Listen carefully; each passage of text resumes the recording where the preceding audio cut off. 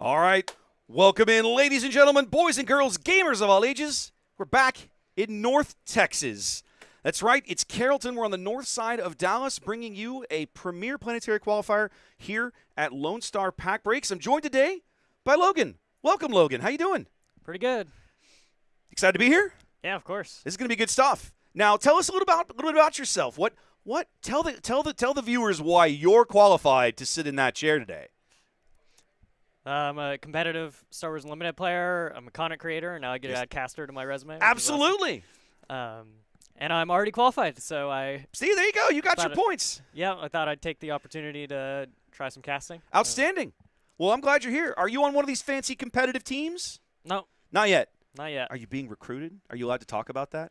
Super hush-hush, guys. Okay, cool. Well, welcome in. It's good to see you. Now, where are you from? What's home for you? Norman, Oklahoma. Okay. So what's this drive like? 3 or 4 hours? It's like 3 hours. That's not bad. Yeah. That's not bad at all. Okay. Who'd you come down with today? A couple locals. Okay. Anybody we might know? I know the answer to this question. Oh, yeah. There's a couple of LXO guys that Uh-huh. I have local too. A couple? A couple? Kind of like that regional champion guy? Oh, yeah, maybe. Yeah, maybe. That's right. We have got a really stacked group here today, ladies and gentlemen. I'll be honest. I'll be honest. I don't have a final player count for you yet. Melee says 101, but there's only like 98 deck lists in here. 90. It looks like we're going to settle at 97. I think.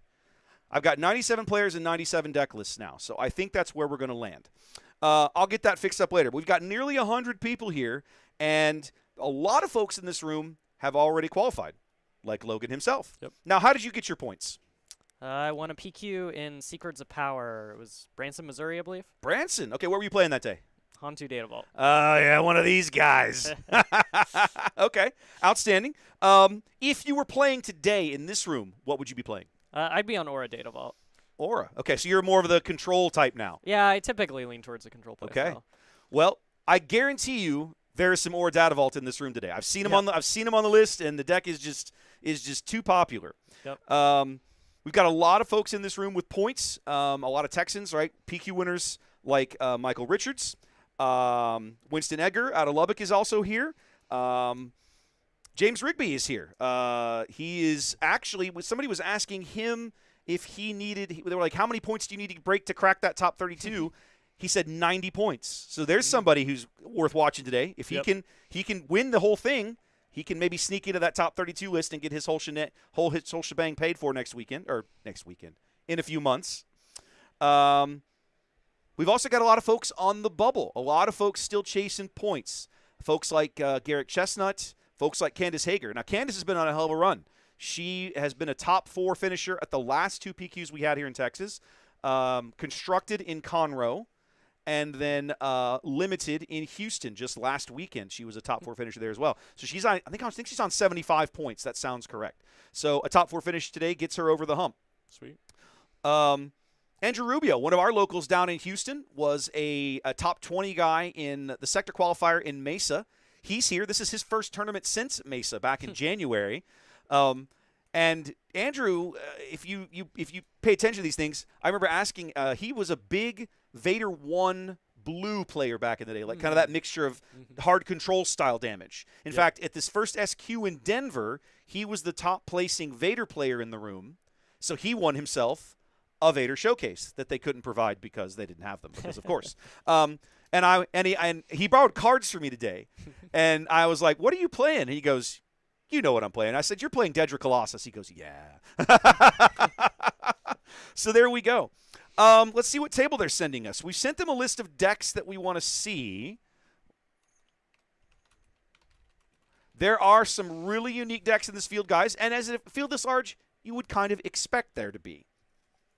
While we're waiting on all of that, huge shout out to the venue here. Have you been to Lone Star before? Yeah, I have, actually. You've been here before? Yep. Okay. This is my first time. What a great venue. Yeah, it's a great store. This is a really nice store, you guys. If you're ever in Dallas, you need to come check these guys out. We're going to be getting some more we're going to be shouting them out a little more for sure. Trying to think what else I need to cover before we get started. I'm asking them, I'm like, you guys haven't sent me a table yet. What's going on? What other kinds of things? So let me rephrase the question for you, Logan. we were talking about this kind of as we were getting the countdown was finishing up. Mm-hmm. Akbar Dadavolt with the big win in Prague last weekend. Now suddenly a little bit of a darling deck out there. There's definitely some in the field today. Do you think, for my money, that feels like a deck that you can't just pick up and run with? What do you think? Am I crazy? I feel like you've got to get the reps in. Like Ollie put in a ton of time on that deck. He knew the matchups. He knew what was going. Do you feel like you could just grab that and go, or do you really need to put in some time to understand that one? I definitely think there's a skill barrier where once you pass that barrier, the deck is very powerful, but you have to practice a lot to get to that level for sure. Okay, sounds like they're having some pairing problems. They'll get it figured out. So, okay.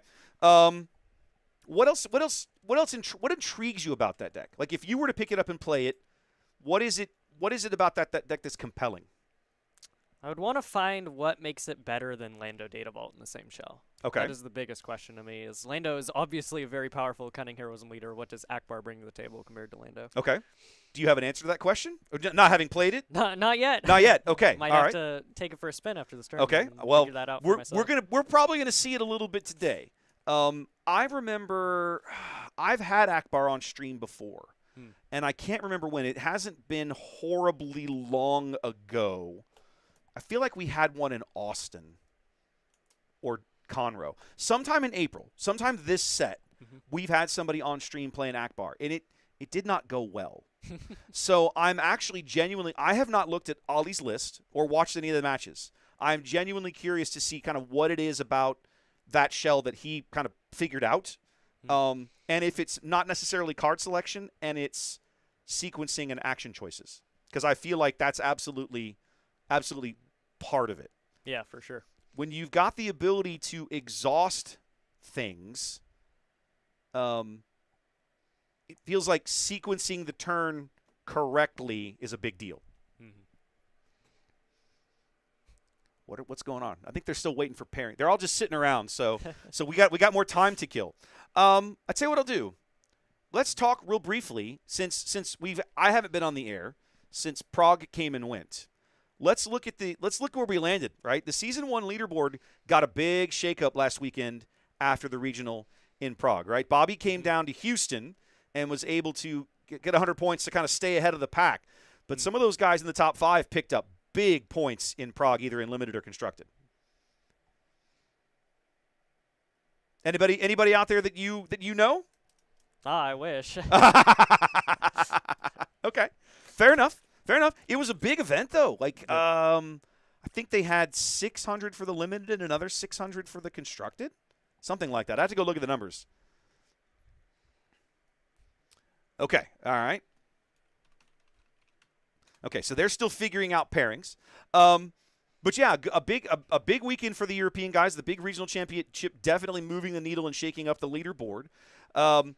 Couple of things, of course, you're seeing there in the top 8. You can see the 2 winners, right? Big O, Ollie with his big win in constructed, and Kuende down there in the 8th spot, the winner of the limited event. So Kuende had moved, was down kind of on the second sheet of this, which I'll put up here, top 32, and moved all the way up to the 8th spot with those regional championships. The big events offer so many points. You can absolutely jump around on this leaderboard a lot. But this is the last weekend to earn points to kind of, move around here and get onto this thing. So let's see. We'll have to see how things shake out for everybody here. It's going to be a busy weekend.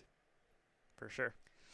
One of the things that sticks out to me, you've got one Asia player on this list. Season down there, I believe, I don't know where, definitely China-based, right? Because when you go look at the HRI entry, you're talking about all of the PQs that he's won all these PQs, but they're almost, it's Hong Kong and Beijing, and I think 2 in South Korea.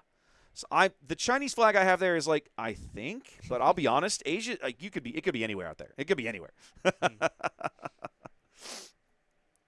We're still waiting on pairings. I think they're going to confirm for us what we're getting here in a moment. Let's see. I'm seeing the judges typing, so I'm like, okay, what do we got?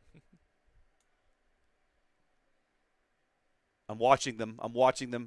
Okay, I think okay.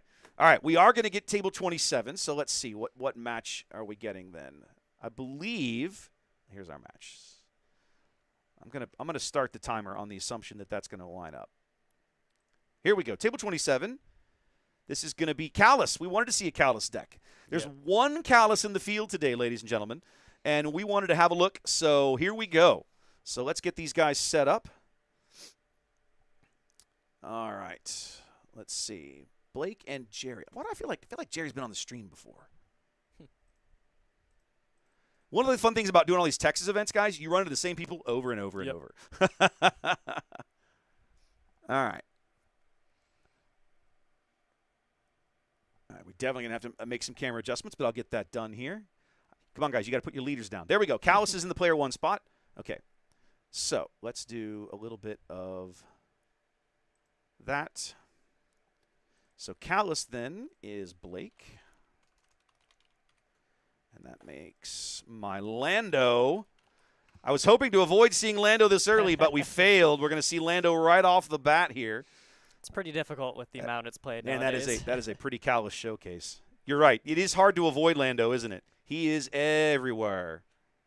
We're on Data Vault, and this is Lando. Lando LC. Because of course it is. Because of course it is. Hey, we've got other colors in the field today. We do. We do. We got to pick some decks that we wanted to see, which we've told the judges kind of what we're interested in. So we will see what we can get. On the first few rounds, they're just going to send us stuff as it comes. In other words, we've told them, we want to see these decks. These look interesting. And so for the first few rounds, they're just going to grab something off of that list and send it over. I generally won't spend a ton of time in the early rounds sweating over pairings and matchups. I want to see interesting decks. I want to see what creativity people are cooking up out there. Okay. All right. Yes, yes, yes. I love it. All right. These guys are getting set, but they're not sitting down just yet. So I'm not gonna go to the meet the player screen where we're looking at Jerry's lower half. That's not nice. Tell you what I will do. We'll adjust. We'll get Blake's camera fixed up here. That'll be good. All right. This is one of the rare times I'm actually ahead of the players. Usually I'm having to scramble to catch up, but in this instance we're like, no, we are in good shape. Okay, let's move this up a little bit. Okay. All right, these guys are getting ready. They're sitting down. Let's go meet our players real quick. As we head into round 1. Okay, yeah. Here we go. On the left, that's going to be Blake Wilson. Blake is our Callus player in the field. I'm pretty sure he's the only Callus player in the field today. And then across from him is Jerry. Jerry's got that Lando Lakes deck that we're all used to seeing by now. The big Bothan Network pile that came out of Atlanta and shook everything up. It is actually Callus Data Vault. So that'll be an interesting thing to see here. So there is your pairing for round 1. You can hear this, but we already rolled beforehand. So yeah, you got the start. All right, well, good luck. Logan, as I sit here and look at Callus, right? You almost, when you see blue-green villain, you expect a control shell. But if that's your goal, why not play Aura? Why not play someone else? Can you think, if you were to sit down in this here, why would you choose Callus instead of someone else like Aura? The biggest problem I found with the Aura Data Vault shell is the bombs aren't the most exciting part of the deck currently. Okay. The top end is definitely lacking. Obviously, that kind of happens once you're one set after a rotation. So Callus lets you play these powerful heroism bombs if you want. Like, you can play Liberty for 9. Liberty is still a great card for 9. That's true. Keller and Beck is still a great card for 8. I was going to say, Keller and Beck in this deck would be a really interesting pull, wouldn't it? And I think there's also an element of, you're throwing off your opponent a little bit. Yep. You could literally, if memory serves, I'm going to flash Callus on the screen just to remind myself of what his text actually is.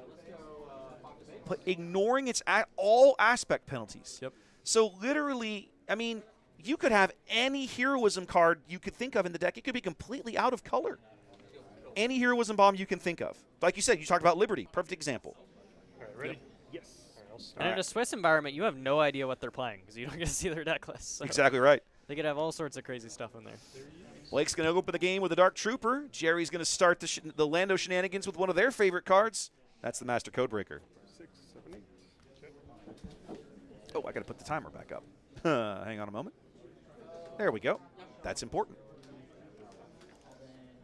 Tennessee's checking me. It's like I literally saw it the same moment he did. I will claim initiative. Okay. Do you care about shuffling the ones that go on the You bottom? just stick them on the bottom. That's fine. Yeah. Good point, chat. What color are you playing in Callus? Every single one of them. Jerry fishes a Faith in Your Friends out of his deck off the back of that Master Codebreaker deploy. Faith in your friends. Oh, yeah. I've read- gotten confused with that, but yeah, I pass. And Always one of the favorite things you like to find when you go searching. Lots of good gambits out there these days, though. Axe Forget's another good one that'll definitely be in that list. And the silly intro battle Hoth. Oh, yeah, watch this. Yeah, It's yeah. a common one nowadays. Yeah. All right. Exhaust this on play and then make you discard a card. since it Eagerly costs making 3 use of less. Callus to play this double out of aspect card. Oh, I didn't even Get some thought. Yeah, you tempo. could play villain stuff out aspect too. Yep. That's wild. I didn't even thought about that. for Faith. Yep. Interrogation Droid trying to help keep the hand under control with all this card draw. I love the Interrogation Droid. Absolutely one of my favorite cards out of this set. Yeah, that's a really sweet one. That's a great card. Doesn't have the best home this set in like a tier 1 deck. It but really doesn't. Black, red. Didn't you tell me one of your? Oh, we put them on the list. Yeah. That was a Dedry yellow player Yep. in the field. I started scratching together something after last weekend. Another Faith. We watched a guy in Limited down in Houston. What's he got? He's got Depa, Liberty, and Faith in Your Friends for the reveal, so he's going to get his spy tokens. Play Sebulba yellow, and he drew a Shadow of Stygian Prime out of his cards in his sealed. Brutal. Such a great, and he made top 8 with it. It was a great little pile he'd put together. And I was like, man, I really think we need. I'm like, man, I need to give red, yellow, black another look. I feel like Shadow of Stygian is one of those cards that's just a little underplayed right now. Yeah, that card's great. Yeah. Gonna play another Faith in Your Friends because, of course, what else would you do? It's better than 2 spies, 4 spies. What's better than 2 is 4. Exactly right. We're going to flood the board here early, is Jerry.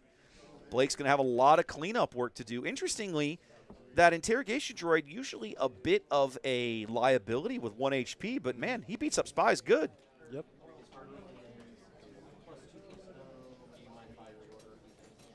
Blake there opting to go for a little board control, attacking with his trooper into the Codebreaker. Not worried about the base damage early on.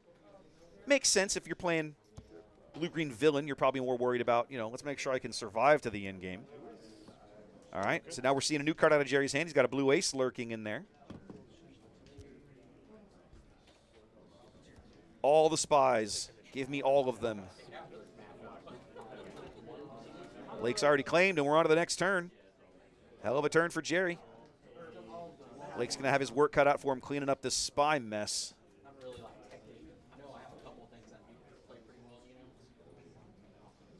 I mean, if you're building a deck in the constructed environment right now, you're going to see Lando. You got to have a plan, a game plan, whatever. You got to know how to play into it. Since I wasn't playing last night, I was the guy that got to play the deck into all the locals. They got to practice against You were the guinea pig to Yeah, play into everything. yeah. Okay, then.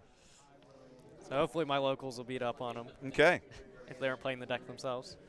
Blake's first action takes his trooper to white to get that Codebreaker off the board. Jerry's going to trade into the Interrogation Droid so he doesn't lose another spy. Blake's going to bring out Bosk. Nope. I hit the wrong button. We'll get it in a minute. Jerry also more focused on board control, not pushing base damage early. Blake puts the Bosk out, claims, Okay, this is. and then Jerry takes 4 to base. Sorry, Jerry does 4 to base and follows up with that blue ace we saw earlier.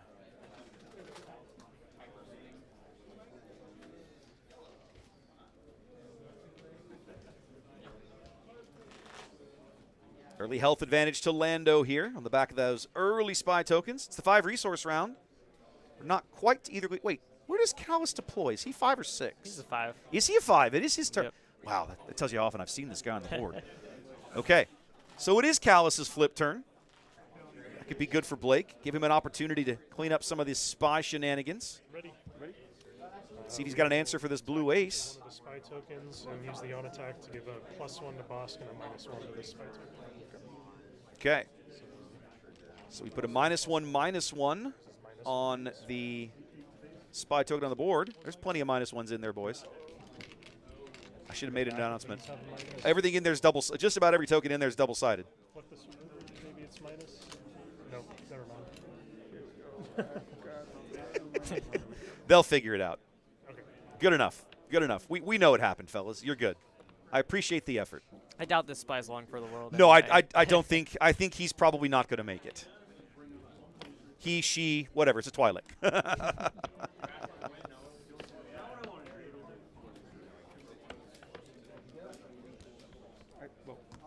There we go. Jerry's got us. Outstanding.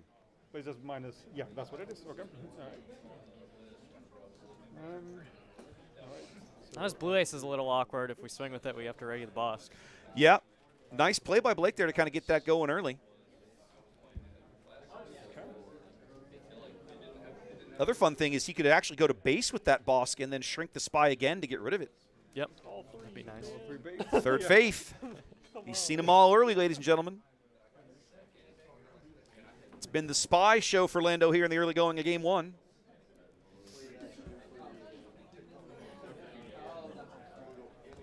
Blake has all his resources ready.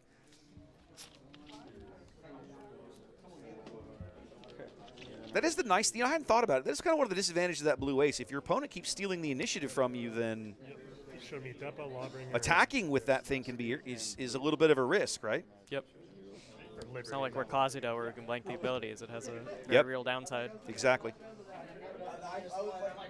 Another leader that's in the field here today. Definitely some Kazuta data vault out there. Yeah, that deck's been on the rise. Oh, yeah, he has for sure. Okay. If it's the first attack. Okay. I'll use Callus ability, pay 1, then pay 4 for Ahsoka. Using Callus here to put Ahsoka onto the board. For resolving Callus, I'll heal 2 since I played a heroic. Okay. And then He's going to on heal play for 2 Ahsoka, we'll with discard Callus's a card. text and then use Ahsoka to force Jerry to discard a card. And exhaust it. Okay. So I will. And then we'll exhaust the blue ace. Yep. Man, my memory is failing me. What set is that Ahsoka out of? She's not Secrets, is she? Oh, is she JTL? Yeah, I think she was JTL. She is JTL. There it is. I could not remember. I knew it was farther back.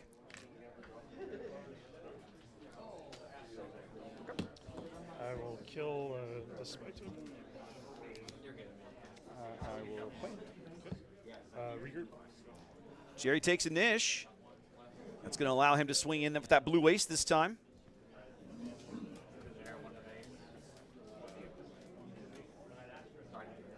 What happened to the trooper? He died when I wasn't looking. Oh, no, he died a while ago. Yeah. There was something else on the board. I thought there was. Callus had somebody next to him. The boss got beguiled. The That's bo- what oh, it was. that's what it was. Like, yeah, where'd the boss go? Okay, he got beguiled. Ah, thank you. I missed that. For the base. Jerry starts the turn getting his blue ace punch in. We're going to use Callus's game text again to play Zeb Aurelios. And then deal 5 damage. Okay, this is messing me up having to pull hero cards on a villain side of the board. The Lando ability called Cunning.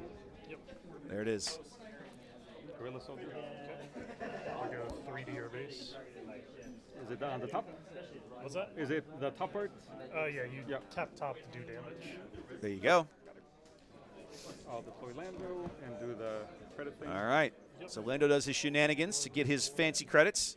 I'll go Jerry's got all kinds of cash available now. Callus going to clean up a spy. Jerry's got lots of big bombs in his hand. You can see a Liberty, 2 Qui-Gons, and a Depa Balaba. technically open. I've got 8. I doubt this Zeb is long for this world. You think so? So I'll do 1, 2, 3, 4, 5, 6, 7. Okay, looks like we're doing Qui-Gon. Qui-Gon into We are indeed. And I'll claim initiative. Okay. Qui-Gon ambushes in, knocks out poor Zeb, takes 4 back, and leaves a big threat behind on the board as Lando pushes base damage and Blake claims initiative.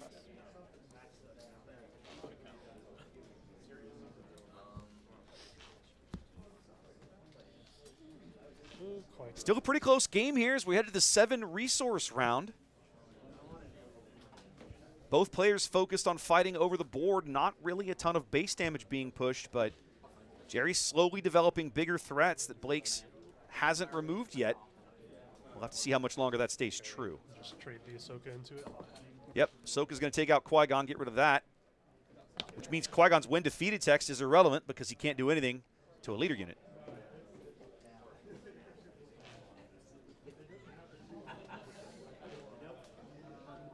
Jerry free to use this blue ace now if he wants. Nothing to ready on Blake's side of the board. Yeah, I think that's the right time for that. Ah, see, there it goes.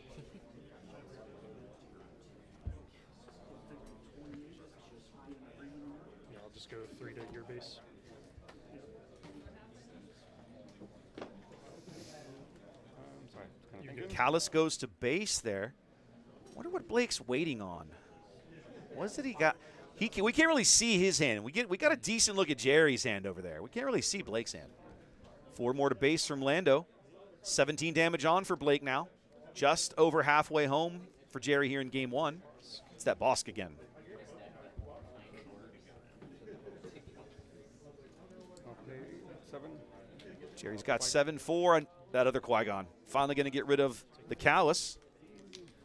I'll take initiative. Double Qui-Gon early here, cleaning up Blake's ground units. Not looking good for Callus here in game 1.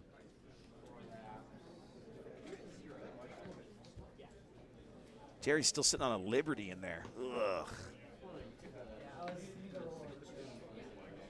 Blake able to get a little bit of healing out of Callus's game text, but I think he only used it twice. I'm not going to resource. Once for the Ahsoka and once for the Zeb.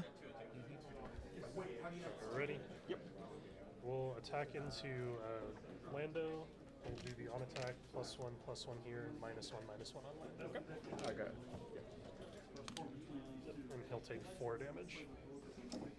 Bosk attacks Jerry's leader. A little surprised. I guess he didn't want to. I see where he's. I think he's. I'm surprised you wouldn't clean up the Qui-Gon there. Why focus in on Lando? Yeah, that's interesting for sure. Seems to have thrown Jerry a little bit too. Like ordinarily you just reach for Qui-Gon and be like, yeah, but now he's looking at Lando like, maybe I should do something here. I wonder if he's sitting on another Zeb and he's just trying to set it up so that he's got two possible targets. Big 7 to base there from Qui-Gon. Only 9 HP remaining. Oh, that's what it is. These will die, and this will be Blake comes in with a Lawbringer to clean up the ground arena here. Now, Qui-Gon's when defeated is going to trigger. He dies. To see how Jerry decides to play that. You get to put him at the top or bottom of your deck. I'll put him Lawbringer is especially great here because if he develops Liberty, Lawbringer can Just trade. clean it up. Yep. Yeah, for sure. All right. Blake with a big death triangle here in the high orbitals. Oh, sorry. Yeah, I mean, you can attack with the blue ace, but I don't think you're going to like where that goes.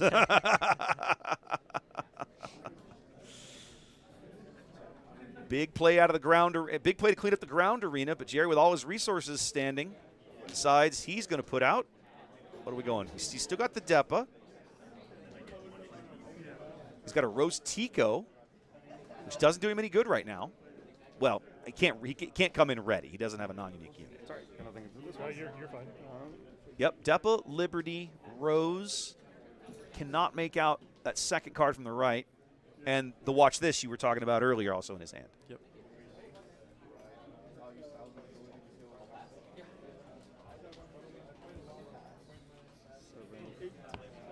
7-8.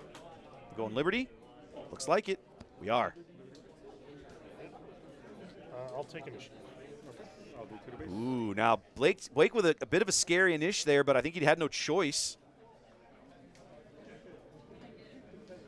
2 to base for Blake. 2 more to base from the blue ace because Lawbringer had shrunk it down.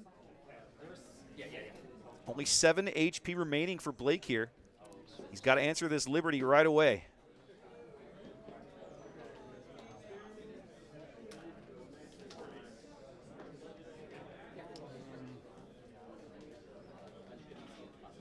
What have we seen so far hero-wise? We've seen Ahsoka and Zeb. Is that it?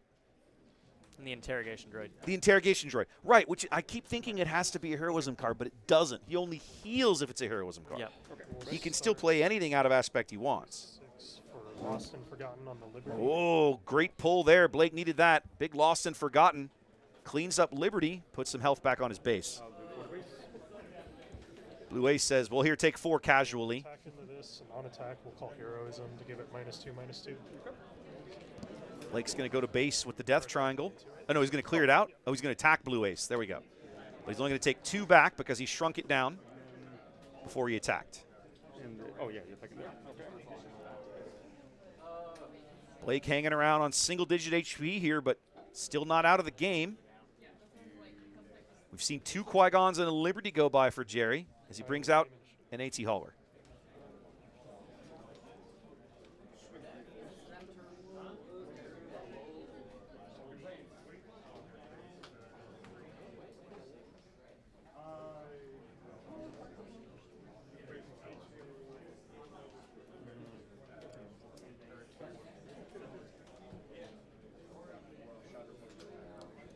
Did Blake claim there and I missed it? I'll call blue on yours. Oh, Blake is packing the SRIs in there. Now we know. All right, Jerry able to make a credit there with Lando's game text. Why did I put that in as a? I thought he had a showcase. Fix that.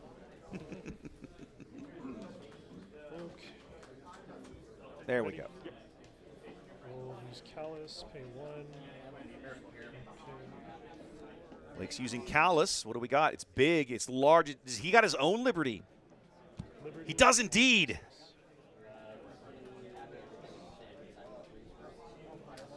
Space Arena's starting to get away from Jerry here a little bit.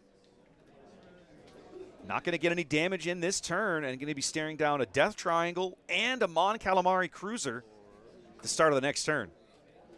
Oh, but now that Rose does come in ready on the back of that AT Hauler. 7 to base, and on attack, we'll call Cunning. Okay. So you got the -2. Yep, and you'll take 7 to base. Blake pushes that Lawbringer to base and shrinks Rose. She's only a 3/3 at the moment. I'll do 3 to base. And then I will take initiative. Blake claims. Jerry with what looks like 3 resources ready over there and some cards in hand. What am I looking at? I'm looking at Pilot Han. Still has that watch this and some other stuff I can't quite make out.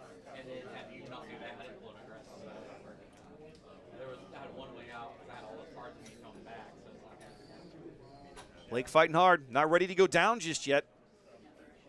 But now staring at possibly lethal in either arena. I think you have to swing in and kill this Hauler with Liberty and exhaust Rose. I think has to be your opening action there. Yeah, I agree. Yep. We're going to use Lando again. Discard a Cantwell off top of Blake's deck. That can't make you happy. I'm not going to resource. Hitting great cards off of the Lando. I know, Mills yeah, feels man. kinda bad. Lando is eating good over there. Yeah. He got an SRI and he got a Cantwell. Exhaust the Rose Tico. Okay. Go base. He went 9. Oh, right, because the Hauler has to attack in. All right, 9 to base there out of Liberty, and just like that, it's 12 HP remaining to 3 HP remaining. Blake making up ground big time here.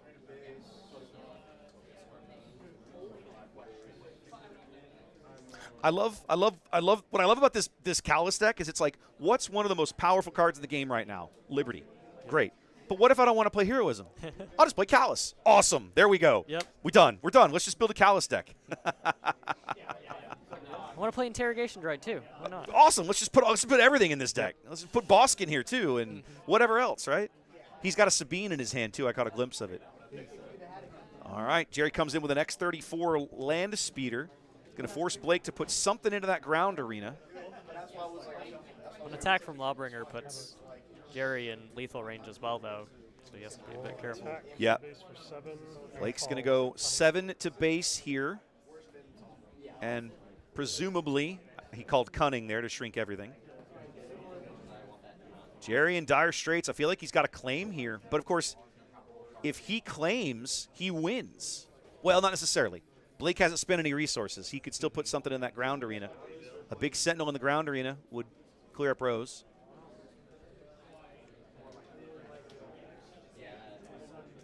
Blake's been able to put Jerry in a tough spot here. 29 damage on for Jerry. 30 on for Blake. Both players on single-digit life remaining here in game 1.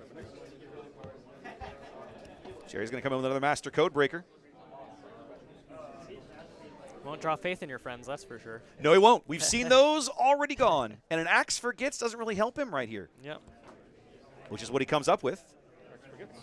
Turn a 3 cost, right? Yeah, it's a great card in the early going. It's not so amazing right now. Codebreaker is pretty similar. The Gambits are, at least the ones we have right now, are more early games. Action over to Blake. We're going to play a Craving Power on Liberty to wipe out Rose Tico. Just like that, Jerry doesn't have lethal on the board anymore by the time Blake gets one action in the next phase. He'll be able to exhaust and or shrink, or won't matter. Any one of those units that survives to attack. Yep, that's cool. Lots of Razi milled off the top there with Lando. I think if you're Blake, you just claim right here. Am I crazy? I think it'd be very difficult for Lando to answer 2 giant space units. Yeah, I don't think Lando can get past this mess.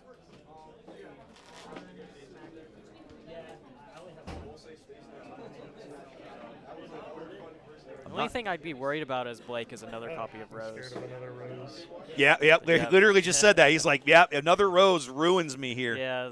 And he, you know what, though? He doesn't have the resources to pay for it. Oh, no, he's got the credits. Yeah, he's got 3 credits. He's got 3 credits to go with his 3 resources. Yeah. He pretty much has to surrender the initiative to Jerry, I think. Blake just passes. Jerry claims. And let's see if Jerry's got a way to deal 3 damage with this first action. He doesn't have it in the space arena. He's got to get through Liberty. Han Solo for me.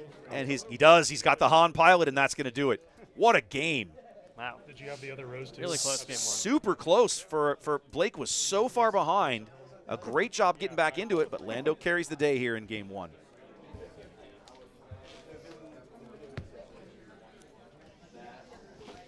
All right, well, while these guys get reset, maybe do a little sideboarding, let's step out and see you guys back here in about 90 seconds or so. Welcome in, everyone. Thanks for being here. One of the most common questions I get is, how can I support what you're doing with live event coverage of Star Wars Unlimited? Luckily, there are lots of ways, and not all of them actually cost anything. For starters, if you're tuned in on YouTube, throw the live stream a like and subscribe to the channel. A couple of simple clicks, and you'll have helped YouTube's algorithm put more of my Star Wars Unlimited content in front of people who might be interested. If you're tuned in on Twitch, simply throw me a follow. Both of these things won't cost you a cent and actually help a lot more than you think. If you're an Amazon Prime member, you might be able to support me on Twitch with only a few clicks. Once you've linked your Amazon account to Twitch, check the QR code on the screen for help doing that. You can use your Prime subscription to me on Twitch. It's already included in your Amazon Prime membership and costs you nothing additional out of pocket. Similarly, over on YouTube, you can use the Super Chat functionality. Just click the little dollar bill looking icon on the bottom right corner of the screen below the chat window. This is sort of like a tip, right? You can choose a dollar amount on a little scrolling bar and it highlights your chat message simultaneously. If you're interested in helping ensure these kinds of high quality Star Wars Unlimited tournament streams continue well into the future, I would also ask you to check out my Patreon over at patreon.com/craptor. QR code on the screen will take you there. I have 4 tiers of support that each come with various benefits, up to and including the embroidered polo shirts you see the team and I wearing on the stream when we cover events. For the cost of only a single booster pack per month, you can support these kinds of productions and get some really fun perks along the way. Whether you choose to pitch in and help keep us on the air or not, thanks for being here. We love Star Wars Unlimited, we love the community, and we look forward to showcasing more of both in the future. All right, sideboard time here in Carrollton. Game 2 inbound. Oh, I got to do a little updating on that date. That's on me. Logan, game 1 out of Callus. That was fascinating. Yep. So let me pick your brain for a minute. If you're building a Callus deck, you literally have, there's no card in the game that you can't consider putting into that pile. What interest? I mean, we've seen some bombs, right? We saw Liberty. We saw single reactor ignition. We saw Zeb and Callus. Sorry, Zeb and Ahsoka. We saw that interrogation droid. What else is there? Like, tell me some of the other things that would pique your interest. You'd be like, oh, yeah, I'd totally put that in right now. So good. So I really like Shadow Stygian Prime. Oh, I think yeah. that's worth an extra to just lock something down. Yeah, that'd be great. Start closing the game. Just multi-aspect cards in general. Obviously, you get more value from Callus the more symbols you're actually missing. Yeah. So the Spectre cycle from a Lawless Time that gets better if you have an off-aspect card. He had a lot of those. We saw Zeb. I know he had a Sabine in his hand at one point because I saw it. He didn't play it, obviously, but he had it. So he's definitely got some of that. And, of course, you're right. Like, all the off-aspect stuff, the various Spectres all trigger off of that in some way or other. All right, well, good luck. You too.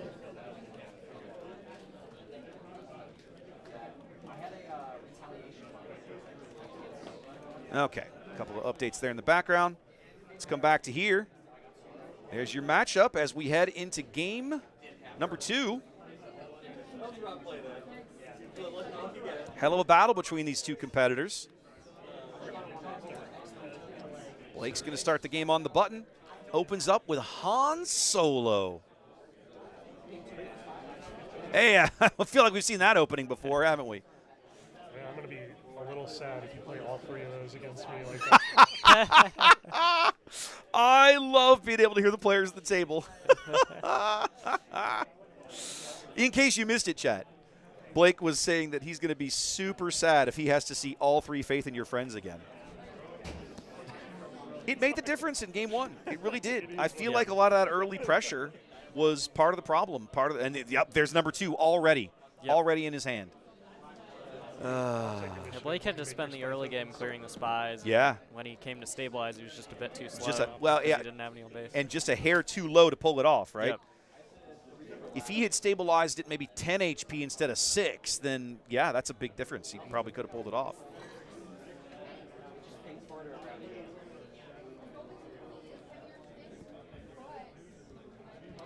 Chat talking about Grassroots Resistance being a good card in Callus. On attack, and give You play it for, you can deal 3 damage and heal for 5. That's noteworthy. Sounds very similar to Vigilance, which is not an option anymore. Nope. Now Han against these spies is actually a really good. I hadn't even thought about that. That's a great play. He can just start knocking off spies, which he does. Jerry pushes 2 base damage. Blake brings out those Dark Troopers that are so good. Jerry's going to go ahead and use Lando early here. Get his credit going, and then bring out another Faith in Your Friends, because, hey, we haven't seen enough of that card already this match.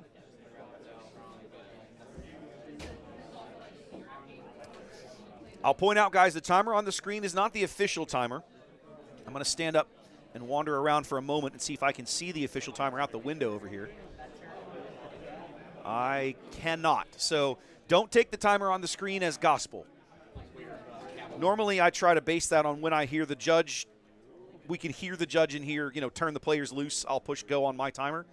But that may not. It's going to be probably within about 3 to 5 minutes of that. But sometimes the stream table also gets a little extension because usually they're several minutes later than everybody else starting. So. I don't remember. I think I already took initiative. I think you did, so I'll just pass. Yep.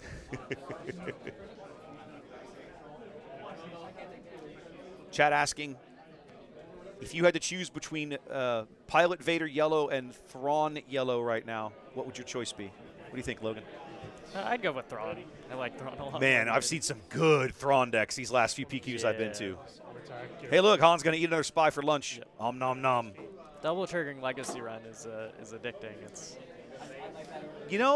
this Han unit, now that I'm sitting here watching it play into these spies, I'm realizing, I'm betting Jerry doesn't realize what a ticking time bomb that is. Or maybe he does and he can't fix it. But, that unit, in about another turn or 2, that's going to be a massive problem for him. Yep. If he's not careful, that Han could possibly keep Lando, Lando flip out and Han will be like, die. That could totally happen here. And it's not the end of the world if they bounce him. It's like, he costs 1, I'll just replay Yeah, him. literally, he was so cheap. You don't care. You got Yeah. massive value. You killed 2 spies for your 1 Yep. resource in a few actions. Take out the, That feels pretty good. Jerry's not getting nearly as much value out of these early spies as he did in the first game. We're spending 5 now. Is that going to be Rose? He had 1. It is. Paying with the 1 credit. Yep. I'll take 3.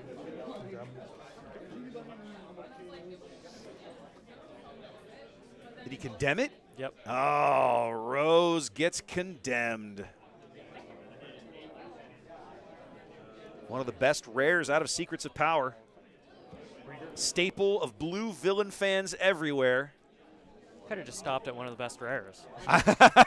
You're not wrong. You're not wrong.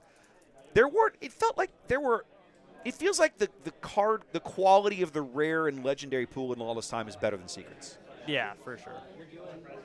There were some good cards in Secrets. I mean, Amidala, Condemn, but it seemed they were kind of fewer and farther between, let's say. Jerry took initiative there. He goes on the button here as we head into the 5 resource round.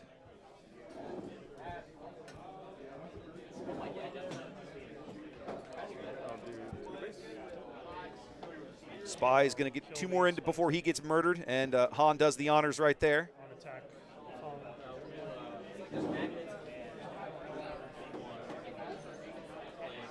I'll do charged with treason. I get to look at your hand after I disclose yellow, yellow. Charged with treason for Jerry. He's going to have a look at Blake's hand. He's going to disclose double yellow, which he does. There's that Axe Forgets and another Rose. 5. He's going to look at an opponent's hand. He's going to discard a unit out of it. He's got a Lawbringer, a Sabine, I think a Cantwell, and an Anakin. Yep. Yep. All good choices. Jerry goes for the Anakin. Oh, thank you. I'll swing 3 to base. Blake not ready to take on Rose yet. Well, he doesn't really need to. Cunning. Oh, Lando missed right there, ladies and gentlemen. I'll deploy. Blake tried, Jerry trying to use Lando's game text called Cunning, and they threw away an aggressive negotiations. Yep, there's that 1 whiff in the deck. There's that 1 or 2 whiffs in the deck.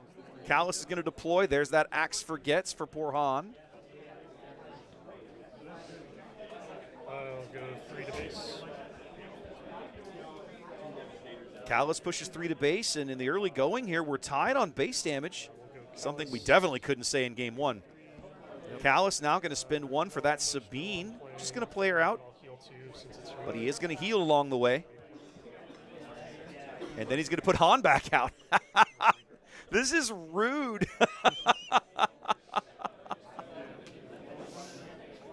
Like, definitely developing a much more commanding ground presence. this Big game. time. Blake's not letting this ground arena get away from him again in game 2. That is not happening. Not a thing so far. Ready? Yep. I'll do the ability, calling cunning. All right. All right, Jerry calls for Lando's game text again and hits it this time, makes his credit. 2 to base. Blake's going to swing in with Han. Jerry's going to deploy Lando and make all the monies in the world. Blake's trying to push as much base damage as he can right now before he gets hit with whatever's coming out of Jerry's hand here with his 5 resources and 3 credits. 6, 7. 5, 6, 7. Is it going to be Qui-Gon again? It is indeed.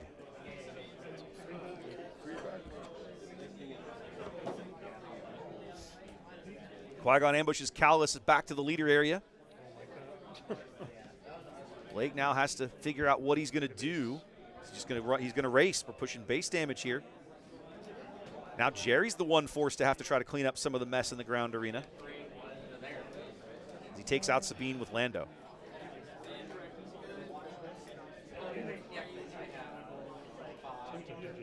Really interesting match. I'll take initiative.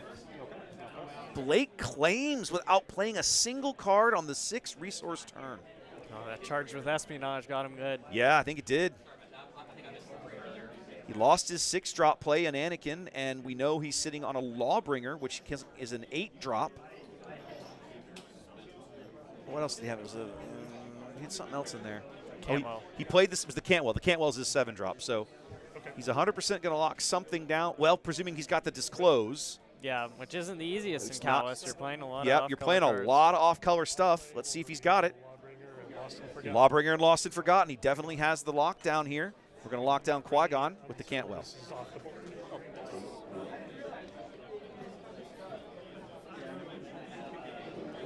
This is like, Callus is like, I'm just going to take all the best cards in the environment right now and smash them in a deck and see see who can do something about it. This is interesting.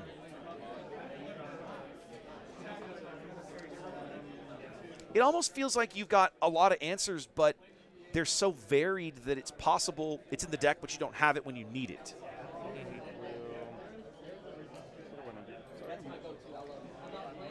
Jerry also doing something interesting. He's not. I generally, like, if I'm off the button, I will generally attack with a condemned unit just to force them to disclose to me. Either show me what you're sitting on, show me you have it, whatever. I'll go 3 to base. Lando cleans up the Dark Trooper. Han pushes some more base damage. 16 damage on now for Jerry. He's the one upside down here in game 2. We know Lawbringer's coming. Lawbringer's got to be the next turn. That has to be the line that Blake's looking at here. We know it's in his hand.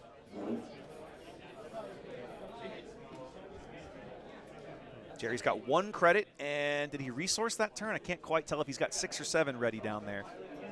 We're gonna axe again. We're gonna axe Han again. Poor Han. This is really awkward because the Qui-Gon was probably going to get the Han anyway when we play Lawbringer. Yep. That Cantwell was a really timely play, and he had lots of choices there to lock down a unit, and I think choosing Qui-Gon was exactly the right one. Qui-Gon a lot scarier than Lando. 5 for Pilot Han into the ground arena. Just going to play him out. A few turns ago, the ground arena firmly in Blake's control. My, how the turntables here in Star Wars Unlimited. Ready? Yep. Let's. Blake on the button. First to act has got to be that Lawbringer. It is. And we'll call heroism. Okay, calling heroism sends Lando to the dead pile or back to the Lear area. Also gets rid of Qui-Gon completely. Now, Qui-Gon, does his when defeated work across arenas? It's just ground units. Is it just ground units? Okay. That leaves Blake in a pretty good position. That's a 2-3 Han Solo and a 3-3 Rose Tico. That's not scary when you have 29 HP remaining on your base. Yep. Go 6 to base. Cantwell swings in for 6. 22 damage on now for Jerry. So there's that X-34 we saw late in the stages of game 1. Back here again in game 2. Jerry needs to find a liberty to stem all his bleeding in space. Yep. We're gonna play a rose over the other rose so we can discard the one that was condemned, and then push some base damage with the new rose. Ready? Yep. Go 7 to base and call cunning. 7 to base. The call is Cunning. 29 damage on here for Jerry. And there it is. There it is. There's that Liberty coming in at exactly the right moment. Now, Blake had a Lost and Forgotten earlier. I can't believe he would have resourced it. He didn't. So that's going to buy Jerry some. That's going to buy Jerry some time. A little bit like Titanic. It feels like minutes only. And he's like, nope, we're done. Let's just scoop it up and go to the next game with the time we've got left. All right. Callus forcing a game 3 here. We're going to tie things up, a game apiece. Okay. And we'll see a little bit. Yeah. Click new game. We're watching you, fellas. I'll tell you when. I'll tell you when to go. All tied up here in Carrollton.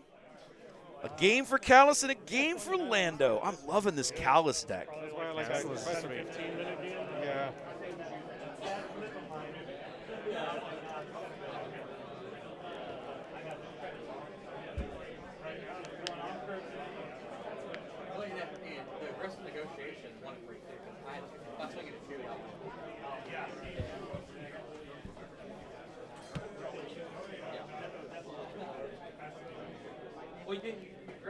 Oh, I see what you guys are talking about. Okay, he accidentally restored one. Okay, in the end, it didn't matter, but good catch. Yeah, probably. What I'll do is I'll try to let folks know between rounds. Just keep an eye on that. Like it's obviously a touch screen. It's going to be sensitive. If you bump it, make sure that you're not accidentally taking damage or healing. So we have a little bit longer than that. Yeah, so maybe like 13 to 15, kind of like you said. Okay, I think the judge. Yeah, I'm hearing their chatter. I think the judges gave them a bit of a time extension. Now you're good. In between, so we're showing 9 minutes on the overlay here. It's probably closer to 13 or 14 here. That's going to be a challenge, although they did finish game 2 in roughly that amount of time.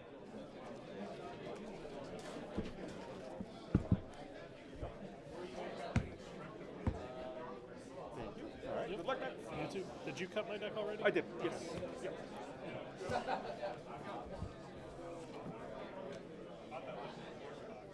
Chat, does anybody recognize what's on Blake's mat? What is that? I don't know.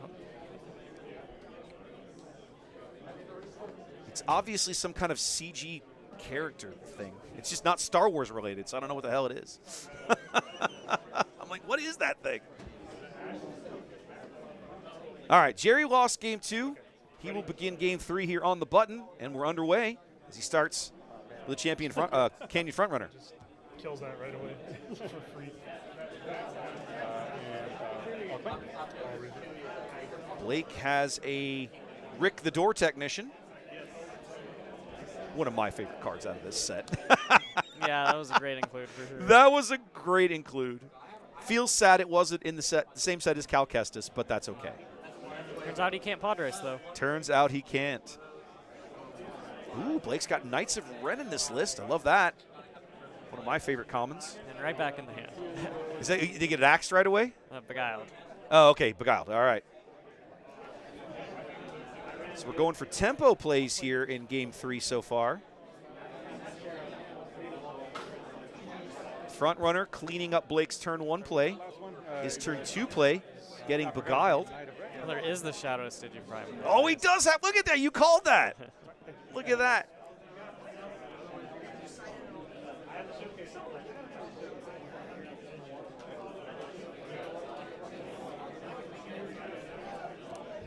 Is there a lunch break scheduled, Chad asks. I have not been told that, and I'm betting there's not. With 7 rounds of Swiss and a cut, I don't think they're going to have time for a lunch break. We're already going to be out of here pretty late. Yeah, it's going to be a long day already. Like, it's going to be a 12-hour day even without the lunch break, I'm betting. Yep. So, yeah. Oh, look, who could have predicted it? Jerry going to widen the board here with faith in your friends.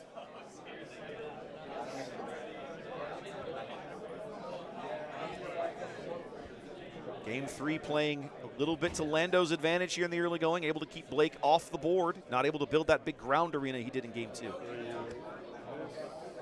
All right, for this close, we're going to see an N1, a Pilot Han, and that Liberty. At least we're a ways from seeing that, but yikes, you never want to see your opponent have it this soon. Speaking of Han, you got a Han? I got a Han? Everybody gets a Han. Play your stupid spy token so I can murder them, Han says.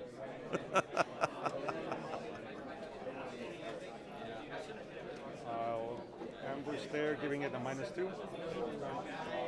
Take 2 back. You're going to ambush in Han, Pilot Han on the front runner. That is a rude combo. Yep. Have you played much Lando Lake Country? Have you built this and played it? Is that what you were saying? You were playing. You were the guy for your teammates to play into this week. Yeah. I played it quite a bit. Okay. Ready? Just for people to test against. Sure. Do you like the deck, or is it one of these like, nah, I know how to play it, but that doesn't mean I enjoy it? It's fine. I used to play Mono Han one, and it's very similar. It does similar things, but it's not quite the same. So it's not. It's yeah. it feels. It's not as fast as old Han, I don't think. But then the ability to develop those resources, extra resources from literally the get-go, was a big deal. Oh my! There's that Shadow of Stygian Prime.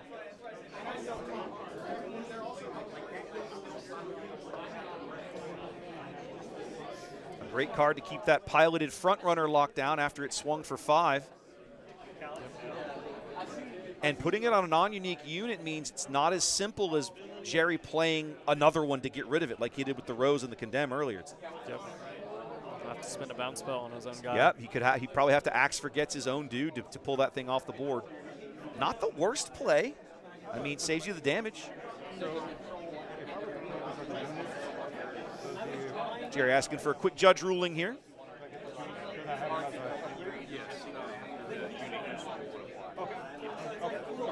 Ah, chat, thank you for reminding me. I do have the Melee link. Give me a moment. I will put that in chat for you guys, and we will pin it so that it stays there. Thank you for reminding me. Let's see. I got to go to here. Give me just a moment. Okay, so one of your Hans has to die here. There we go. Yeah. But then when Oh, that that's a happens, great oh, answer that's to a Shadow great, Stream that's by him. skanky, but it works. Because now with the 2 damage, the whole thing goes away. Oh, that's just rude. That's a nice play. That was a great play by Jerry. Well done. Callus going to flip out and clean up Han. The board empties out here, but you got to feel like it cost Blake a whole bunch to do it.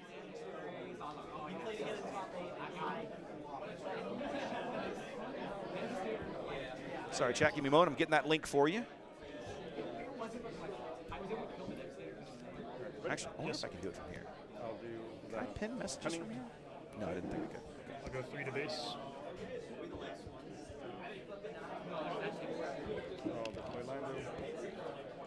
We'll throw a Condemn on Lando. All right. So, Callus swings in for 3. Oh, yes. Lando flips out. I meant to do that, and then, yeah, but yes.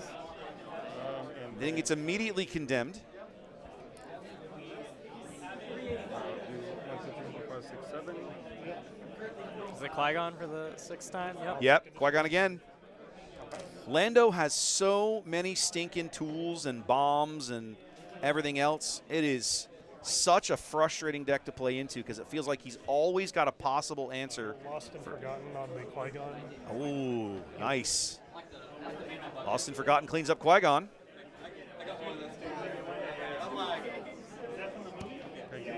I'll take a mission. It's my Qui-Gon, fine. We'll play Liberty. Well, he couldn't have played him. What? Oh, that's right. Qui-Gon was last turn. Yep. Ugh. Oh, no glory on the Liberty.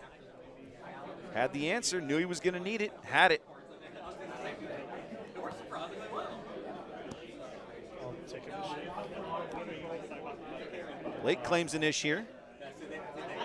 Not even going to check the Condemn. No. Feels like he's on the back foot a little bit, though, but it's still a tight game. Like, neither player's really done a ton of damage here. We'll call Heroism. There we go. All right. Nope, that's the wrong thing. I'm dumb. Hold on. Sorry, guys. I literally just realized I pinned the wrong thing. My bad.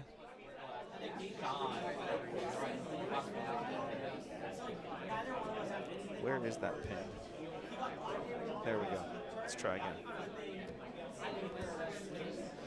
There we go. Okay. Now we're getting there. I'll play Gorilla Soldier, so it's 3 indirect. You need to make your spies there, Jerry. I'll just Spies for what? Did he play Faith? Yeah, he played Faith in Did your friend. and he closed? And Yeah, just he closed and then closed. didn't make his spies? Yeah. There we go. They caught it. caught I it. was like, they'll catch it eventually. All right, Blake brings out the Lawbringer. Jerry floods the board with a bunch of losers.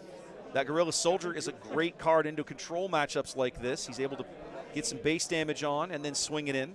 I'm not going to resource. Okay. I'll go 7 to base and call Yellow Cunning.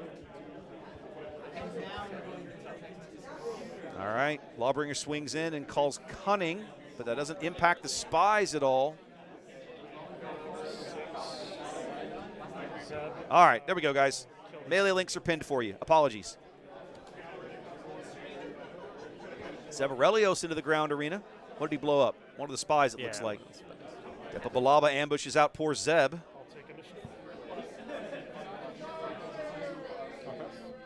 There's time being called in the round. I think these guys get a few more minutes, so the judge near the table will let them know when their time is up, but I don't think they're quite there yet.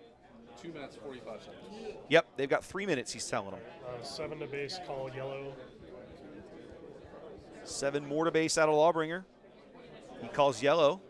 He calls cunning, basically. That neuters a majority of Jerry's board. He'll be able to push some base damage. Let's see. 3, 5, 7. So he's showing 7 damage on board right now. Jam communications. Look at We're your going to hand. jam communications and look for an event.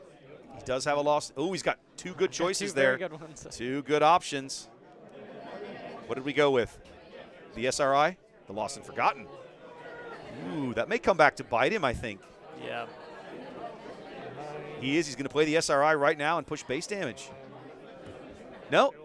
Oh, it's the Mando. Man, this really is the greatest hits. Yep. Crazy. Capture the spy. Okay, so he's going to clear the spy and attack into Depa. Oh, no, what did he kill? Oh, he killed the Gorilla Soldier, Yeah. which didn't hit back for 0 because he'd already shrunk it. Oh, claim. You attacked into the gorilla soldier, right? Yeah, It's got the but it condemned. was minus. Gotcha. And I'll do 3 there. So Mando should have 5 damage on, right? Because oh, no, they got condemned. I realized Lando got condemned. Yeah. My apologies. Okay. Mando's got 3 damage now at a Depa. There's a note there. Oh, he's got his own Mando to clean him up. Take 6. The battle of the Mandos. And I will not resource this turn. Now SRI is pretty clean. Take the 2 guys off the board. Rest of your guy. I think irritatingly, I think that's exactly the right play. Although he's also got a Liberty in his hand. Let's see what the choice is. We are going to go SRI. Take 2 damage. We're going to clean the board up and push 2 more damage to Jerry's base. He's still got 15 to put out there. Now, why did Lawbringer come down? Because it was captured under the Mando. Right. Oh, brutal. So he gets his Lawbringer right back. I forgot about that. Let's see what Jerry's got. Oh, look, who could have predicted it? Shenanigans abound everywhere. I think Blake claimed there and we went on, yes? Ready? I believe so. Yep, they're trying to fast play here. We're going to Craving Power to clear the Liberty. Feels like Blake may be able to squeeze this out, but man, they are definitely running out of time. Let's see what Jerry's got. Time around, you have this action phase and the next action phase. All right, time is called. So they've got to complete this action phase and 1 more. If Blake gets to swing twice with this Lawbringer, he's got it. jam communications. We're going to jam again. Another SRI. Is that what he got? Yep. Yep.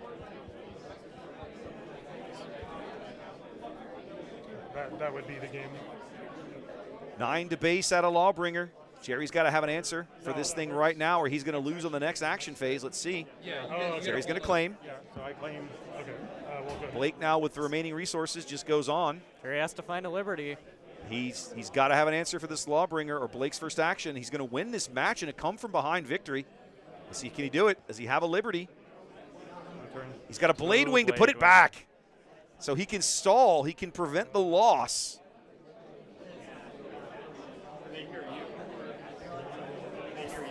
I feel like that's going to be it. I don't think Yeah. Blake's going to be able to deal 6 damage this turn. He's going to lock down the Blade Wing with a Cantwell, but that's probably going to ensure the draw here. Yep.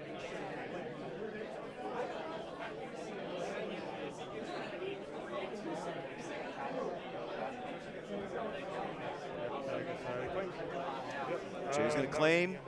That would be a Blake's draw. going to pass, and that's it.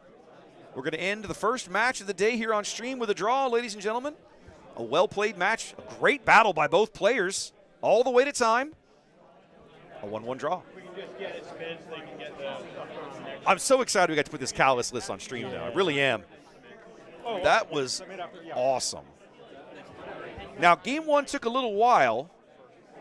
I'm wondering... I'm sitting, one of the things I like to talk about in between rounds sometimes, well, just talk about in general on stream, right? Occasionally it feels like sometimes you find players that maybe could scoop and save themselves being in this situation. Yeah. But Blake was close to stabilizing several times in game one. I don't think I would have scooped in his shoes either. Yeah, I don't, me neither. Yeah, I don't think he made bad decisions. I think he hung in a game he had a shot at winning and just couldn't get over the hump. Yep. But man, I think he probably was going to win game 3. Yeah, he had him. I think he would have won. I think he would have won game 3. And I'll say this, guys, something that I do, right? And do not ever feel obligated to do this. I'm just offering this as something in a situation like this where I'm obviously going to win and or my opponent's going to win in the next round or two if we keep playing. I'll concede. Yep. I'll be like, especially early in a match, early in the day, I'll be like, look, draws help nobody. I don't want to be in the draw bracket. You take the win. I don't want to be in the draw bracket because you know who else is in the draw bracket? All these control players. All the control decks are in the draw bracket. I do not want to be in the draw bracket, guys. Yep. So that's a personal choice. Yep. I'm not recommending anybody ever do that. You do whatever you want. But that's kind of my mindset when I find myself in that situation. Hell of a first round, Logan. We're not going to have – it's going to be a short break, guys. We're going to get up, stretch our legs, let the judges do the repairing, and then we'll be right back. So get up, get you a cup of coffee, settle in, guys. Round 2, we'll be right back in just a few moments. Boy, this thing's laggy today. No, seriously. Come on. Wow.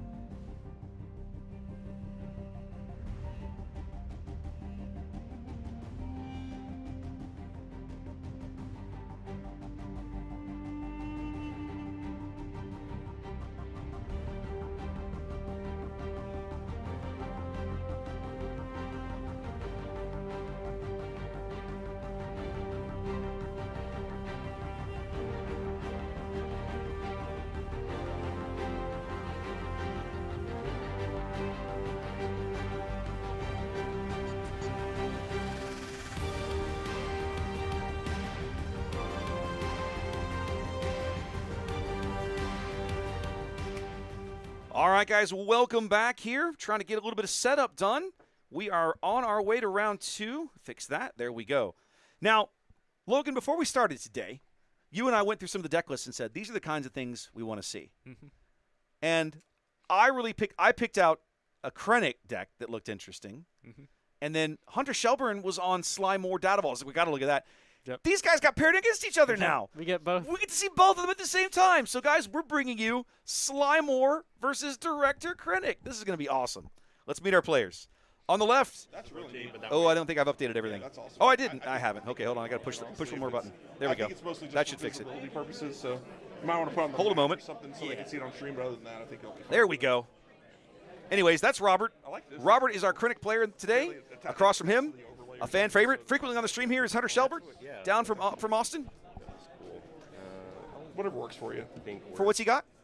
Oh, that's fine. That's fine. If you want, so long as we tap, we got. If he wants to do both, that's fine. But he's got to do both. It could probably fit here if you wanted to drop. That's fine. Oh, for credits, that's fine. Yeah, that's fine. That's fine. Yeah, you're As good. long as it's on the play map, they should be able to see it. All right, so come on in. Let's have a look. And here is our matchup as I push this button. There it is. Oh, you did. Yeah. This is going to be fun. Let's go. So you cannot see deck lists right now, guys. Melee deck lists are not available until we hit to the top 8 cut. Once you hit top 8, all the deck lists are public info. So you're going to have to give us – so later in the afternoon, probably about – I don't know, what do you think, about 6 hours from now? Yeah, something like that. Something like that. Looks like Hunter won our initiative roll-off. You have a preference on ground or space side? All right, while these guys get started, I'm going to work on getting leader data pulled together here in the background a little bit. We're going to start with a Deceptive Shade. Oh, I'm already loving everything I'm seeing out of this deck. This is one of my favorite cards out of Legends I've never been able to find a good home for. But now that I think about it, what a great card for Krennic. Yeah, Krennic giving you a free sack outlet to trigger that when defeated whenever you want. Yeah. But I am going to go ahead and give it my student kill it. Hunter's going to immediately murder it, and then we're going to ambush into Hunter's thing Okay. with the Contracted Hunter out of JTL. Another brilliant card in Krennic. This one is a natural fit. I'll defeat credit token. Okay. And Krennic's going to lose this guy at the end of the round anyway, so he says, you know what, why don't I just make a credit token out of it? And he does, as Hunter backs up his board with a simple Dark Trooper. 5, so legacy run hours. 3 to base. How do I do? Oh, it's, I think, up on. Yep, just Yeah, tap the top there. So there you go, just like that, boys. See, once you do it once, twice, you figure it out pretty quick. Qui-Gon. Ooh, I like him. Qui-Gon Sentinel into the ground arena for Krennic. That's odd when played. Thing. 1, 2, 3. He's a weird one because when I was first playing, I'm like, oh, he does it when played and on And on attack. But it was like on attack for a Sentinel's field. It was like usually it's like when they're attacked, so I wasn't doing it right. Yeah. I will play Dark Trooper. Another Dark Trooper Season Fleet Admiral, for Hunter. and I'll pass.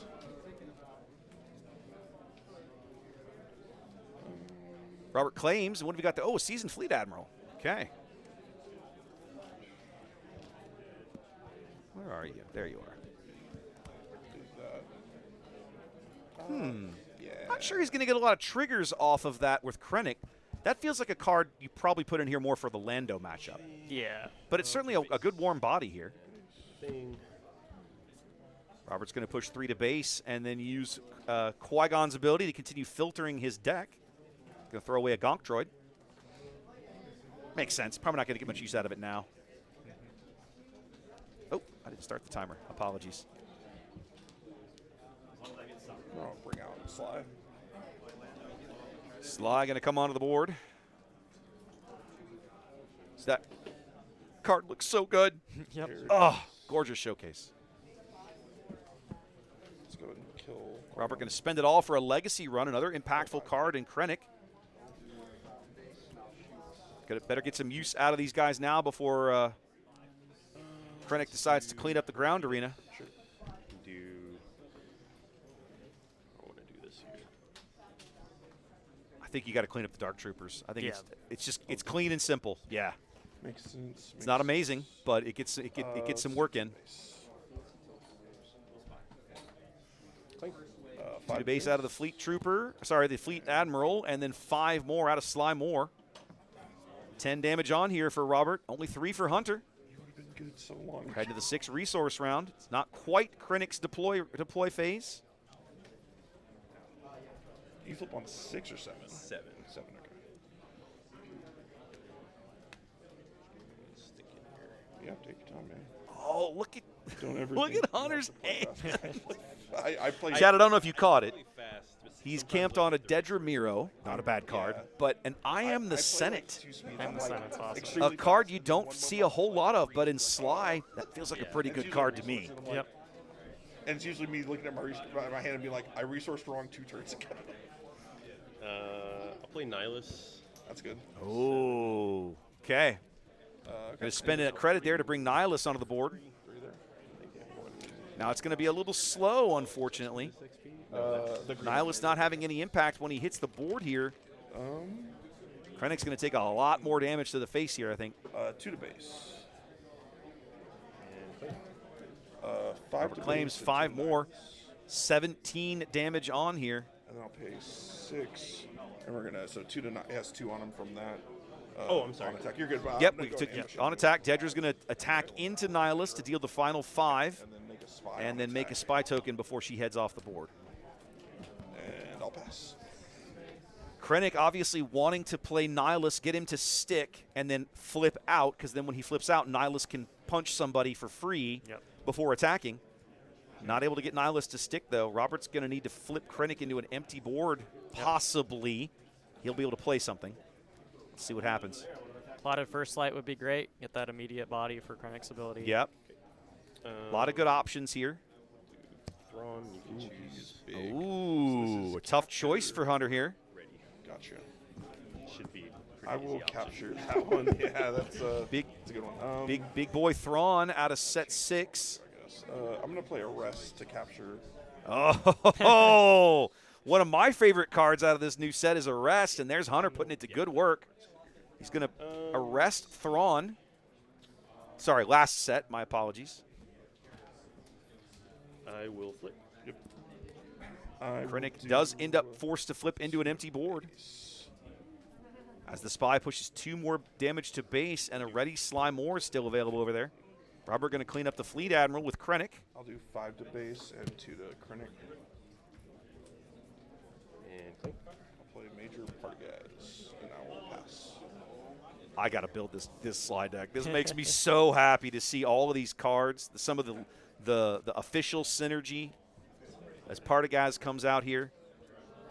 Robert gets his Thrawn back, so he's got 2 big units here on the board to start what should be the 8 resource round, but he's down to single-digit health here. Yep. Hunter's tempo play is really setting him back.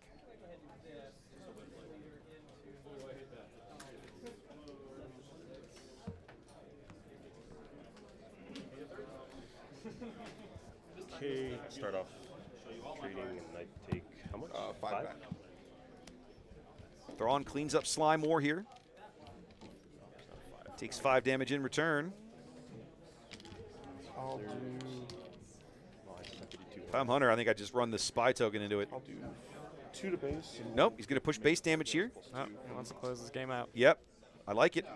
Starts to buff up Partagaz here. Partagaz now a 2/8 overwhelm. Who's going to get held for questioning? Oh, no. We'll get rid of I Am the Senate. Yep. Makes sense. Hunter loses I Am the Senate to the hold for questioning. Boy. I'll take initiative. Hunter's going to claim. Now he doesn't have lethal showing. What else was in his hand? It was a Beguile and another Partagaz, so Robert's going to probably get to be able to take some more actions here. He's going to clean up the spy with Krennic. He's got 5 ready resources left.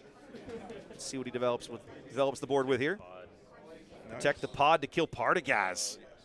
Nice. And I'll use extra credit token in this, Flicker Indian, and do Major Partagaz. Yeah. Oh, That's nice. rude. He plays a Garendon and clears that other Partagaz out of Hunter's hand.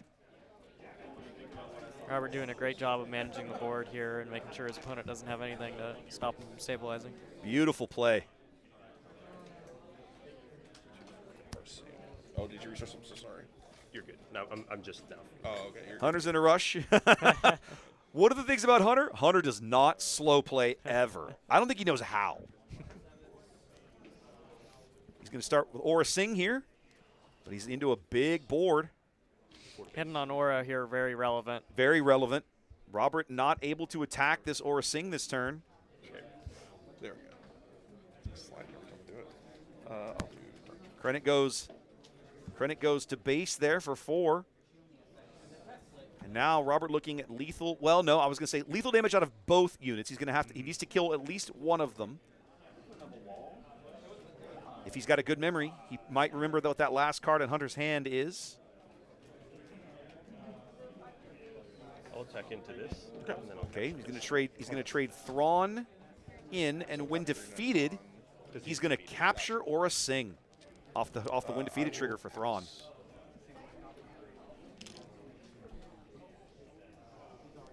Hunter now in a bit of a pickle. one base. I will pass. Was trying to race earlier, got all the way to 26. Nihilus comes in and murders Gurinden.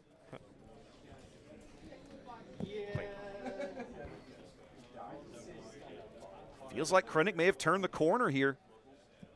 Nihilus plus Krennic on the board is going to be challenging for Sly to get back into get back onto the board here in game 1. Okay. Let's see what Hunter's got. Off with. He's got a Craving Power, a Gurinden of his own, and something else. Now our own Krennic gets Did shot. Hunter pass there? I think he did. Yeah, Hunter's got a lot of reactive cards in his hand. All right, Gurinden's. Look, he's got a First Light. There's that First Light you were talking about, a Cruel Commandos, another hold for questioning. 4 to base. 4 more to Hunter's base, and just like that, 20 damage on for Hunter, 26 damage on for Robert. We're going to Craving Power to deal 3 damage to Krennic, which isn't enough to clear him. Krennic now 7 damage on his 9 HP butt. I think, man, if you're Robert, you almost consider claiming here, don't you? Yeah, it's definitely a consideration. Oh, nope, he's going to, okay, the Commandos make sense. Put the Sentinel out, I like it. Beguile to nuts. And then I get to see your hand. Cruel Commandos, we're going to Beguile the Gurinden. Pass. I think Robert's got this game, ladies and gentlemen. We can go game 2. Yep, he does. Good comeback. Hunter says, let's go next. And Director Krennic beats Sly Moore here in Carrollton. Words I did not think I was going to say when the day started, Logan. I didn't think about having to rip the All right, Krennic up a game here. first action. That was We'll see you guys back here in about 60 seconds while these guys get to some sideboarding. What's up, guys? Raptor here. Thanks for joining us for our coverage today here in Carrollton at Lone Star Pack Breaks. Appreciate you tuning in. I would love to sit here and tell you there's more coverage coming, but there isn't in the near future, right? Season 1 is over. The Galactic Championships are in about 7 or 8 weeks, and we won't be back until probably August with the start of Season 2. The good news is when Season 2 kicks off, we're going to be right there. I have all kinds of things planned in the works. We're going to continue to innovate the overlay setup. HRI.gg is an amazing tool. We're just beginning to scratch the surface of the kinds of things we can use that for to bring awesome casts to you guys and increase the quality and the level of information we're able to bring to you during these casts. So I hope you'll stay with us. I hope you'll come back in a few months when PQ season starts up again. In the meantime, throw me a follow here on Twitch and YouTube. Patreon's free, guys. You can just join it, and when I blast out events and my event schedule for the year and the occasional behind-the-scenes post I do share with everybody. Generally, that's for the paid subscribers, but, you know, once in a while I like showing everybody what's going on. Come on over there and have a conversation. All right, guys? Appreciate you. Thanks for being here. I hope to see you in Vegas. Come up and say hi, and I'll catch you in Season 2.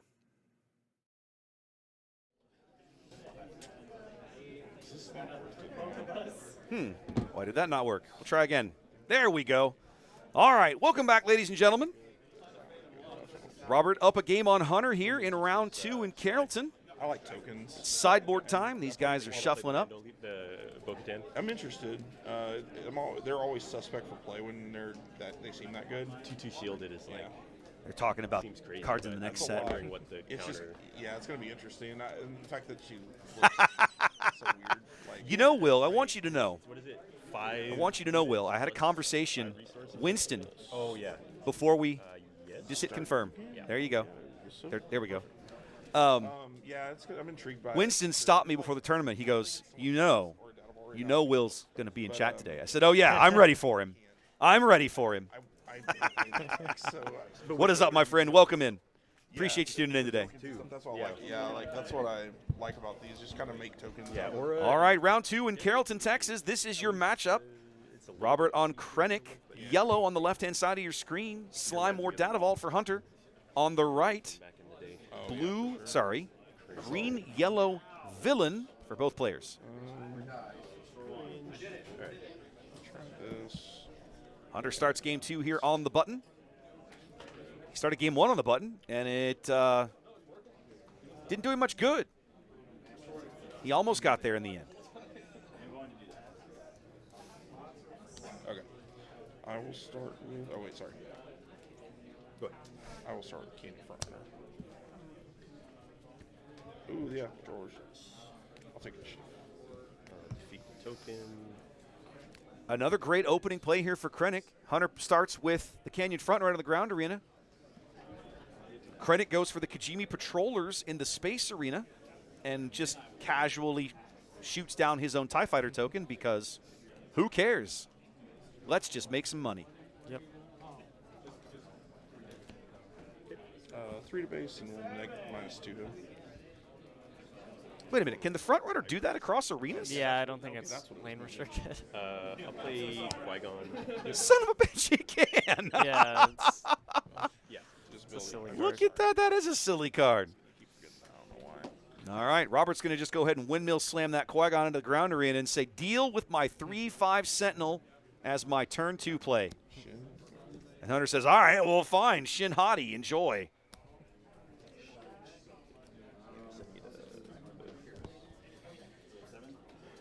Okay. Sure. Robert going to pass on some early damage to get that credit back by using Krennic. Murders the Kijimi Patroller as well. That's a really good turn opening play for Krennic just because Yep. it gives you at least one, if not, as we see, 2 good targets for his leader ability.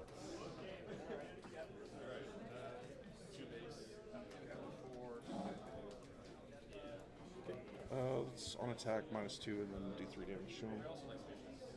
Canyon Front Runner going to smash into the Sentinel for 3, leaving him with 1 HP back because he gets shrunk. That's enough to pop the shield on Shin Hati.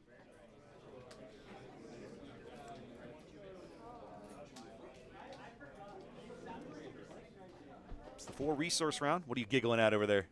chat. Oh, what is he saying? They had to come ask me if he could use the credit counter. I was like, yeah, use whatever you want for credits, man. I don't care. I said, I've got credit tokens over there. Just if you want to use that, use that. Okay, so 3. Robert going to put a Craving Power down here on Qui-Gon to pop Shin's shield. So at least forces the Shin to trade. Yeah, because that's a, yeah, he's got 7 HP, so that cleans up her in the ground arena. You know, it occurs to me now, we're looking at kind of both of the players who have played today on the left-hand side of the screen in the early going have been kind of focused on let's just go make the game go long, however we get there. Hunter plays Vanet out of set 5. Robert claims, and Soap opens the next turn with, what is that? That's I forget the name of this card. It's the Mercenary, something Mercenary. Expendable Mercenary. That's it, the Expendable Mercenary. Critics is absolutely going to murder that guy and make money and ramp at the same time. Let's do 2 to base. Hunter pushes 5 damage to base out of his 2 units in the ground arena. Robert probably out of actions here. Only 1 ready resource. It's the 5 resource turn for Hunter. Robert has ramped to 6 this turn. Gonk. Big gonkster. Yeah. He's going to spend his credit and his resource for a Gonk droid. That's interesting. That changes how I want to play that. But does it? Hunter saying that changes his intended play for That's the why I turn. He's should going to have bring out a Qui-Gon of his own. have him in here. Sorry. Yeah.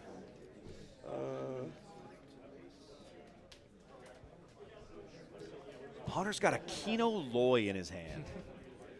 That is not a card you see a lot of at Star Wars Unlimited. For sure. He's going to discard Kino and put the rest back on top. Clean. I'll use Sly's ability to make a Sly. Deploy Sly. We're going to use Sly's ability. I'm going to kill Garlic. Deploy Sly. I know he's just there, but I don't want to deal with it. Hunter, following the thoughts of many people who have sat across from Gonk droids, I really want that thing dead because I just don't want to risk it. Yep. Oh, Now your opponent's already on 7. You don't. Yeah, just notice. Yeah, You just don't wanna see an this intro. is once Robert's done resourcing here, this is going to be Krennic's flip turn. Now Robert tried to play last time. He tried to play Nihilus and then flip Krennic out. Now again, he's flipping Krennic an empty board, but has he got it? He's got that first light first plot light. play. You called it. I'll deal 5 to Sly. We're going to plot out first light and then fire off Krennic's deploy ability, which is going to put Sly right back where she came from.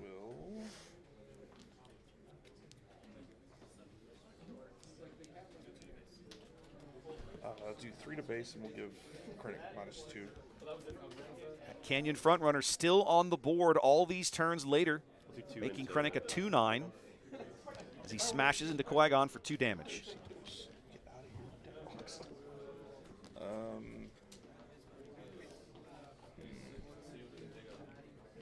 It's not enough. 11 damage on for Robert. Clean base still for Hunter here, as we're in the 6 resource round. Robert a resource ahead because he murdered an expendable mercenary using Krennic's ability a couple turns 3 back. to base on attack. 2, 3. Scarpani. Hunter using Qui-Gon's on-attack ability to filter his deck a little bit. Really strong ability on that Qui-Gon. 4 more to base. Robert looks like he's claimed. I'm going to play I'm the Senate. And make 5. Oh, here there it it is. is. Let's go. So we just made a mountain of spies. Wow. 6 spy tokens now in the ground arena against Director Krennic. Wow. Hunter looking really strong here in game 2. There's no overwhelming barrage anymore. No, there isn't. I always hated that card's ability. Like, you could build a wide board and a single card for your opponent could wipe it out. Robert now wishing he'd put those single reactor ignitions in his deck, I suspect. You can see the wheels turning. Getting rid of Qui-Gon. He's going to attack into Qui-Gon to clear the Sentinel.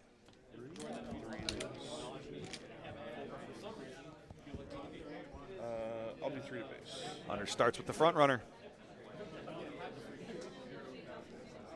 This Fremer still doing work since it was played on turn 1. Yep. Chat pointing out Turbo Laser Salvo would be a great play here. You're exactly right. Yep. Another card Robert's probably wishing he had access to right now. Like, why is this in my hand? Be a blowout play if he's got it. 21 damage on Robert's base. It's been all Hunter here in game 2. Ambush. I'll take out Benet. He's gone. Going to ambush in the contracted Hunter to clear Vinay. I'll do 2 to base. Spy train begins. Hunter absolutely has lethal damage available to him in the ground arena. What does that do? And I'll bounce these 2 tokens. What are we playing here? Sweep the area. Sweep the area. 2. Nice. Yeah, that's great. Is that a new one? No. I got to remember what set this card's in. I don't remember either. No one plays it. Craving power. You're killing me, Alice. Chad, help me out. What set is Sweep the Area out of? That's how I was like, I gotta play. Why am I not seeing this thing? I'm the Senate. Yeah. It's a Killing neat me. card that just never found a Chat says spot. JTL. There it is. Let's look at this thing. So he put two spy tokens back. Okay, he just used to put spy, but it was just he just bought himself some time. It wasn't enough. A great card. It's a great card into Lando. Yeah, for sure. Great card into Lando to let you murder those stupid tokens they're making on the back of Faith in Your Friends, right? Yep. Some of the other ones, So Faith in Your we Friends. see here some of Robert's tech very clearly angled for Lando. Not, 2 spies, yes, 6 spies, ouch. Yeah. It's a bit more wide than he was expecting. Yeah, I think so, as Hunter picks up game 2 there.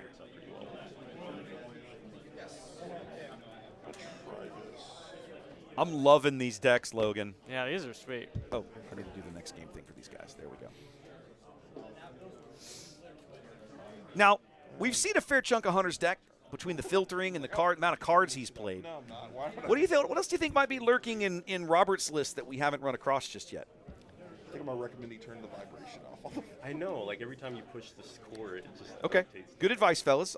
I think I have the haptics on that thing turned up to high. I'll turn it down or off.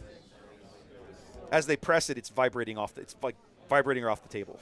I'm the first line available on the focus. I was like, oh, So back to the question. What are you thinking? What else do you think might be in that Krennic pile? get your 5 What else is hiding in there we haven't seen yet? I don't That's know. why when you take You don't know. I was like, oh, okay, great. Okay, so we see like Yeah. top end. We've seen Thrawn. honestly, Yeah, we've seen Thrawn and Great option. Nihilus. And the Nihilus is an excellent pull. yeah. First light. First light. What other kind of top end space do you think might be in there? It's always scared to leave a Gonk Anything? alive, especially I'm in a trying to deck rack my that makes brain. sense. I'm like, I don't want to Intimidator is probably not Yeah, the that's play. Too Either expensive, way, but, probably. like, That's a probably a Thrawn little too turn far. would've been really rough too. And the game text on it's not amazing necessarily. Yeah. I don't even know she had the critic sleeves. That's awesome. Yeah, That's so I'm cool. all in. I think man. Green Yellow Rogue Villain is One just kinda lacking in and, space like, top end Andor right is, now. like, honestly It was my lacking in favorite top end and a card. general past Yeah. Thrawn. I didn't really want to play Castle. We're playing Nihilus. So. Yeah. Like, yeah, behind the part of the vibes. Sure. No, I love that.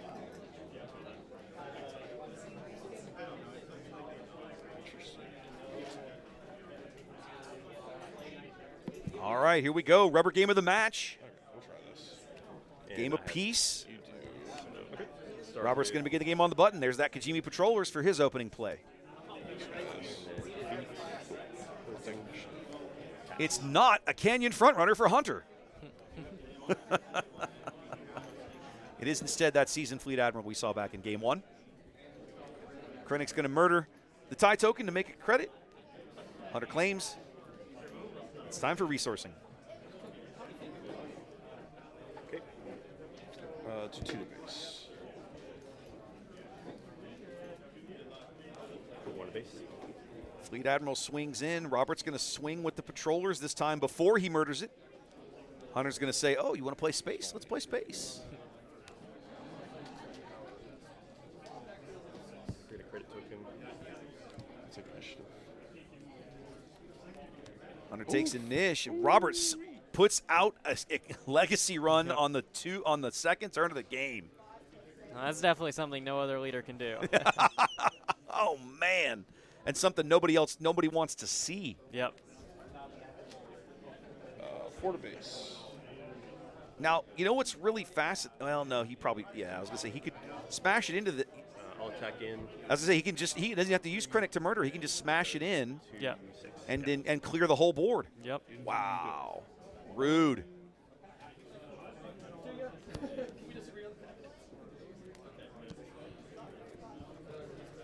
Dark Trooper for Hunter, an expendable mercenary I'll take for Krennic. Robert needs to remember, yep, he's got to remember he can get that hauler back, and he does, as he murders the mercenary to make a credit and ramp. I love everything I'm seeing out of this Krennic deck. I'm so, like, this was one that I had pulled the cards together, and I was going to play at home on stream last week, and I just ran out of time. I didn't finish getting it all together. I got to look at this list and see what Robert's done that I might not have thought of. There's definitely going to be something. Most players are smarter deck builders than I am.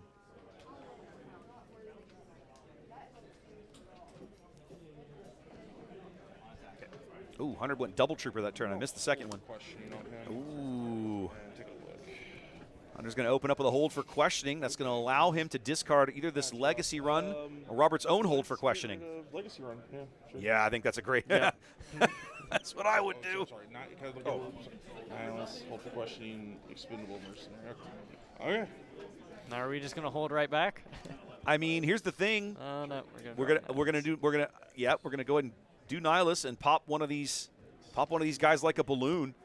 Now, this Nihilus I feel like might get the chance to stick around, Logan, because Hunter's got some resources spent. I don't think he's going to be able to kill it this turn. Yeah, not easily, that's I'll for go sure. to and call hold for questioning. Okay. He knew the hold was in there, so he's going to call it and get rid of it with the Garendon. Claim. Robert claims with a 7/7 Nihilus on the board and headed to Krennic's flip turn. You got to feel really good about that. 3 to base. 2 to Dark Nihilus.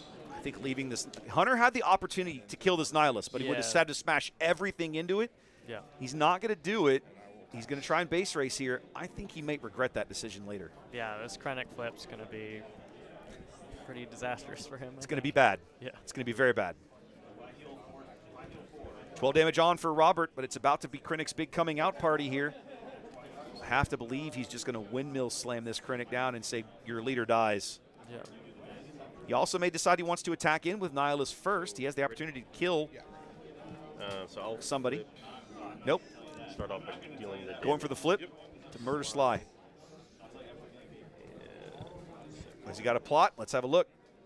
He does. He's got his own Garendon. I will name. What are we calling? I'm Senate. Well, I'm the Senate. He calls Senate. Hunter doesn't have it. He's got an Aura, a Crucible, and a Shinhati.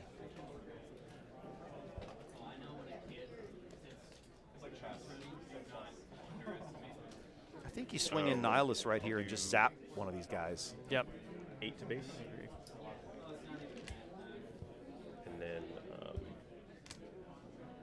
You tap in the wrong part of it. You tap in the green.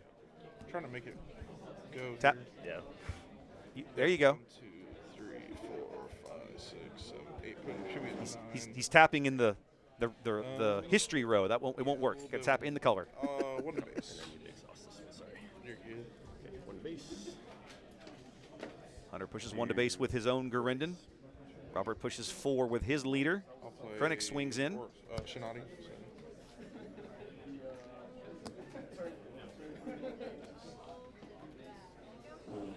Robert now 5 ready resources. I'll ambush into it. Spends 3 for a contracted Hunter to ambush into Shin. I'll play Aura. Claim. Pass. Hunter puts an Aura Sing on the board.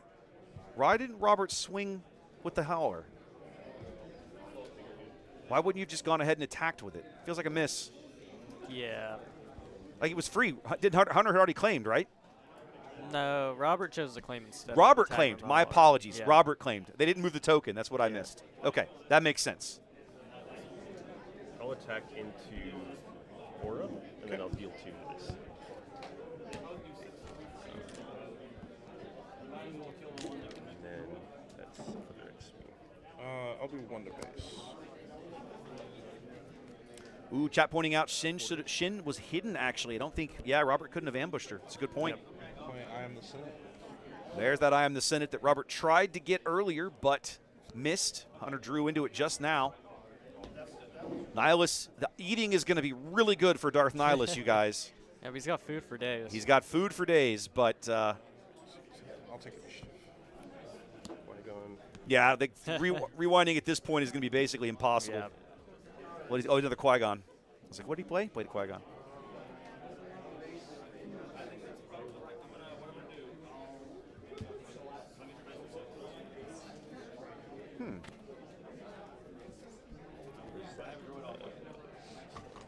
Those top G cards must be pretty good if we're bending a Sentinel there. And then What did he throw out? Cruel Commandos. Interesting. and then 1 base. 1 more to base. 22 damage on for Hunter. 17 damage on for Robert. Still a tight game. Hunter with quite the army, but it looks like the Nihilus. What? Is that the? Yeah, I just drew this. I think Hunter's scooping. Oh yeah, Hunter's makes going to scoop it up. Robert just drew into his Sentinel Krennic here.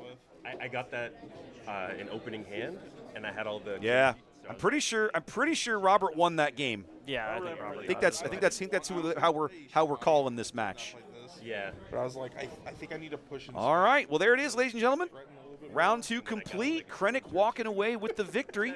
We'll go make a couple of quick changes on the table and let these guys have a break. Like he's obviously, I think Legacy Run's best case is Thrawn, but like being able to self-detonate is just. Logan, that was a hell of a lot of fun. Yep, I love seeing leaders you just don't normally see. for sure. I'm excited, even more excited to see them have success. That Krennic deck, really interesting.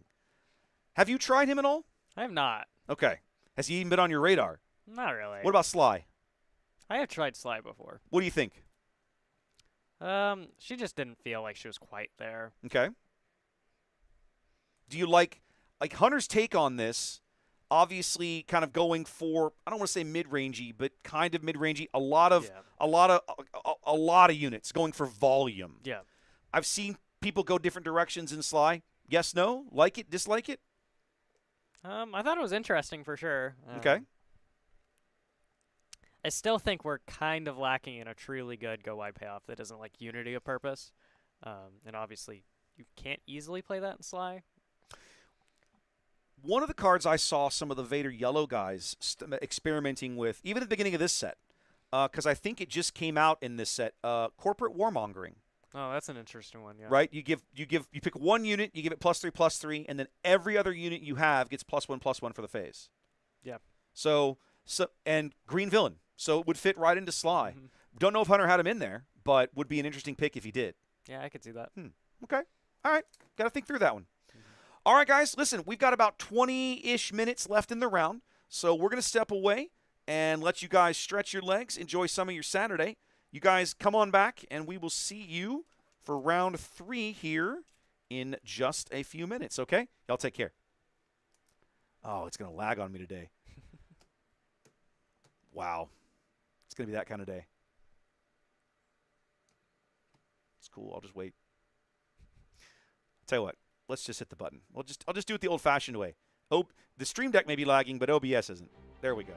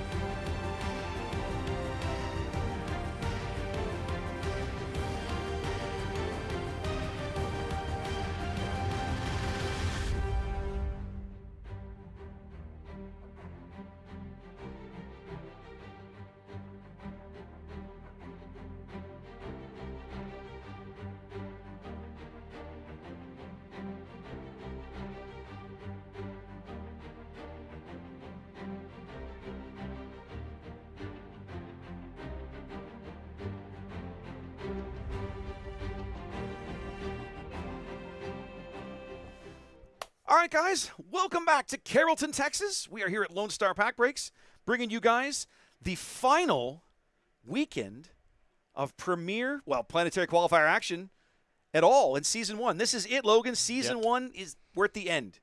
We're at the very end. Are you excited for Galactics? Yeah, very excited. I think it's going to be good stuff, baby. I'm looking forward to it. So a lot of folks in the room trying to get over that hump, trying to get their final points. We got a non-zero number of players in the room. Already qualified. They're just here, I guess, to mess with everybody else. I don't know. It won't shock me, guys. And I had some people, this happened to us in Conroe, right? You're getting late in the season. A lot of folks want to make sure their friends get their qualifications. You see some scoops, right? Some people concede to their friends to make sure that they can move on or whatever to get those points. Well, I had some people that were really upset about that when it happened in Conroe. And I was like, people scooping to their friends. Like, that's the way it's going to happen. Yeah, there's nothing you can do about that. No. You can't stop people from conceding. It's going to be a thing. Yep. They're finishing up some games in the previous round. We haven't paired the next round yet. Why don't we look and see what folks are playing today? Are you curious? You're supposed to jump in and say yes. Oh, yeah. Yes. You're supposed to say very yes. Curious. Supposed to say yes. Let's see what folks are playing today. All right, so here's the field. I'm going to put it on the big screen so it's easier to see. Give me a moment. No, I need – where are you – oh, hang on a minute. Wrong button. Let's do that. Now we can see it up here. There we go. So there's your field for the day. Not terribly shocking. Boba and Lando at the top.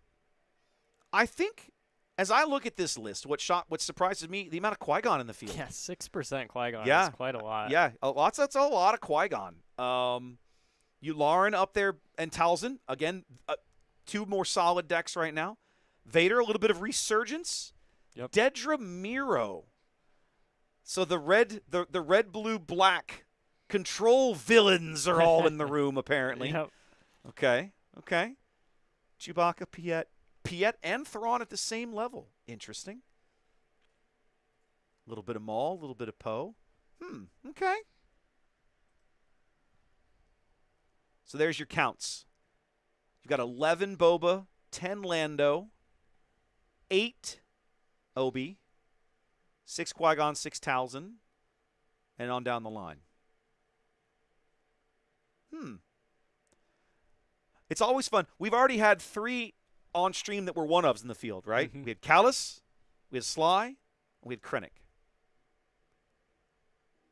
Now, it's also worth mentioning that even within the leader pairings, the leaders themselves, these are not monolithic. There's, in the room, there's Boba Lake Country, and there's Boba Data Vault. Yep. And there might be Boba Blue. That's been a popular one going around. Justin has a lot of great success with that one in Shreveport not long ago. Lando, I know there's at least 3 different variants of Lando in the room. There's Lando Blue, Lando Colossus, and Lando Lake Country. Yep. Okay, and what was it? I asked you this question earlier. You said you would be playing Or Data Vault. You'd be playing Aura today because you're another one of those filthy control players. Hey, I'm not a red-blue control player. I'm not.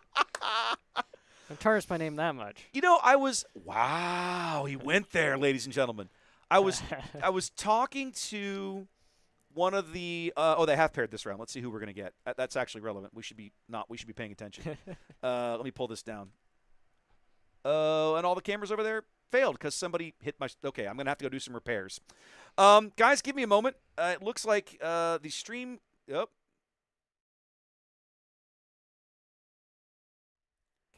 I got to learn to work in studio mode. It looks like the stream thing got bumped, and so now all the cameras have cycled. And in fact, okay, they're working now. It looks like we're slowly getting people over here. But I don't. There we go. All right. I have cameras up again for players. The table camera absolutely got bumped. So I'm going to go make a quick adjustment. Guys, give me 30 seconds, and we're going to be right back here, okay? Actually, we'll get this set up, and then I'll figure it out. I'll go out there and make an adjustment. Table 24. Who did we get? Let's have a look. I think I see Winston. Table 24. It is Winston. Oh, it's the Dedra. Your Dedra Yellow we wanted to see. Outstanding. All right. This is Winston. Winston's been on stream before. Winston's a West Texas player out in Lubbock, up for the day. Part of Team Limited. They take good care of me when I go out there. They have a great crew. All right, so let's see. We're on table 24. So to here, Now, you know Steven. Yep. This is the Dedry yellow deck we wanted to see. Mhm. Okay. Tell me about Steven. If you know him, tell me about him. He's a great player. He usually plays control, so it's a bit interesting that he. This is like hard aggro. Yeah, he swapped a little bit for this tournament. Okay. So have you seen what's in this one? Do you know more about what's in this deck? Actually, I haven't. No. Okay. Well, this will be fun for everybody then. Yep. We'll figure it out together. All right. This will be good.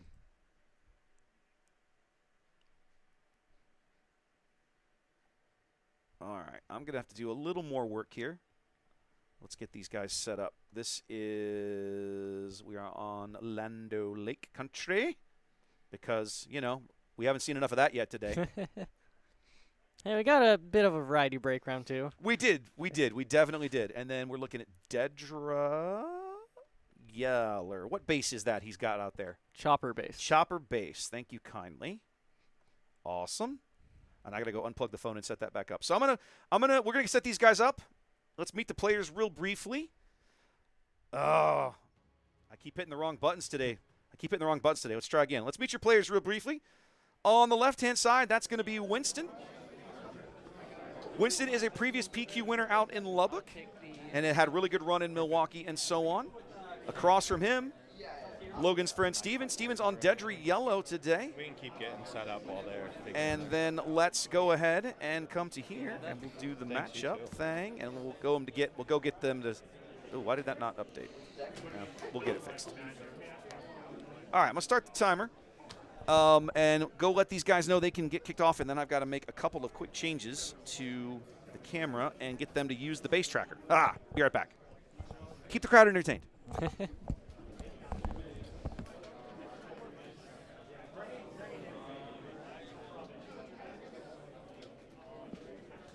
I forgot to get this guy set up. This is on me. No worries.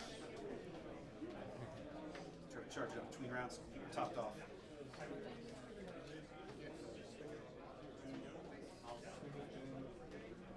So you guys can put that over the bases, adjacent, however you want to do it.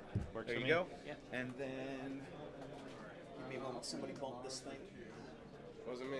I know. I'm going to push this into the table towards you, Winston. Okay.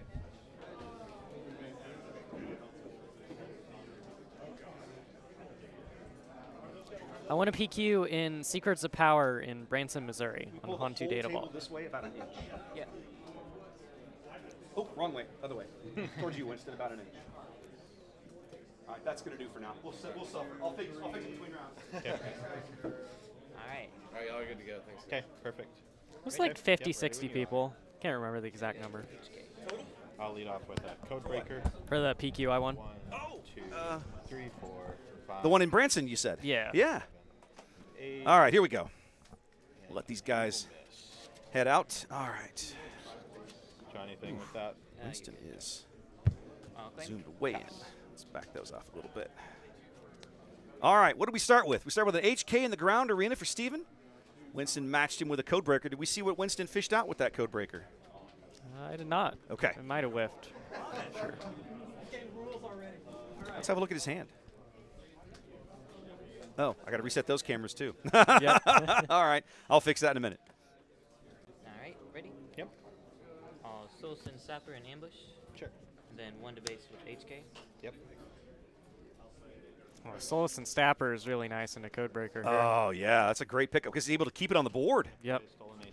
That's a great pickup there. Great early card for Steven. Puts me at 3. So because he got one off of HK for killing him, right? And then 2 more when HK swings in. 3 early damage to Winston's base here as he puts an AT hauler on the board. Okay, now let's see if I got these working.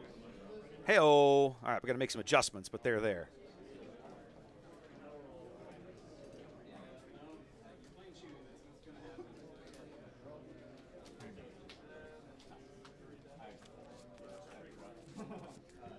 All right, much better.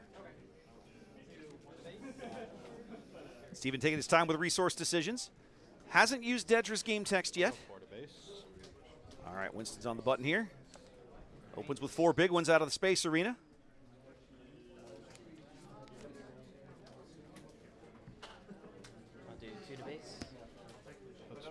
Steven answers with HK. Let's see what Winston does with his 4 resources here on Land O'Lake Country. Play Ahsoka. You have to discard a card. If it's a unit, I can exhaust something.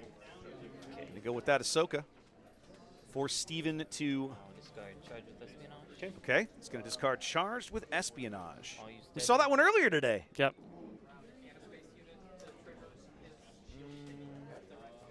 You can take 2.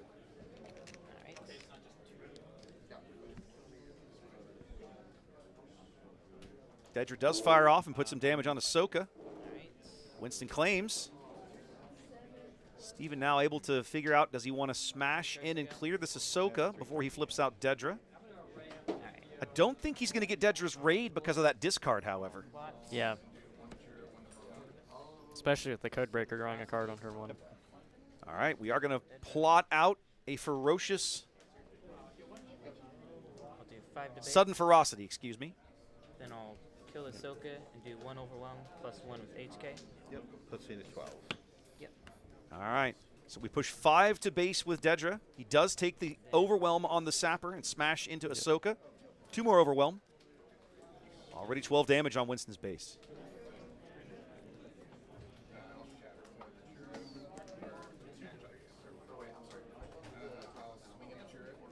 Looking to see if he's got that Shadow Stygian Prime, but I'm not seeing it in there. It's surely in there someplace. Oh, in the deck, I'm sure. I was wanting to see if he had one in his hand. Yeah. Putting that on that like hauler would be rude right now. Yep. So good. I'll lead off by playing Rose. She comes in ready because I control a non-unique. Yep. All right. Rose comes in to start the turn for Winston.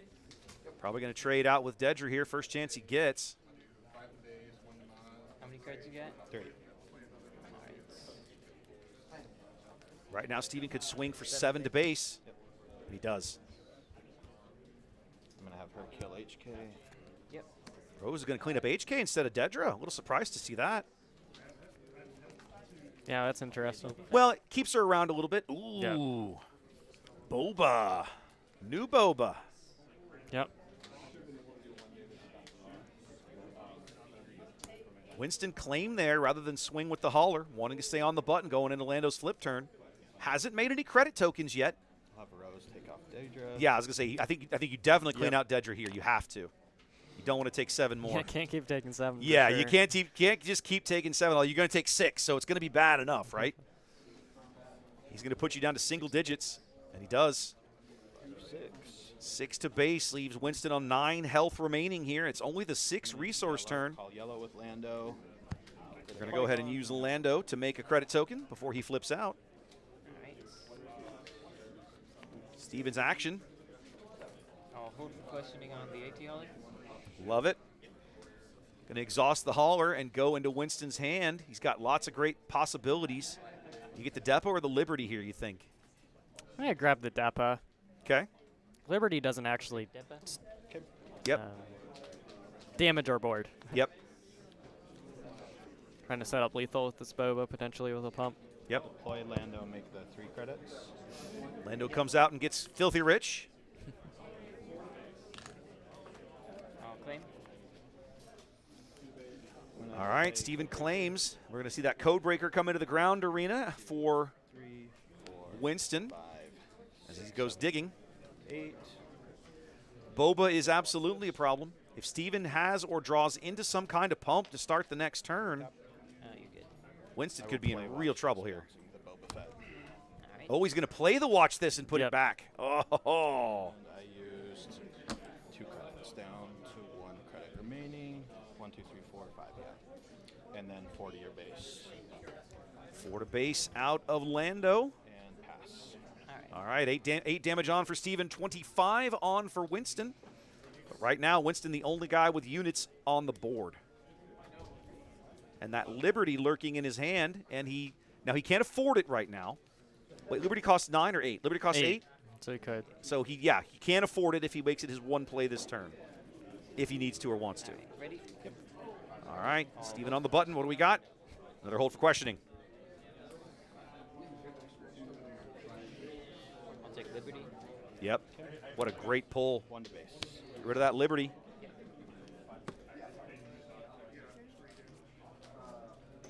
Winston swings in with the Codebreaker. Steven, 4 ready resources left. Silston Sapper. Comes in with a sapper. Okay. I'll Han to kill him. Yeah. Pilot Han's going to ambush out the sapper. Keep Steven's board clear. Yep. Dedra on Han. Winston now essentially transitioning to control mode. Oh, you're going to play a unit? I have to get rid of it. Yep. Or I have to put it back in your hand or whatever. Steven takes an ish. His ability with those hold for questionings to attack Winston's hand has been a big difference in this game so far. Ripping the Deba and the Liberty out. And he's sitting on another Garindon. Yep.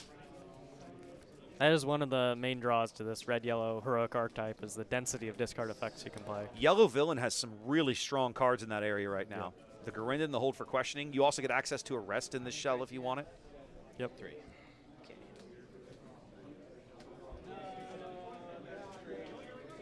Steven with initiative. Trying to figure out what the play needs to be. Looks like he's got a Devastator in his hand.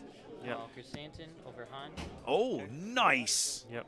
One of the first times I've seen the new Chrysanthemum hit the board. And he's going to run right over Pilot Han. 6 overwhelm here, ladies and gentlemen. Winston, 3 HP remaining. With Devastator in hand, that's not a spot you want to be in. No, it's not. It absolutely isn't. We're going to trade Lando for Chrysanthemum. Steven's going to claim initiative. Yep. Winston will push 4 more. And now Winston's going to play Faith to try to develop the board a little bit. You should just reveal the Devastator in your hand and save your opponent some effort. No. It's way more fun if you break their soul by making them play the whole turn out. Sure. I was having this conversation with a Dedra blue player in between rounds. Yeah. Like you, you said you don't like blue-red control, but yeah. Andrew absolutely loves blue-red control. Uh-huh. And we were talking about the value of watching the light go out of your opponent's eyes, right? Breaking their spirit. I mean, maybe the Lando players deserve it a little bit. But maybe they deserve it a little bit. That's awesome. I'm excited to see this Dedra deck because I sat down this week. Again, we were talking about Sebulba and Limited from last weekend in Houston. And I started thinking, I really think Black, Red, Yellow has some really cool plays right now. Yep. What leader do I look at? I looked at Dedra. I looked at Sebulba. Somebody topped somewhere with a Sebulba recently in this color scheme. Yep. And I started thinking, man, there's got to be some really cool plays with this. I haven't built it physically, but I started kind of pulling everything together on SWODB, like, oh, I want to try this out. I'm so stoked to see Steven's deck. This makes me so happy. yeah. All right, Steven should have the resources to end the game here with this Devastator play, and he does. There it is. Game 1 going to Dedra Yellow here in Carrollton. You love to see it.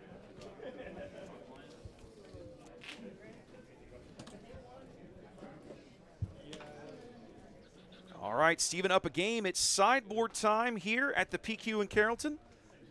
We'll step away for 90 seconds and see you guys right back here in just a moment. Let me come to this window. There we go.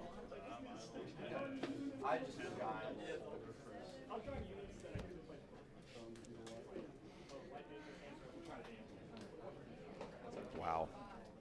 Welcome in, everyone. Thanks for being here. One of the most common questions I get is, how can I support what you're doing with live event coverage of Star Wars Unlimited? Luckily, there are lots of ways, and not all of them actually cost anything. For starters, if you're tuned in on YouTube, throw the live stream a like and subscribe to the channel. A couple of simple clicks, and you'll have helped YouTube's algorithm put more of my Star Wars Unlimited content in front of people who might be interested. If you're tuned in on Twitch, simply throw me a follow. Both of these things won't cost you a cent and actually help a lot more than you think. If you're an Amazon Prime member, you might be able to support me on Twitch with only a few clicks.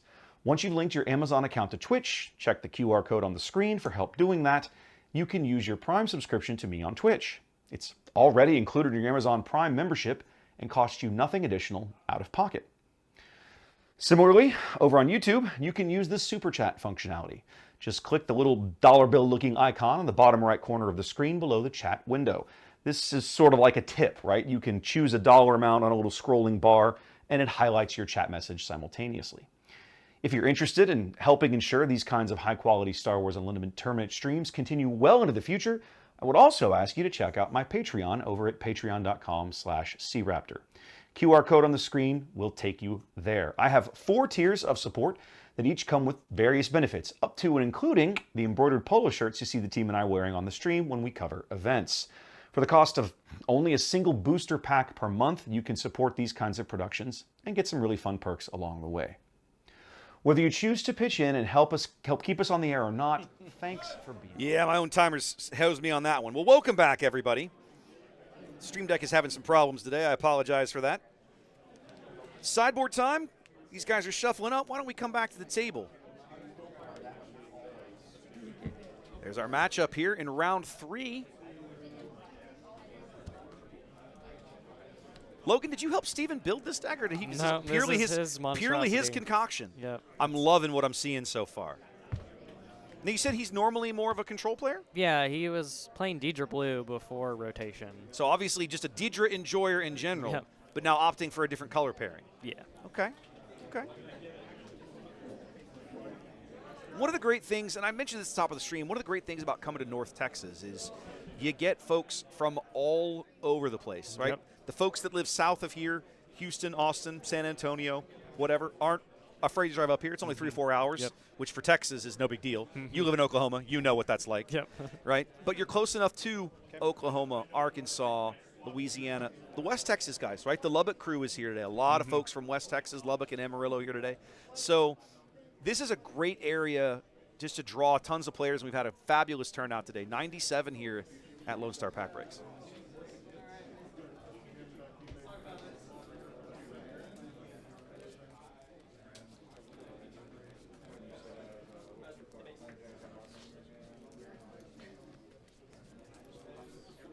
Winston's going to start game 2 here on the button. Steven looks like he's took the mulligan there.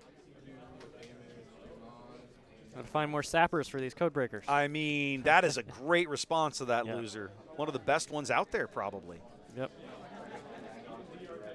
Didn't come up with it. Did come into draw an Arvel Skeen there, though. That Chrysanthemum was a great play, too. Yep. That late game overwhelm is a big deal. Yep. Being able to sneak through some damage against these decks that think they're going to be able to exhaust or bounce your stuff. It's like, no. I already got the damage through, buddy. You can bounce him all you want. Only Bounce there's another guy. Exactly right. Bounce him all you want. I don't care. I'll just play him again. Ambush somebody else. Sorry, I'm still thinking. No, you're totally fine. Take your time. Steven's struggling with his resource decisions here. Feels like maybe this hand is not as good as he was hoping. Good luck, you two. Oh, missed it. Okay. I'll lead off with the Canyon front runner. Yep. Good opening play here for Winston in the Canyon frontrunner. Should allow him to be able to keep. Ooh, Just let it die. gonna Interesting. give him Dedra right away. Steven with no turn 1 play only had the Dedra action. Winston let him have it. I'm a little surprised at that. Yeah, that's interesting. Steven, though, draws some great turn one plays there. And behind, he comes up with a Cyril Karn and an HK. It's like, yeah, where were you guys a minute ago? 1, 2, 3, 4, 5, 6, 7, and 8. We will grab a watch this. Code breaker again for Winston as he pulls that watch this out.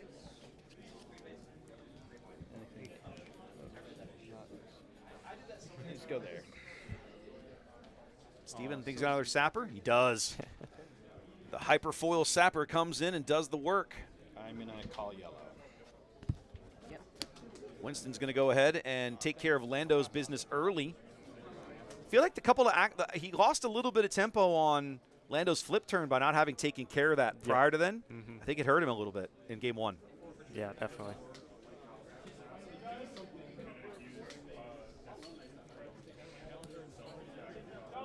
Nearly empty board, but that's about to change when Deidre hits the table. Yeah, Deidre's going to make a mess of things when she comes out, and we could be. I mean, that sudden ferocity plot was a huge, big play for Steven. He got 10 damage out of Dedra. 4 to me.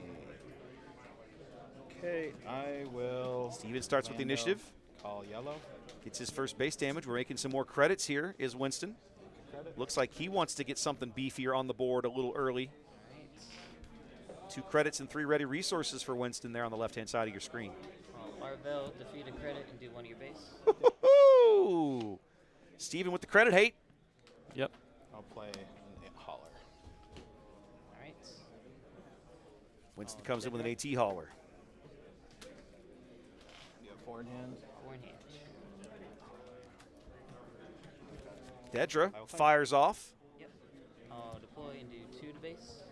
Oops, wrong way. And yeah, Pass.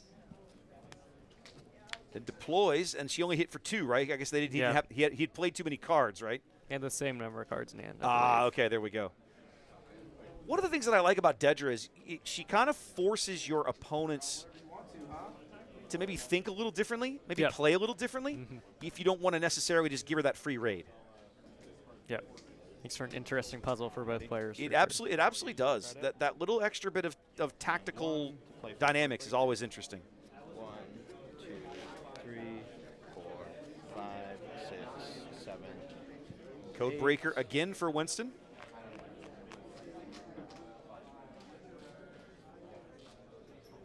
I'm gonna grab the axe for gifts. Sorry, there we go. Keep an eye on this. Yep. Now you good. What did he grab there? Did you see it? Axe for guts. Okay. Handy card, although I'll be honest, there's nothing on that board I want to bounce right now. Yep. Probably just sit on that one. Now, the nice thing about it is it probably keeps Dedra's raid turned off here. Steven may want to try and sequence this turn in such a fashion that he's able to get that raid to fire if he can. Charge with espionage. He's going to go with charge with espionage.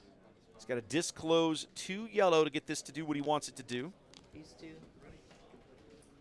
We're looking at Boba and another sapper. Yeah. Units. There it I'll is. take Mando. Mando, Faith, Watch This, Axe for Gits, and Liberty. He's got That's the full suite of gambits at Yeah. his disposal. Like a little bit of gambit. You get a gambit, and you get a gambit, and you get one. Yep. There's that Faith. 3. Not. Go bottom. And disclose. I mean, you know what they are, except for that. Faith, Liberty, and Watch This for the disclose fires off, and Winston will steal some spy tokens. And that costs 1.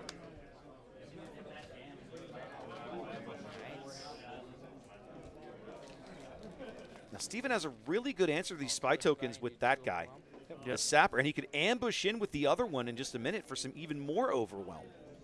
He had another sapper in his hand. 3 open. Yep. I will swing 4 at your base. Winston's going to land his first base damage of the game as the hauler swings in.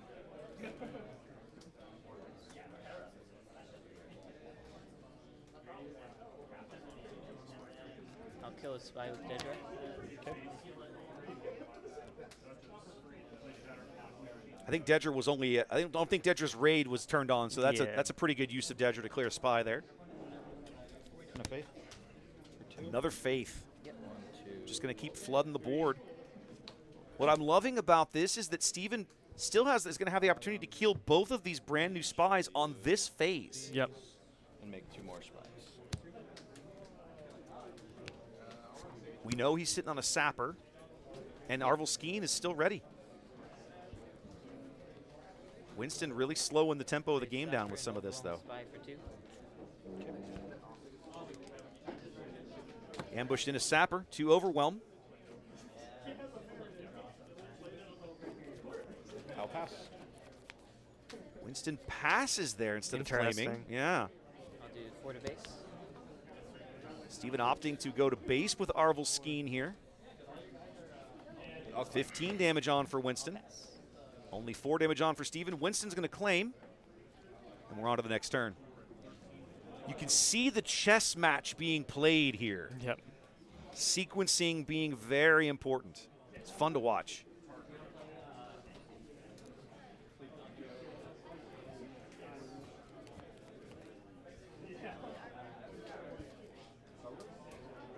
Ready? Yep. I'm going to watch this. Winston on the button. Bounce. We're going to exhaust the whole arena. We're going to bounce something and exhaust the whole arena. And then exhaust everything else. Okay. Great start to the turn for Winston. Definitely not what you want to see in Steven's shoes.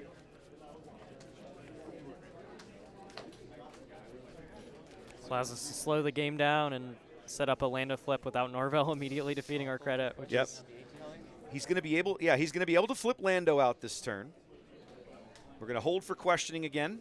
we see all the bombs and an axe forgets. Mando, Qui-Gon, Liberty, and an axe. Man, like, now you're not going to see any of them this round. Yep.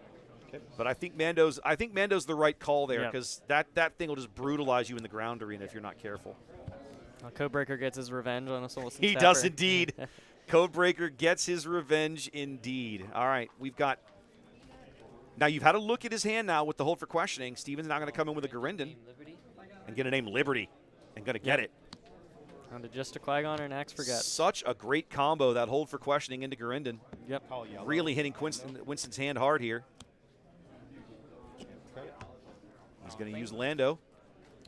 Steven's going to take an ish. Lando's going to flip out. Kill Arvol. Yeah, he's got to kill Arvol or his credits are just never going to get used. Arvol might as well have had Sentinel written on him. What I like about this Dedra deck, Chad, is he's really effectively using the yellow-black hand destruction stuff on top of Dedra's game text. Yep.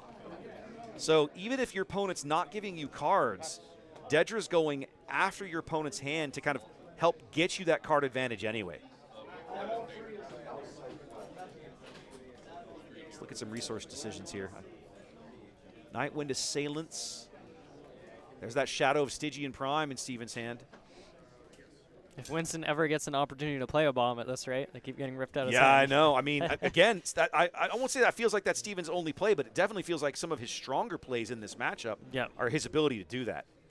Yeah, if you deny the Lando deck their bombs, the deck struggles to close games. It's like, great, you make money. What are you doing with it? Yep. You don't have anything.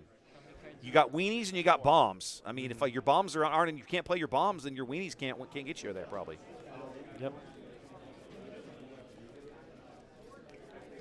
Steven on the button. Resourcing decisions made. Let's see where we begin.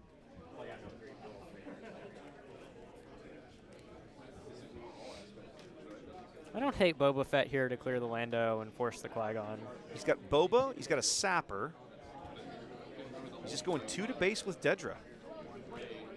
A little surprised at that. Yeah, we're just letting the Lando clear the Dedra.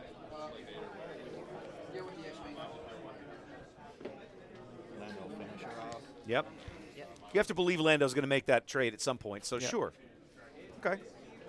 Now, do you ambush the Sapper here for the Overwhelm? No, we're going to just trade out with the Garindon. Yep, okay. So there comes, yep, you're going to get 4 more to base from the AT Hauler Airs. The ground arena empties out cleanly. Both leaders have come and gone. As Steven's going to play new Boba.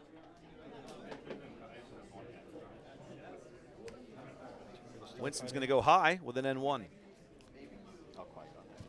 Yep.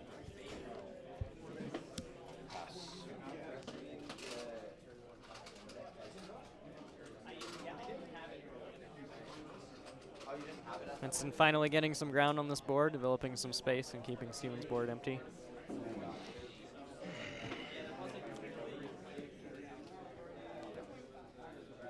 Oh, I overpaid on the Qui-Gon by 1.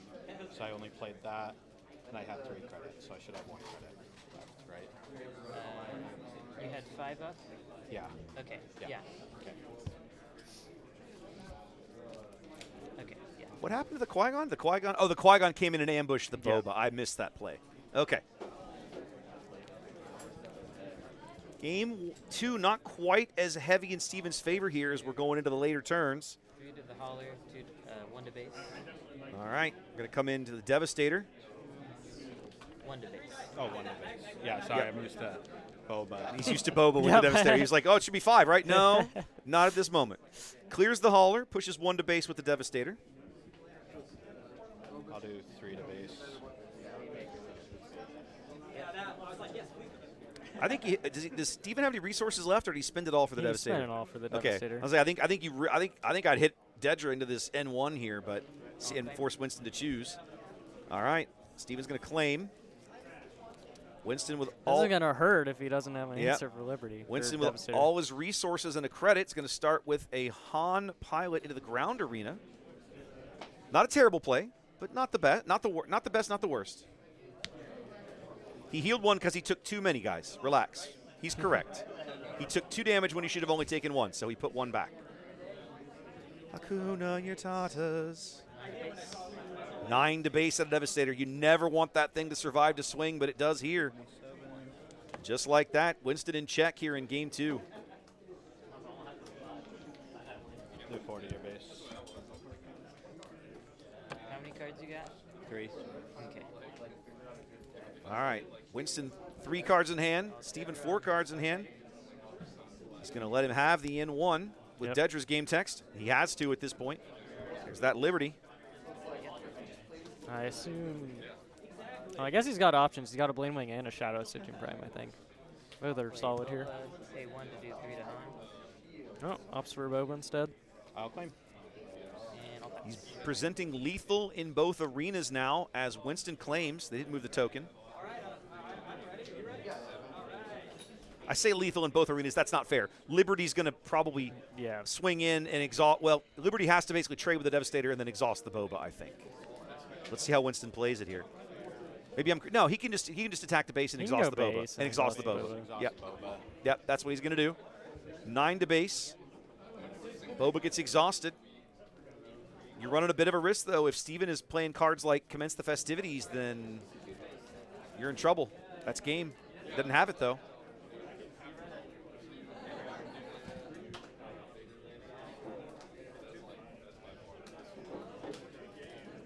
Chrysanthemum and 5 overwhelm. Chrysanthemum 5 overwhelm. This Chrysanthemum has been clutch in both games now. Yep. Great closer. Winston 2 HP remaining. 6 HP for Steven. He's down a very dangerous ground arena. Big time. Winston in trouble. That is not the face of a man who feels comfortable about his game right now, ladies and gentlemen. Admittedly, now this is the thing. Winston can't claim here. If he claims, the Devastator is just going to wipe out Liberty and be done. Yep. Winston has to put something on the board or use the land he has got. He cannot give up actions here. I think he passed there. And pass. It looks like he claimed. Yeah, he definitely claimed eventually. All right. I think Watch This and Mando are his only 2 outs here. Let's see what he's got. Hard to make out with the glare. I'm seeing an Ahsoka. Well, he hasn't watched this, looks like. Okay. He'll keep us alive at least for a turn. He does. Watch This buys Winston some time. Oh, the other Devastator comes in, and Dedra Yellow is going to 2-0 Lando Lake Country here, ladies and gentlemen. You love to see it. I bet Dedra Yellow wasn't on your list. Yeah. I love Steven with a little bit of kind trash talk there. Like, I bet you didn't prep for my deck, did you? What a great match. Yep. Wow. See his charger? Where did he? Sweet games. I'll don't worry about that, guys. I'll take care of that. Don't sweat it. I'll leave it alone. Yeah. Logan, Dedra Yellow. Yeah, that's I'm sweet. excited. That was awesome. I'm so glad. If I don't get to talk to Steven today, I want you to give him a high five from me, specifically for me. I got you. I'm so excited. I was trying to build that deck earlier this week. Now I've got a list I can go pull and like play around with it. It's gonna be so much fun. I am stoked. Stoked. All right, guys, listen. We're going to cut this one short. We've got about 20 to 25 minutes here between rounds, and we got to grab some food. It's lunchtime. It's 1 o'clock. I don't know about you. I'm hungry. And we don't get breaks. There's no breaks. There's no lunch breaks. We're going straight through today. So we're going to run away and be back in about 20-ish minutes, okay? You guys do the same, and we will see you. You know what? I'm not even going to mess around. I'm just going to stop treating the buttons like they're going to work today for that one. That one's not being kind. We'll be back here in just a minute.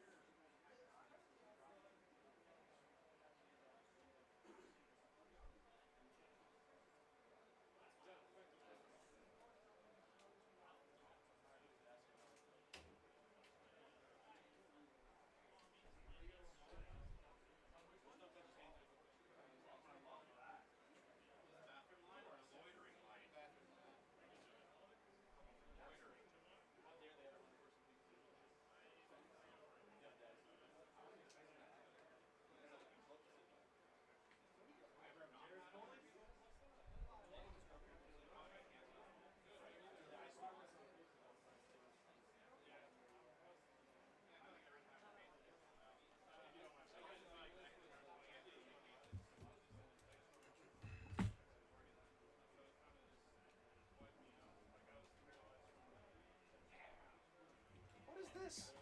Why does this even happen? Oh, I think I know why this happened.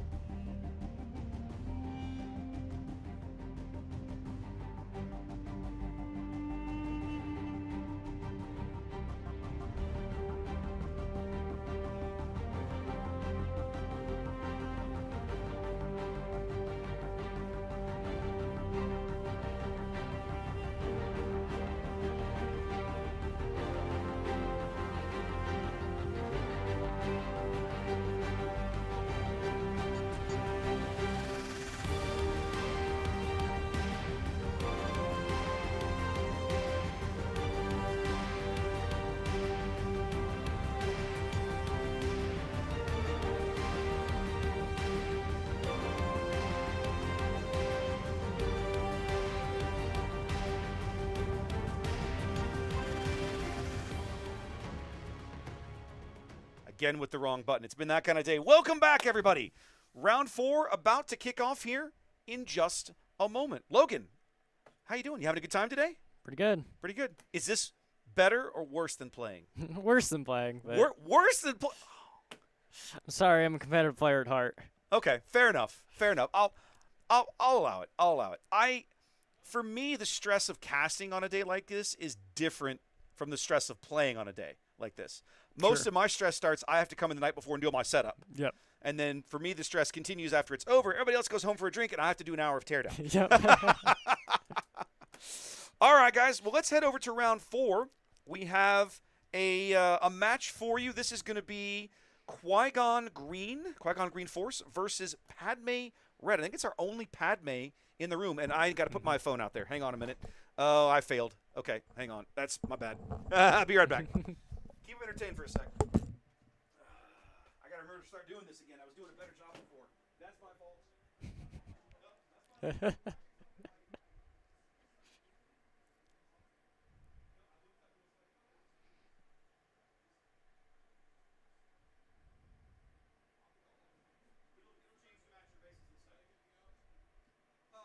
When they're ready, go ahead. Don't wait on us. Okay. I've got names, and I haven't pushed buttons. I should do all of that. Okay, let's just come to this, and I'll fix up the game as we go, ladies and gentlemen. We're done in 10. We play at a first base. Yep. All right. You what? We played So I'll fix the bases here. Let's see. Player 1 base is going to be, that's There are Jedi Temple. players I don't worry about for time. Get that fixed. And then player 2 base, I believe, is Naval HQ. Yeah, something like that. There we go. 6 again. Okay, I'll take it. All right, love it. And I'll get the leaders put in. That's a pretty showcase Qui-Gon. God, that card is gorgeous. So many good-looking showcases in this game, and I just don't have enough money. As a viewer, I'm So sad. show them the cards, you know. All right, and then I'm Padme on the right. Padme, there she is. All right, there we go, ladies and gentlemen. There's our matchup. Nailed it.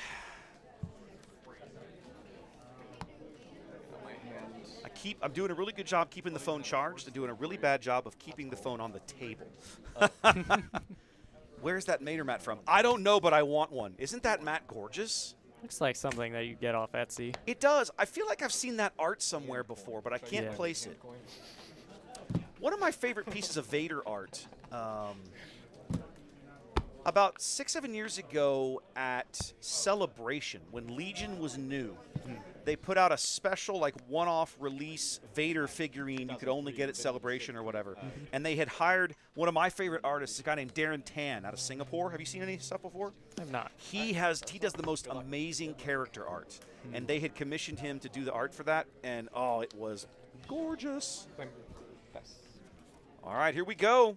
Game 1 of round 4 underway. Padme opening with a Warrior of Clan Ordo. Qui-Gon opening with a young Padawan. I will show you red 5, and I'll ping youngling.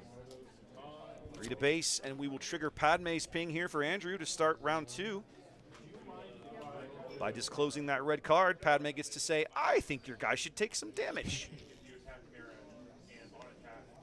I will warrior base.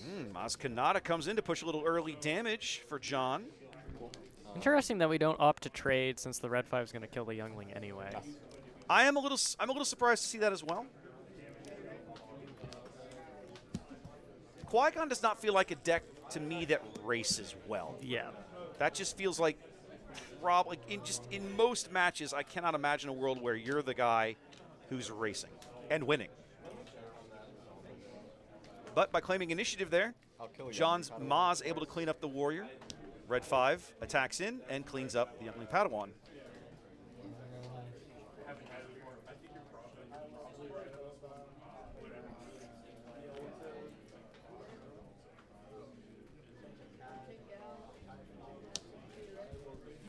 Marin.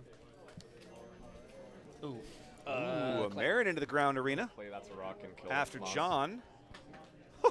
Oh, rock from hand. Love it. Love to see Nice. it, ladies and gentlemen. All right, so we had an Obi-Wan to the ground arena. And then a Marin. Okay. I'm going to room leader. A pass across the board. And then he just played That's a Rock, didn't he? Yep. I'll do 3 to base. 3 to base. John ambushes in a blue leader to begin the following turn. Oh, I flipped it over and then Okay. didn't stay. Cleans Marin out of the ground arena. This is. Red 5 piles on a couple extra damage. I'll ambush into Obi-Wan, defeat an experience to kill. Nice. Padme goes in. I won't say it's not a 2-for-1 really. Yeah, Obi-Wan lives. It's like a 1.5 for 1. Yeah, you put a bunch of damage on Obi with Sabine there.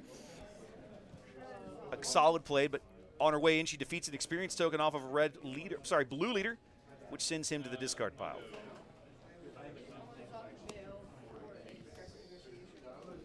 At 28 HP base has got to look really tasty for Andrew as an aggro player. Ooh, second Maz of the game. 5 quick ones to base here out of John's side of the table.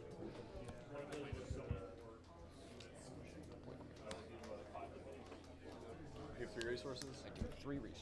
We tacked in with red 5 to clear the other ground unit. What ground unit was that again? I forgot. Oh, it was the Obi-Wan. Yep, red 5 bombed Obi-Wan out of existence.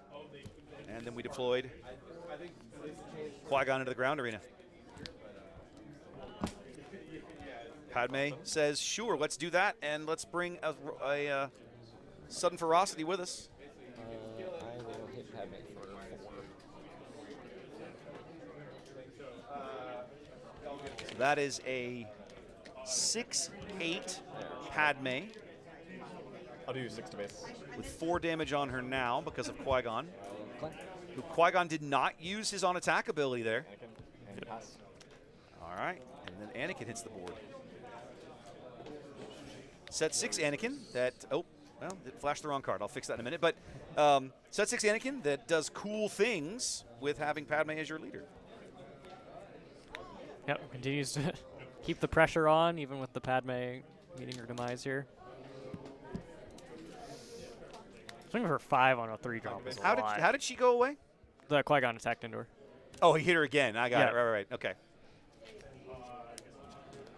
Yeah, but swinging for 5 on a 3-drop, that raid, so good off of Anakin. Only 5 HP left for John here as he brings in Kelleran back to try to build his board a little bit, looking for a Sentinel something. Get an A in So me. instead he comes in with Max Rebo Band. 6, but Okay. I have never seen a Kelleran Bowl Max Rebo band before. I mean, it's that kind of day, Logan.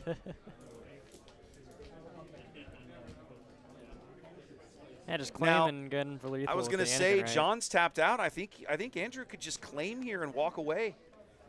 I think doing anything, I mean, he doesn't have a Sentinel, and if you're on the button, I think Andrew's trying to run the, just like look at it like I don't think you can stop me here. Yeah. I mean, red 5 into base is fine too. It puts lethal in both lanes, but like, why play with your food when you have it, have the win on the table? Yeah. Okay, we're going to bounce Maz with a Beguile. Liberty. I don't dislike this play, I'll be honest. Because you're getting at least a look at what you might get smacked around with. See, now Yoda can come down. Yeah, John. that's true. claim.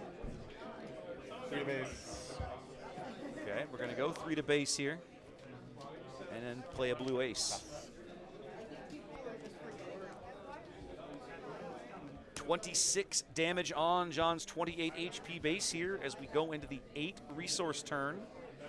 I don't know if he made his credit or not with Max, but he's got all the resources he could ever want to spend here.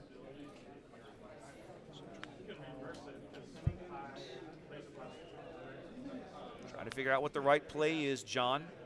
Clinging to the game, clinging to life by his fingernails here in game 1. Oh, I only need 2. I keep them grading.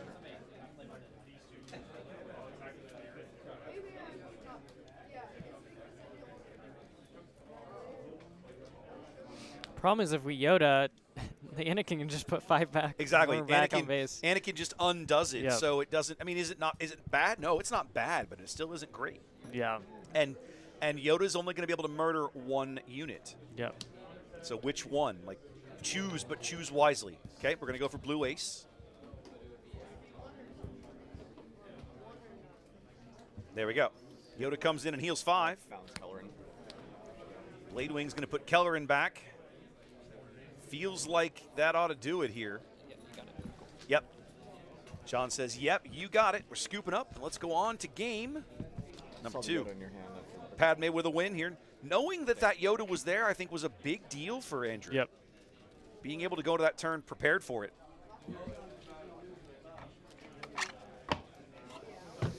All right, sideboard time, ladies and gentlemen. That means it's time for a short break. We will be back. Let's see if the Stream Deck's going to fight me again. What's up, guys? Raptor here. Thanks for joining us for our coverage today here in Carrollton at Lone Star Pack Breaks. Appreciate you tuning in. I would love to sit here and tell you there's more coverage coming, but there isn't in the near future, right? Season 1 is over. The Galactic Championships are in about 7 or 8 weeks, and we won't be back until probably August with the start of Season 2.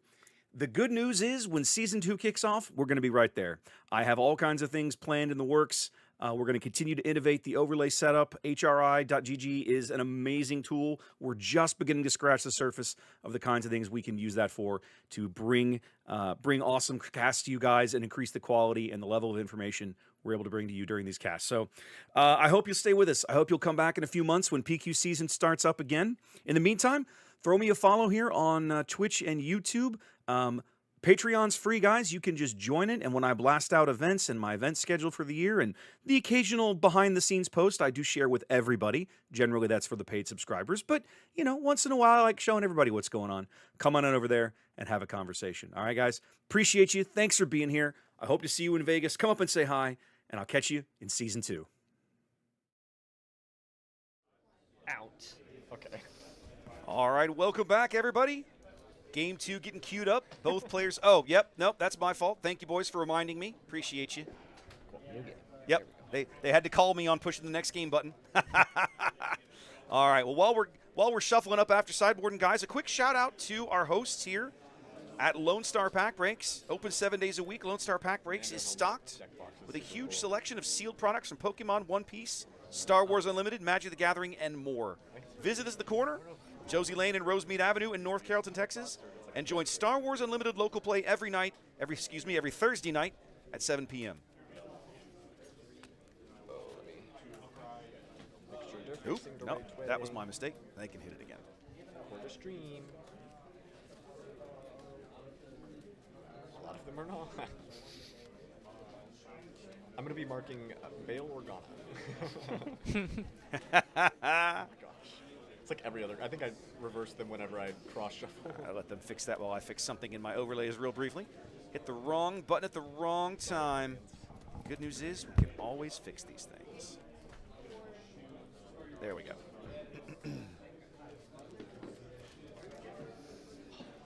Bit of a rough game 1 for Qui-Gon there. I don't have anxiety for any of the other games. And like Danny records this all the time. So Yeah. It's like, Well, it's just like a bunch of Yeah, I feel like he tried to get out hot with those Mazes pushing damage to base, but Padme was just faster. Yep. Maybe we'll recognize that game 2 and take more of a control approach. All right, game 2 inbound, shuffled up, ready to go, doing some cuts.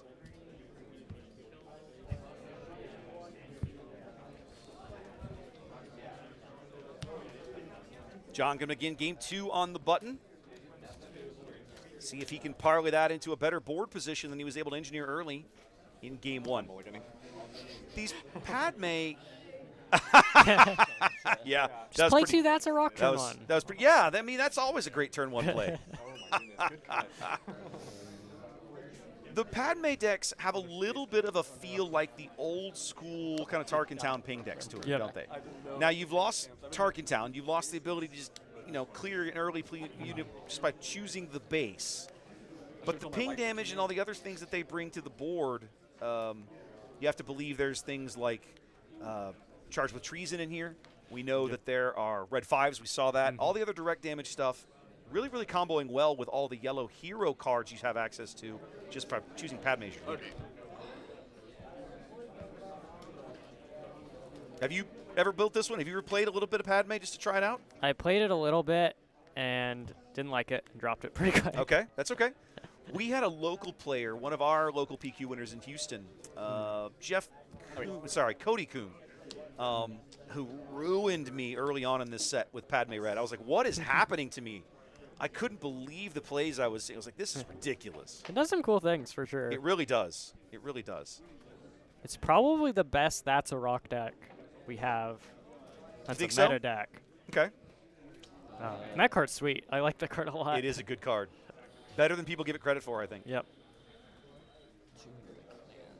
All right, Gunji's going to punch this Warrior of Clan Ordo in the face.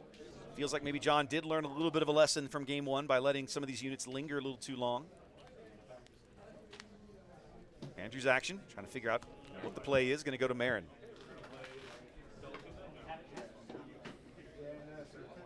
Speaking of cards that like comboing with That's a Rock. Yep, Marin loves throwing rocks. Marin loves throwing rocks. Absolutely adores throwing rocks.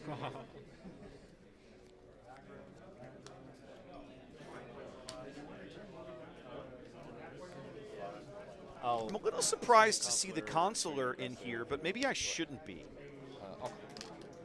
Yeah.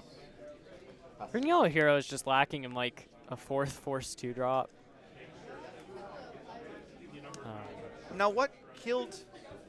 The Ordo plus the Padme ping killed the Consular.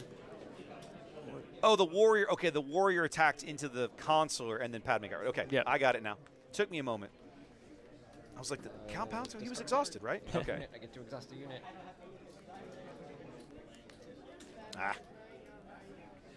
What would be really funny is discard That's a Rock to the Ahsoka trigger, and then trigger your rock. I'm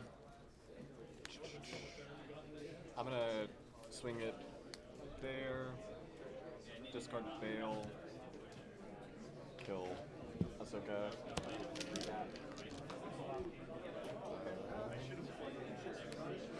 Much slower game this time. The board's clear on 4 resources. Everyone's fighting over the board here, so it's a very different look to game 2.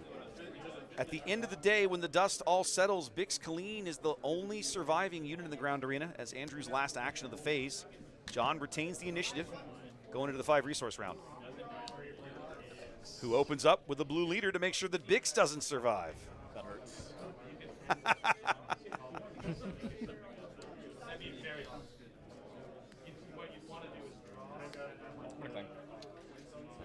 Andrew claims no 5 resource play here for Padme on the right-hand side. Rough.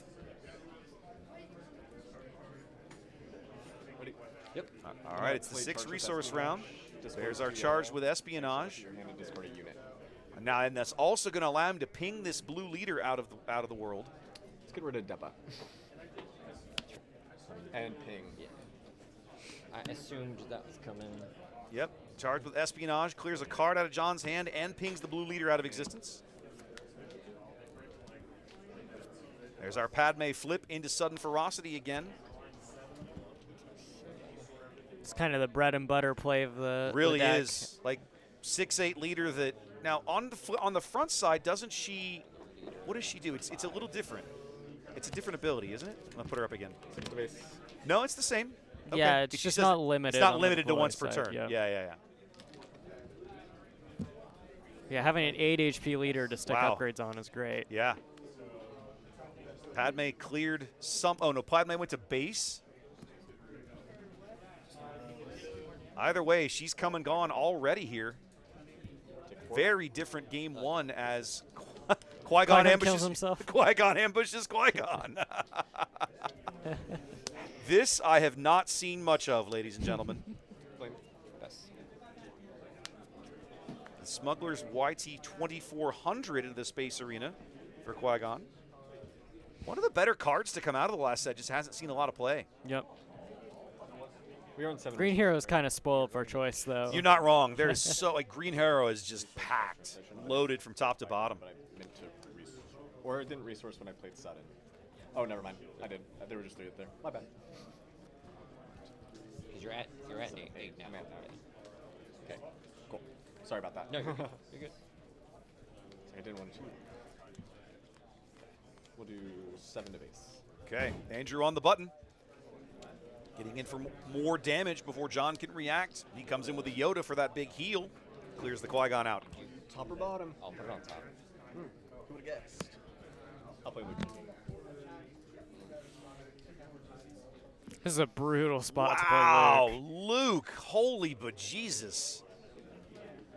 Not the card you want to see here if you're John.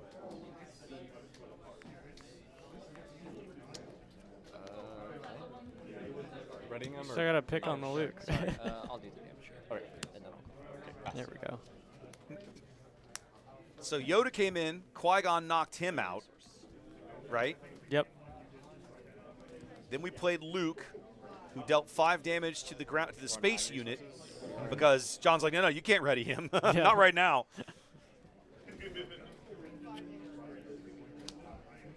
Ooh, all right. John's going to open with a little bit of a roadblock, or a speed bump, or a tasty snack, depending on what you prefer. 3 back. Luke says, Obi-Wan, I don't know who that guy is. Nice. Depa Balaba comes in to clean up the big Luke. Lightmaker. Oh, Lightmaker. And Anakin. The hits just keep on coming, ladies and gentlemen. Lightmaker into the space arena, Anakin into the ground arena. Not quite lethal, but bloody close here for Andrew here in game 2. Begin to see why he's 3-0 looking at this list.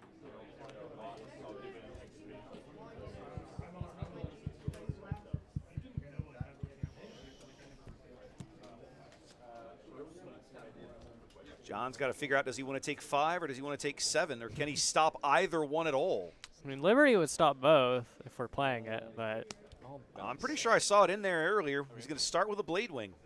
and at least saves us 7 damage. Yep.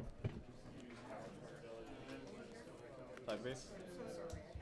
Anakin swings in for 5. We're going to bounce the Blade Wing to put an Ahsoka into the ground arena using Qui-Gon's ability.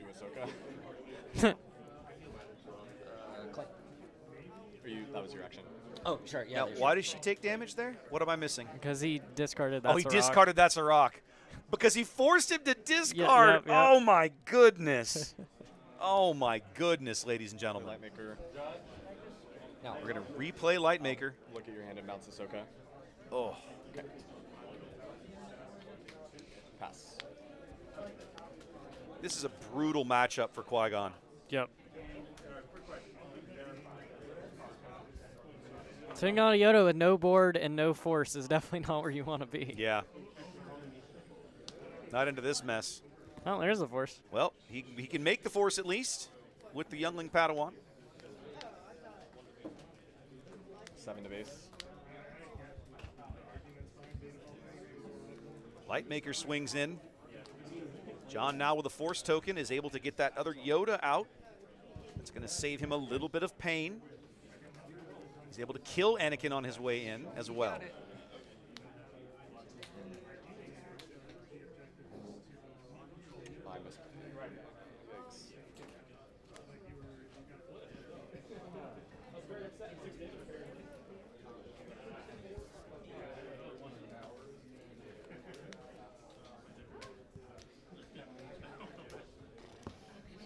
Nope. Andrew does have initiative. Apologies. Andrew has a niche here. He's going to be 1 off lethal. Yep, 7 to base with Lightmaker. 1 HP left for John. Swing in for 2, make his force token. They really should, put 2 damage on his base.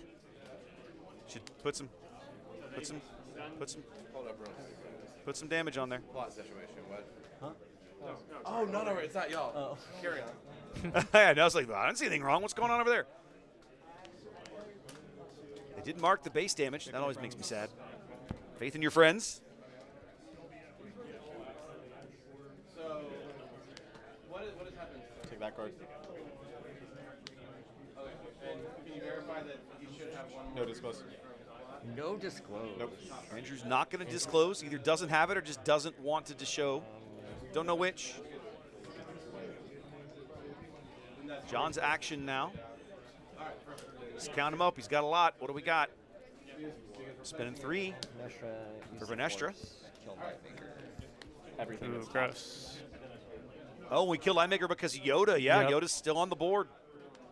We use the force token. Part 2. Oh, come on. This is just getting silly. Plain. Yes. Oh, Qui-Gon has got a board state all of a sudden. He does indeed, as he stabilized at a single HP. They're still missing 2 damage off of Andrew's base. I don't know why John hadn't called him on it. It's like, you swung in with it last round. Faith in your friends. Andrew's going to try and build a board here.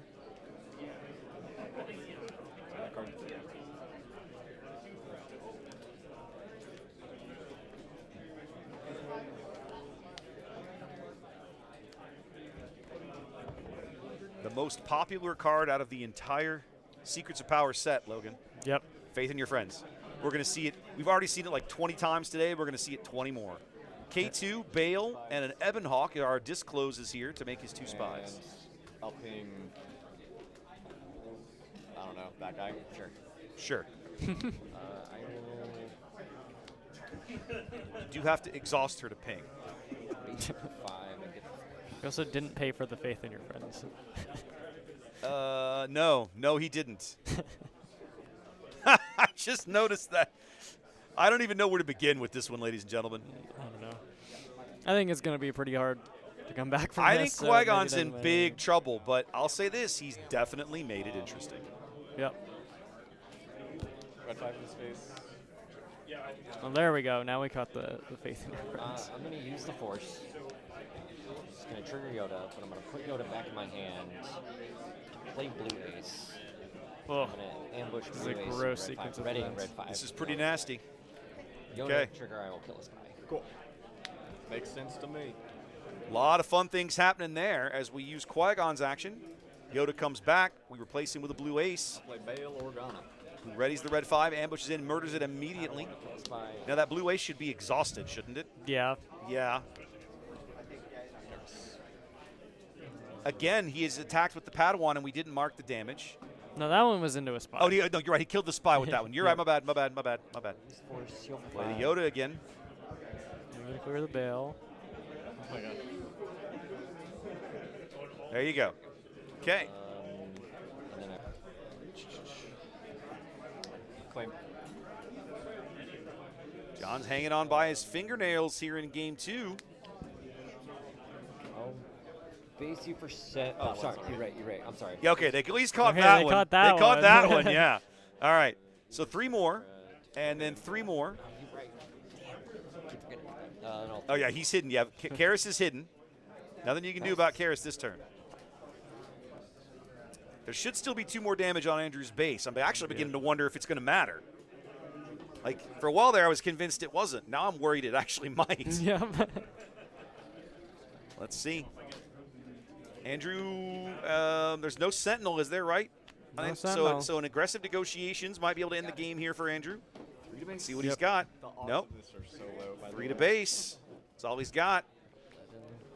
Okay. We're at the state in the game where Qui-Gon gets to play Yoda every turn, though. It's kind of hard to... That becomes a real challenge for these Yeah. aggro decks for sure.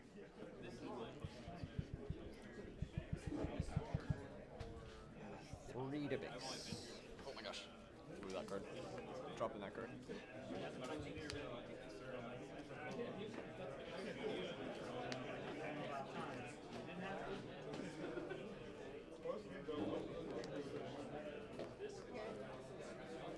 Pro tip, guys, when you attack your opponent's base, make sure they put damage on it, and if they Yep. don't, you do it. I was watching. We had some games last weekend in Houston where it was my first chance to use this app for things, and we actually had some people who would their opponent would go to write it down on their little sheet or whatever. Like a lot of guys keep notes at the table, totally Yep. legal. But while they were doing that, their opponent would just reach over and tap the app and put the damage on for them, right, to make Yep. sure it didn't get forgotten. Which I don't think there's anything wrong with that personally. Yeah, that's a good practice for sure. Lightmaker coming out for Andrew with blue ace still standing. That's a bit of a risk. Now, admittedly, if John sequences this turn correctly, he'll still be able to swing. Pilot Luke. Okay, before he has to murder this Lightmaker.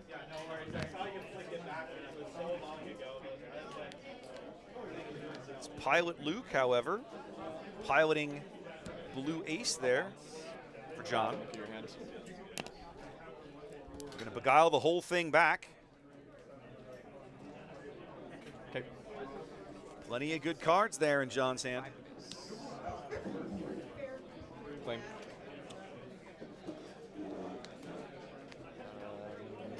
I will kill Karis. Wait a second.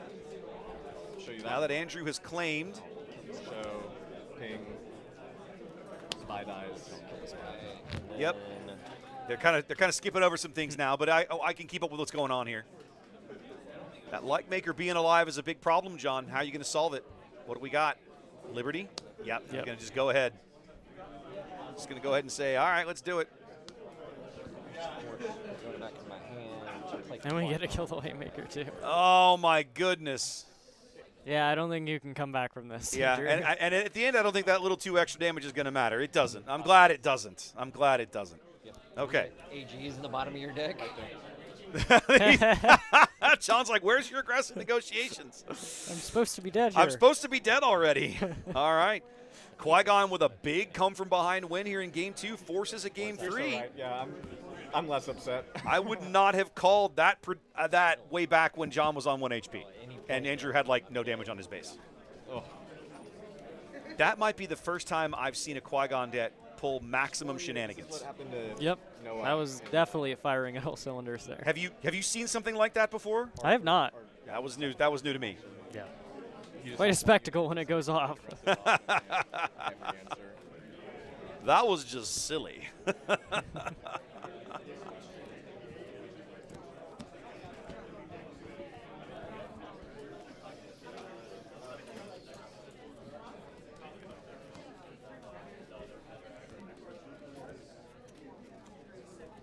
All right, shuffle time here. I'm trying to think. At this point, I'm not sure there's anything we haven't seen out of these decks that we would expect to see other than an aggressive negotiations out of Padme. I would absolutely have expected to see that, and we didn't. Maybe even one out of Qui-Gon at this point. I mean, you know, you joke, but it is unquestionably the most splashed around card right now. We saw it earlier in Lando Lake Country, right? When Lando whiffed. Yep. You see it all over the place. The fact that it's not locked to hero or villain means that even decks that aren't playing red, aren't playing aggression, are willing to pay the extra for that push damage. Yep. Because it's just that uncommon.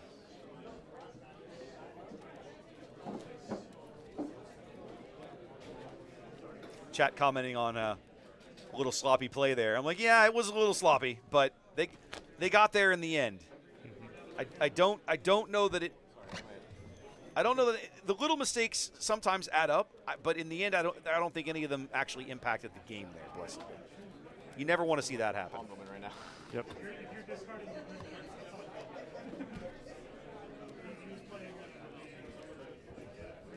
About the bottom of my deck anyway.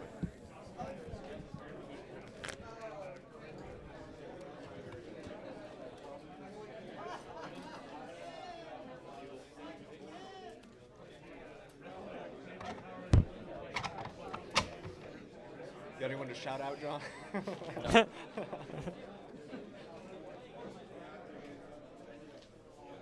One thing I probably don't do enough of, I'm so used to doing commentary, I don't shut up enough and just listen to the guys at the Send table. me free product, please. Yep. And sometimes that is a hell of a lot of fun.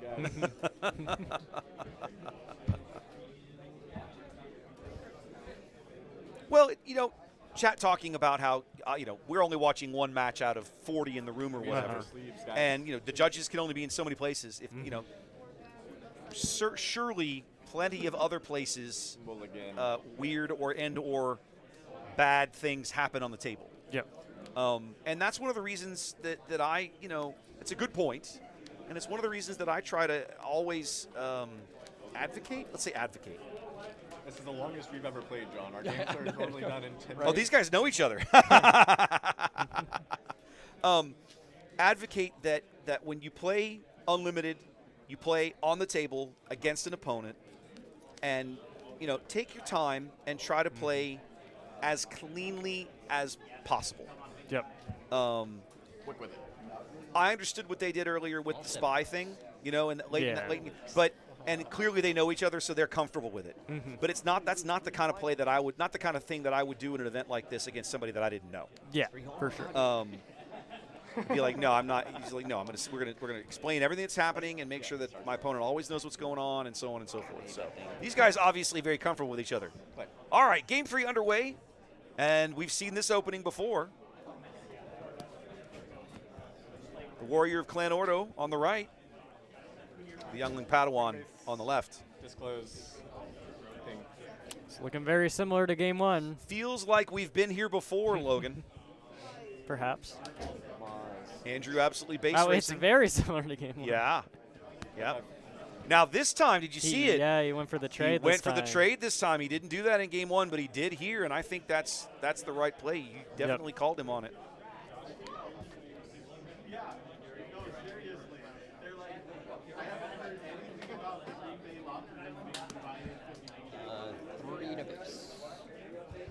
All right. John has an ish. Maz swings in. There comes Bix Colleen. Maz and create a credit. Oh, they're right there. Oh, cool.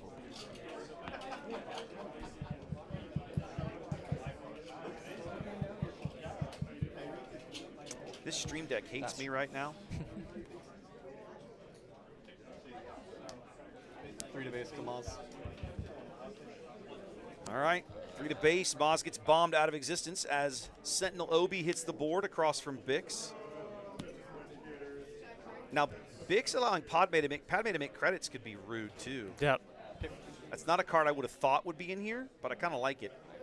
Oh wait, she generates discard, doesn't she? You discard a card. Yeah. That's why. Okay. Yeah. That makes a lot of sense. It's a great outlet to discard that some rock. Yep, for sure. The YT2400 comes in and ambushes out red 5 for John's first play of the 5 resource turn.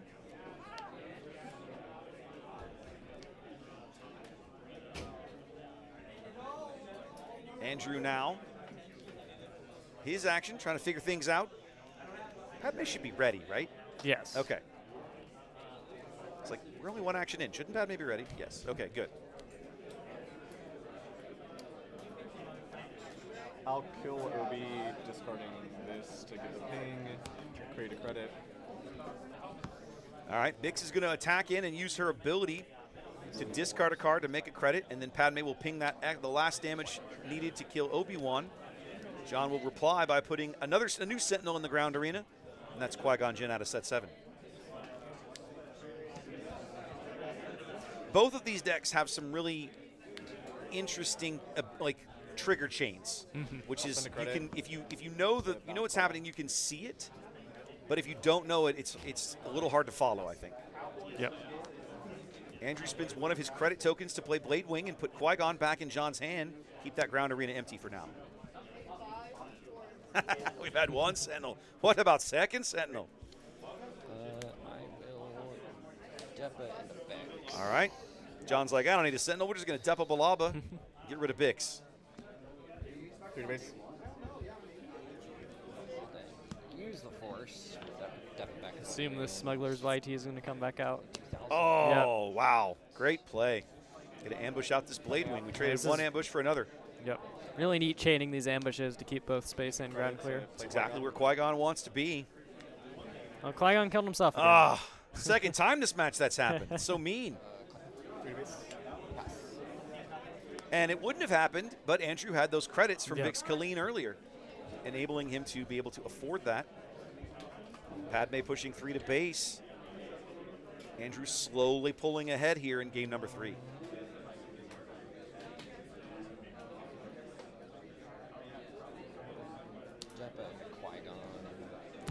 Depa's going to come in and trade out with Qui-Gon. I'll bounce that with your hand. The stall tactics continue as Beguile comes in to bounce the YT2400 freighter out of the space arena. John has to claim here. Andrew's going to hard cast a sudden ferocity directly onto his leader. 6 to base now. John's starting to stare at the bottom of the barrel. 18 damage on here, headed to the 7 resource turn.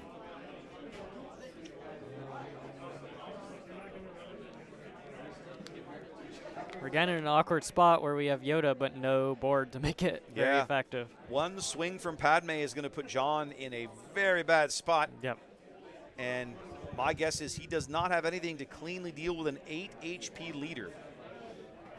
He can't afford Liberty right now. He's a turn away from that, I think. Yep, he should be. He's only the 7 resource round. No, they're on 8. Andrew they on skipped 8? resourcing. Okay, my apologies then.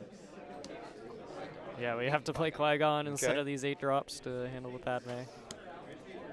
You have 4 resources left? I do have 4 resources left. One of the cards Qui-Gon caught a glimpse of there was Kelleran Beck. 3 damage back. He is this tasty snack speed bump for Padme Amidala. John follows up with Ahsoka Tano, forcing Andrew to discard a card. This means Padme can maybe get in. She's going to discard a card. Yep, able to ping some damage out because of the discard.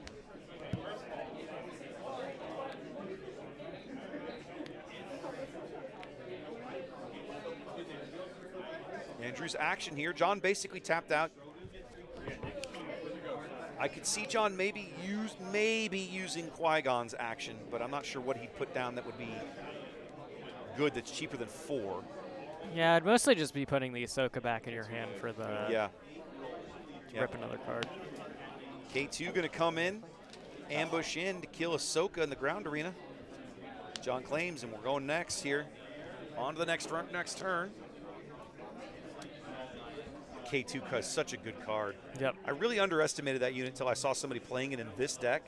And then I realized how badly I had misunderestimated that card. And it was like, oh, I'm toast. Yeah, in the right shell, they do a lot of work. Really a great card in the right shell. There's that Yoda. John desperately needs this.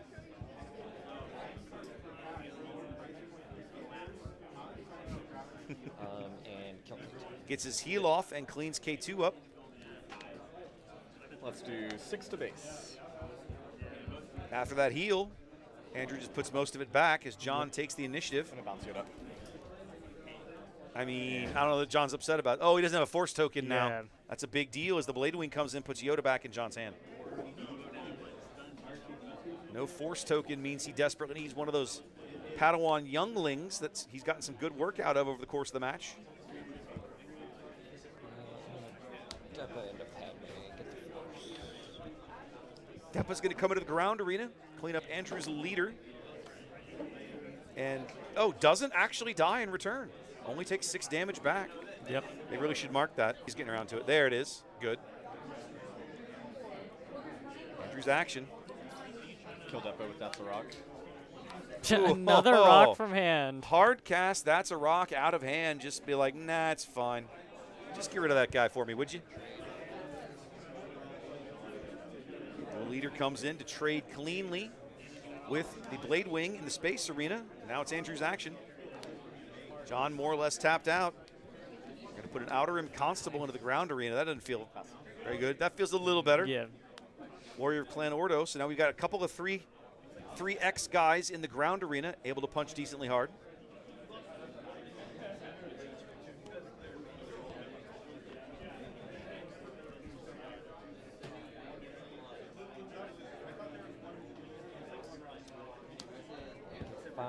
There's the Yoda again. I believe in you. And I'll kill that. Murdering the Outer Rim Constable. A little surprised at that. Why wouldn't you kill the Warrior Clan Ordo there, I wonder? Yoda's only dealing 2 damage since he's the only unit on the board. No play from Andrew. That's not what you want to see. What happened there? What could you have that you wouldn't have anything to play? Are we just sitting on aggressive negotiations and no units? Yeah, I mean, yikes.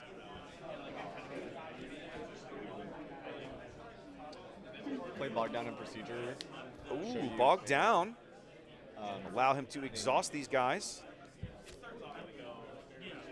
Bog Down, a fabulous card in Limited in Secrets of Power. Big impact here. You and your baby Qui-Gon, bro. Don't make fun of my baby Qui-Gon. Sentinel Qui-Gon coming in for John. Andrew now not able to get through this unit. Going to have to do something else with this Warrior of Clan Ordo he has on the board.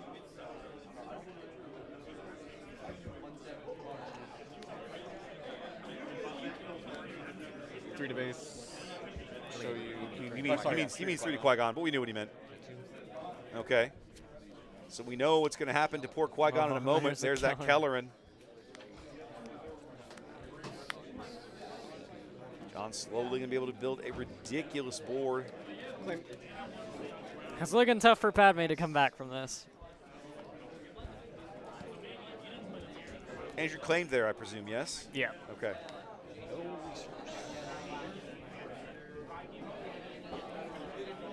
This ground arena is starting to get away from Andrew here. Qui-Gon feeling pretty good.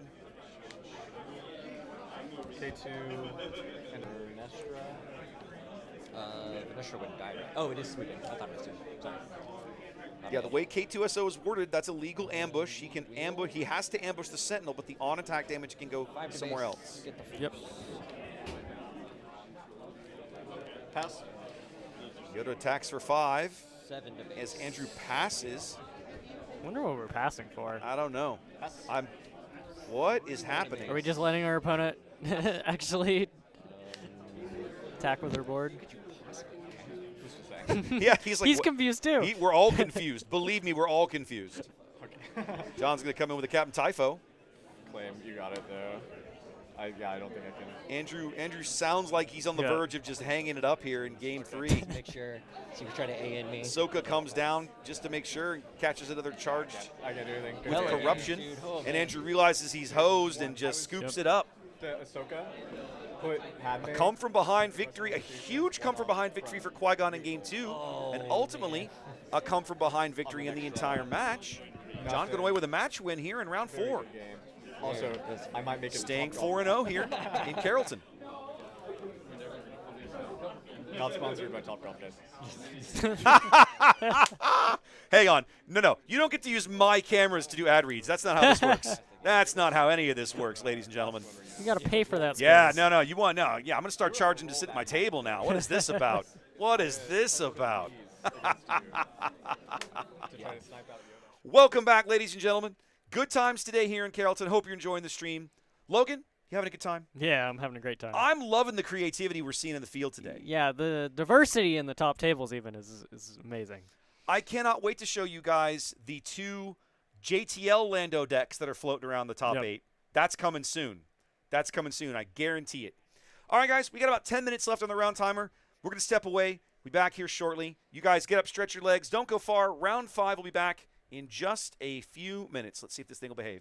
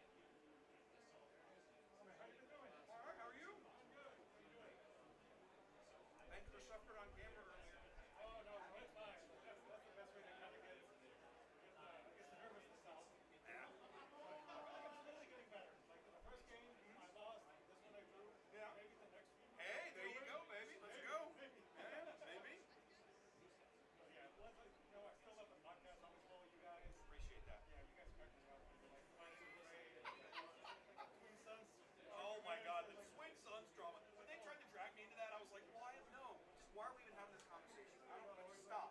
Stop. Exactly. You slept since the kid. We just let it go. It's not anymore. I know. I was me. I was like, let it go, guys. Let it go. It's gonna be fun. Trey's gonna be at Galactics too. Oh yeah. He'll be probably the tallest guy in the room. He's 6'10". Yeah. I met him at Austin. Yeah, he's huge. But it's gonna be funny, right? Because he's gonna want to play a bunch of TS. You can have a great time. But I guarantee you, he's gonna find people that piss him off more than he does. Guarantee it.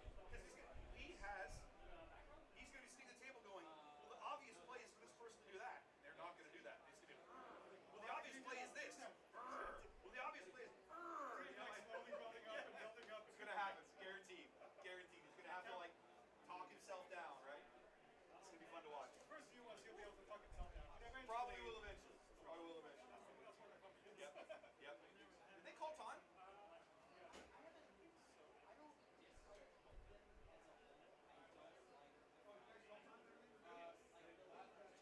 Okay. Sweet. I'll go sit and have a look. Thank you.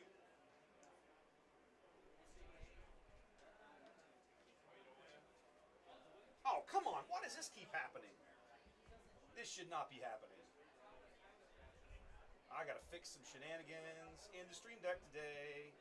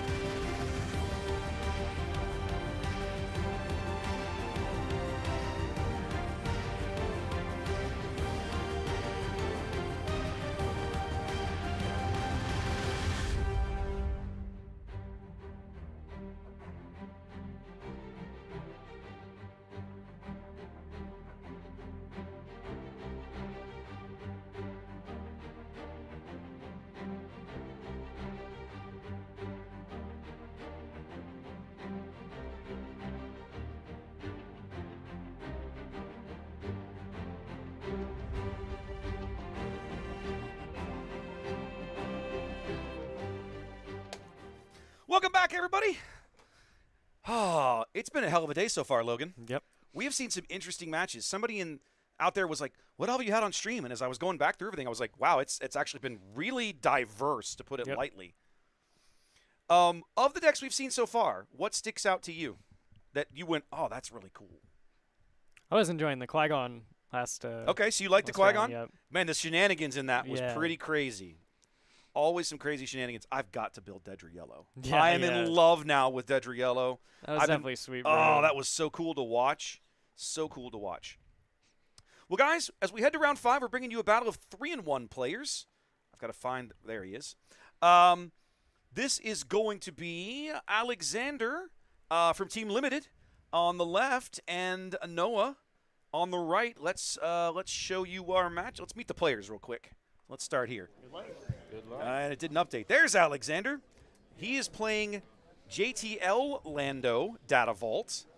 Sitting across from him is Noah. Noah's on Sabe Data Vault. So this ought to be more than a little entertaining here, ladies and gentlemen. All right. There is your matchup. Now we'll go and start the timer. Remember, guys, the timer on screen is not the official one, but it's relatively close to give you an idea of where we are in the match. Noah happy with his hand. Alexander wants the mulligan. What could possibly... Okay. Lando. Like, I know what he does. Mm-hmm. His weakness has always felt to me like your opponent gets to say. They can always just knock off one of your units or the other and keep him from triggering. Mm-hmm. What is it you think that is the draw there that I'm not seeing, Logan? What is it, do you think? I think it's just having a big pilot sentinel against these pilot aggro decks. I mean, that's no joke. You're not wrong. He flips out as a 5/5 sentinel. Yeah, he's like +5/+5 at sentinel. It's a lot. It is quite crazy. Yeah. We'll play Canyon Front Runner. And it's not that difficult with the green hero tools to try and stick some units. Like, yeah. I have a queen. Here's 3 ground units. Try and instant them all before I start putting shields on my space units. We started with a Phoenix A-Wing there in the high orbitals. Just slides off. Oh, I'm realizing now why that thing's sliding off, because he's got like a giant hard shell around his base. So that's the unevenness is causing issues there. Phoenix Squadron A-Wing, and I'll exhaust Sabe. All right, so let's have a peek at Sabe. We did 3 to base, so Noah's going to get to filter the deck here. We're looking at a YT 2400, and he's throwing away a Tree Remembers. Yep. Both cards you don't really want to see. Really don't. Speaking of cards you don't want to see, there's Sintakaz. I will play Millennium Falcon. I will coin. All right. Lando not able to shield up Cinta right now, but he will be able to in a moment, and they're going to absolutely have to do something else with that stupid thing. It's never that stupid, crazy. He's going to take it out of the shell. He's going to take it out of the shell. Or just move it over. That's good enough. You're both playing Data Vault. We know what it is. It's fine. Technically not legal, but, I mean, we're not. This is a world. People will be fine. All right. Oh, we played Falcon. I missed that. Yep.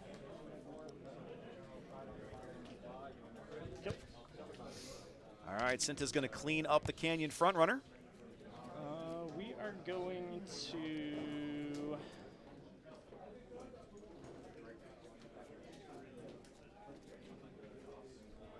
Let's kill the A-Wing.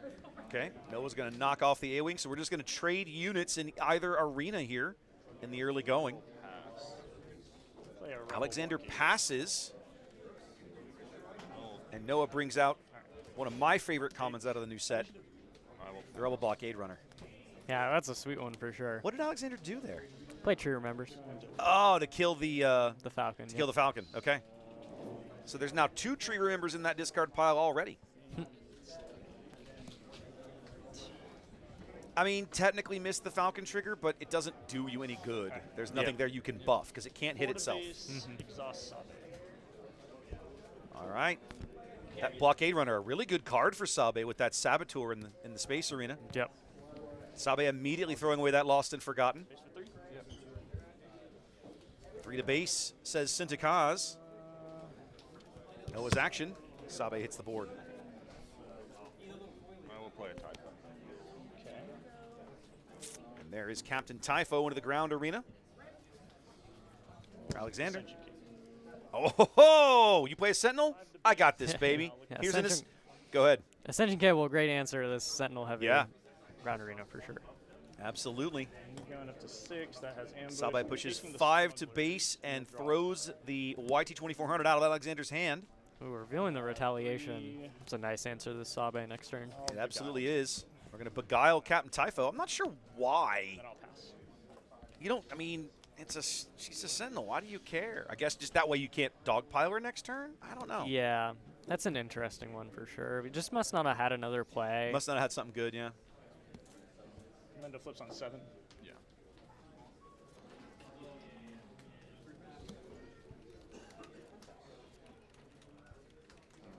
I will use Lando. I'll do 6. 6 total. To play blue leader, pay 2 to give it a shield, then pay 2 to move it to the ground, give it 2 XP, and ambush. So 5 to. So 5. That's an interesting sequence the way Lando works. He's going to use Lando to ambush in with a 5 power shielded blue leader into the ground arena. That's certainly a sentence I haven't heard before. I know, right? I'll take the Keller. And you'll draw. Noah, for his part, pushes 5 more to base and continues to attack Alexander's hand. Why wouldn't... Oh, she has a 9. She's 9 now. Yeah. Oh, that hurts. Han Pilot now on the blockade runner. Saboteurs in both arenas. And another one. Man.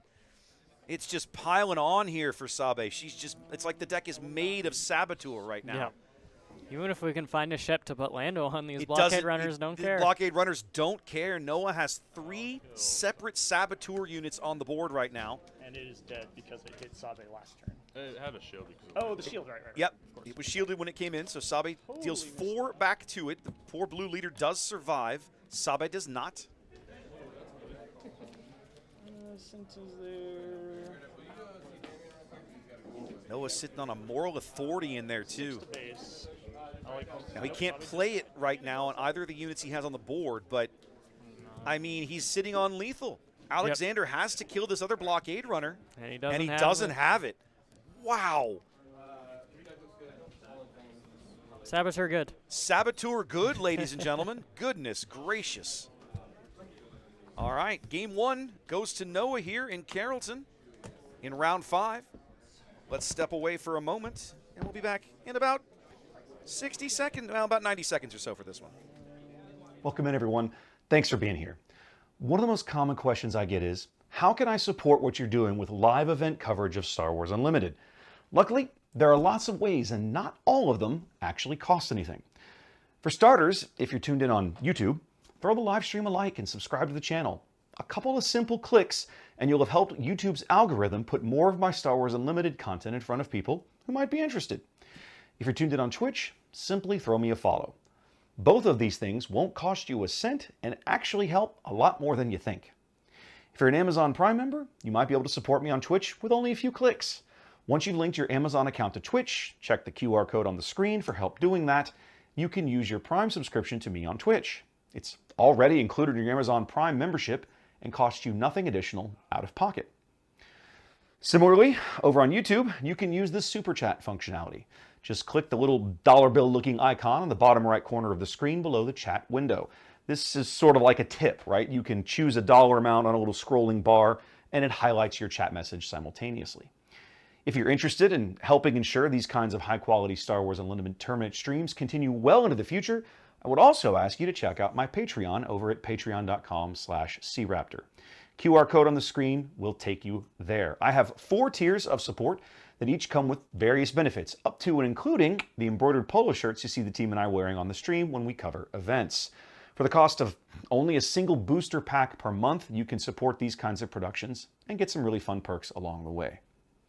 Whether you choose to pitch in and help keep us on the air or not, thanks for being here. We love Star Wars Unlimited, we love the community, and we look forward to showcasing more of both in the future. Alexander and Noah here in round 5 in Carrollton, hitting the sideboards. Oop, that's not right.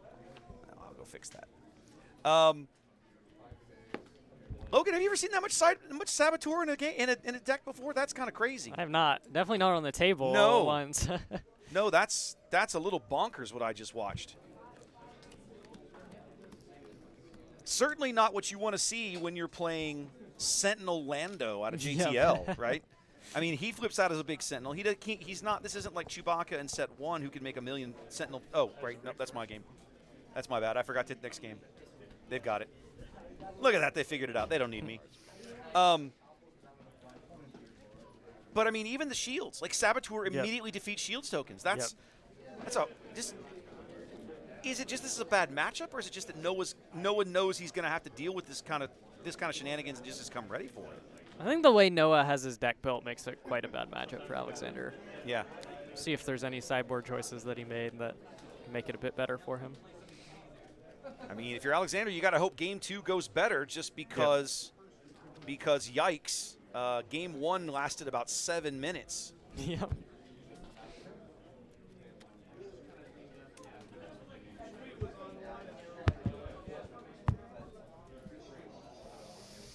All right, we are shuffled. We are drawing. Let's see where we go here. Alexander's going to begin game 2 on the button. Oh, man, aggressive negotiations in there, too. Because, of course, Why not? We were talking about that earlier. Yeah. Like, it's the ultimate splash card in the current meta. Like, why would you not? Doesn't matter. It costs 5 if it kills your opponent. If it kills your opponent, if you're able to ignore his Sentinels and use your Saboteurs to just go around him, like, what do you care? Oh, my Lord. Do you see? He's got Commandeers. Yep. He brought Commandeers in from the sideboard. That's brutal. Oh, my goodness. Noah's going to start with an N1 in the high orbitals as Alexander's going to go to ground with a C-3PO.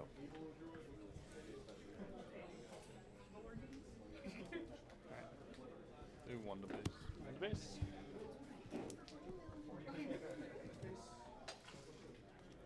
C-3PO swings in for a punch, and Noah swings back harder with Pilot Han.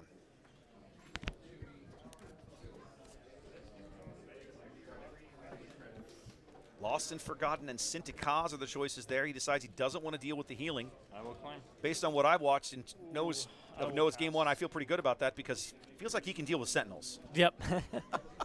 Maybe a little bit. Oh, that Ascension gun again. Oh, my goodness.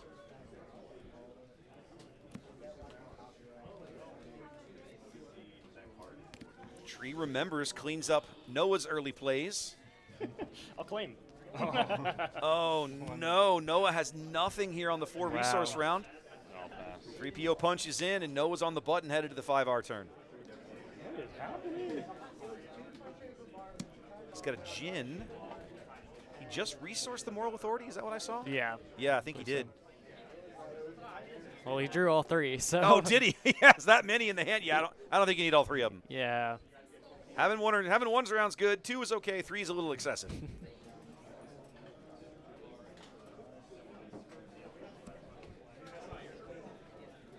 All right. Flip Sabe. I'll play Senta.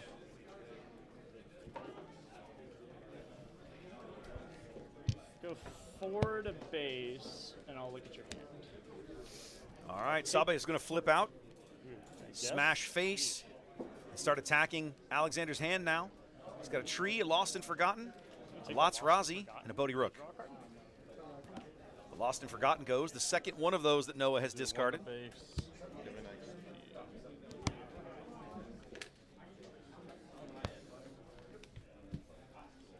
Play like me. I'll claim. I'll pass.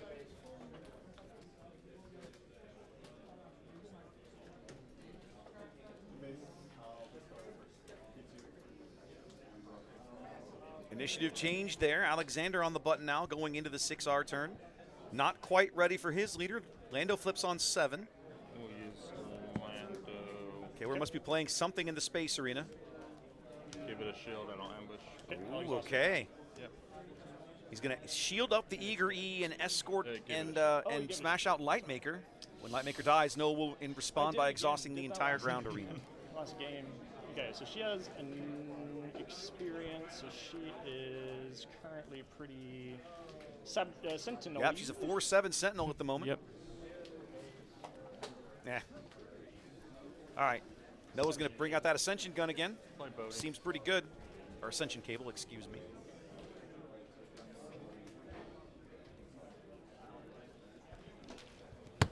I'll hit your base for 5. I'll look at your hand. Bypass the Sentinels with Sabe. Go 5 to base here. 14 damage on for Alexander. Hyperspace Disaster. Lost and Forgotten again. The third Lost and Forgotten. Noah gets every single copy of Lost and Forgotten in Alexander's deck. You are not playing that card against by me. the 6 resource round. That's crazy. Play an Ebonhawk. Yep. I'll pass. Goes high with an Ebonhawk. Lando gets to live to see his deploy turn this game. Lando will survive to deploy onto the board somewhere. Will he deploy to the Eager Escort Fighter? Don't know, but we're going to find out. Draw for the Lost and Forgotten. I forgot to remind you. Okay.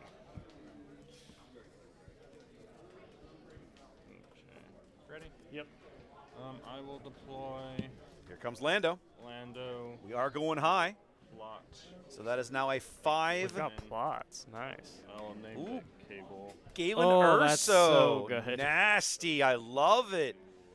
We're going to plot out Galen Urso with the Lando deploy and name the cable, the Ascension cable. He's got Sentinel. Noah now faced with a Sentinel in each arena, and no Saboteurs on the board here in Game 2. Very different looking from Game 1. And capture Cinta. Okay. The Moral Authority is going to play a role here as Cinta is going to become captured.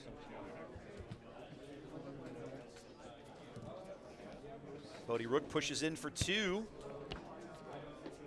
Who did he make a Sentinel? Himself? Yeah, himself. Yep. 4 Rebel Blockade Runner.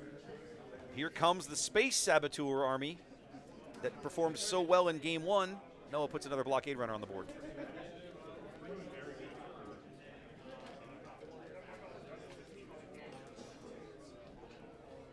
I will play Locks. I'll give an XP and I'll shoot something. Yep. I mean, Sabe, yeah, sure. I'll take initiative. Lots Razi comes down. Put some damage on Sabe. Galen hiding behind a Sentinel that your opponent can't do anything about. Oh, I'm sorry. I did it to yours. Kind of rude. Yeah, this is exactly what Alexander needs to stabilize this board. Absolutely. This is exactly the kind of setup he needs to pull this all together.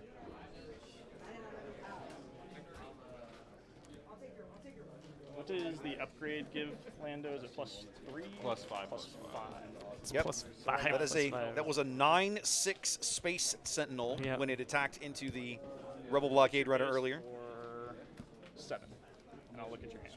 Now, because Noah's on the button here, and Bodhi Rook hasn't had time to attack, I'm going to take the Smuggler. Sabe can attack into base here, and is going to clear out the YT 2400 out of Alexander's hand. So 6 to base, 21 damage on for Alexander now.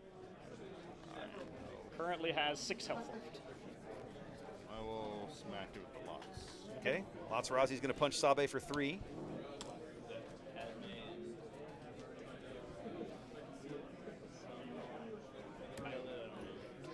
Yeah, I'll play him. Thinking about it? Yep, he's got the Falcon again in the high orbitals.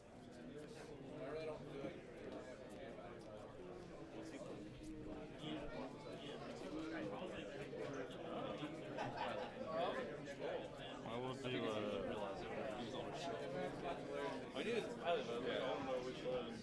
9 to base. 9 to base? 9 to base out of Lando. Just a healthy chunk of your base. Yeah, that's a significant portion of your 33 HP. Evan Hawk's going to clean him out now. Say, I think I've done with you. Why don't you go back to where you came from? We'll kill Sabe. Bodhi Rook's going to swing in and punch Sabe, lose the shield. Sabe's gone. Sintakaz is freed. Do you have all Didn't let Bodhi die? No, Bodhi had a shield. Oh, he had a shield. Bodhi had a shield. Ready. Noah's going to put Rose Tico into the ground arena. I will do. Noah trying to find a way to close out this game. He's got to deal 12 more HP along the way. Probably not going to happen in the ground arena. It doesn't look good anyway. 3 more out of Galen after Noah claims here. I will direct hit the Falcon. Ooh, a direct hit out of Alexander. Probably a sideboard card. Maybe not. I could see you playing those in the main, honestly. Yeah, it hits most of the top end threats you want. Absolutely.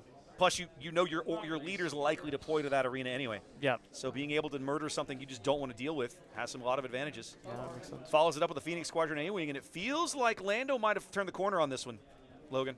Yeah, I think Lando's got this. Ready? Yep.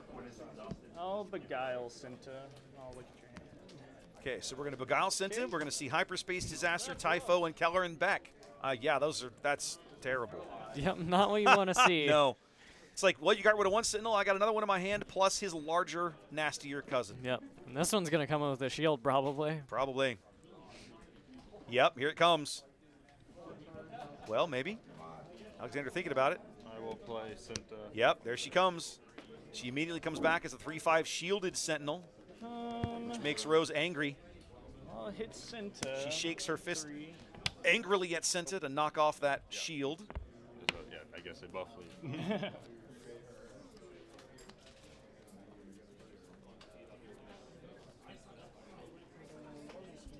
I will go base with Galen.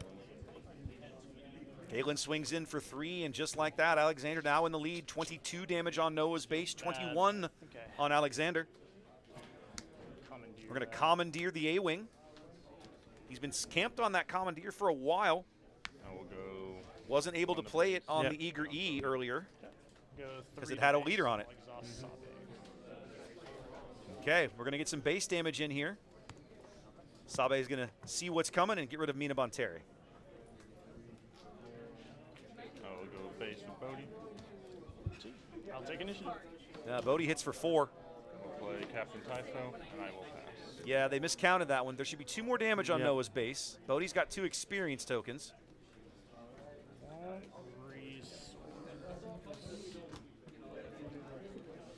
I don't think it's going to matter. I don't think it. I'm debating whether to say anything. Yeah, I don't think it's going to matter in the end. I mean, this ground arena is completely out of control for Noah. I don't think there's anything he can do to prevent this. Oh, you should be at 27. I think you only took 2 from the Bodhi. When it was 2 XP. They got it now. There we go. Yep, good. Alexander caught it. Yeah. Is there anything I can do? No. 6. He's got a 3/5 Sentinel to get through. No, he's not. Actually, he has the initiative, but he can't deal enough. Yeah. Yeah, he can't get there. Okay. All right, Alexander with a solid win here to force a game 3. Do my side. That's good. Straight. It's way more fun when we get all 3 games. Yep. All right, we'll let these guys have a look at their sideboards again. Maybe they want to make some more last-minute changes. All right, Logan, you've seen 2 games now of Lando. What do you think? Just first impression. It's impressed me more than I thought it would. Okay. It's got some plays for sure. Any cards you've seen that you've been like, oh, I'm surprised. I wouldn't have thought that would be in there. Or is it more like, no, that makes sense? I think it's just standard blue-green hero stuff. Okay. There's such ridiculous value in just green hero across the board right now. Like, it just almost doesn't matter. The green hero is just so good. Yep.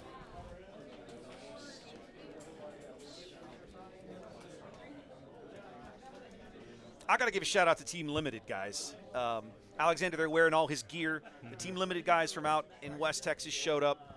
One of the first PQs I got invited to attend, like invited to come do this gig. And you have to understand, when I first started this, I was having to beg stores to let me show up. Okay, they had no idea. What do you mean you want to come in with camera? Yes, I want to come in with cameras in a studio and all these things. So after I'd done a few events, the very first store that reached out to me, as soon as they knew they were getting a PQ and said, hey, we want you to come, was Stormcrow Games in Lubbock. So they will always have a special place in my heart for that. That's where I met most of the guys that eventually became Team Limited. They formed earlier this year. And whenever I go out to Lubbock, they take good care of me. They're a great crew. 2 printed on Bodhi, and I'm like, oh, 2. Easy. You had it either way, though. The math, I was like, nah, this doesn't. Yes, Will, even when you give me crap. Look, there's always a bad apple, right? There's one bad apple in every bushel. That's you. Congratulations. I'll bring you a bad apple the next time I come to Lubbock, and that'll be your totem going forward. It was so bad. Yeah. I had the moral authorities in hand, but it's not unique, so I can't play it. And I'm like, oh, cool.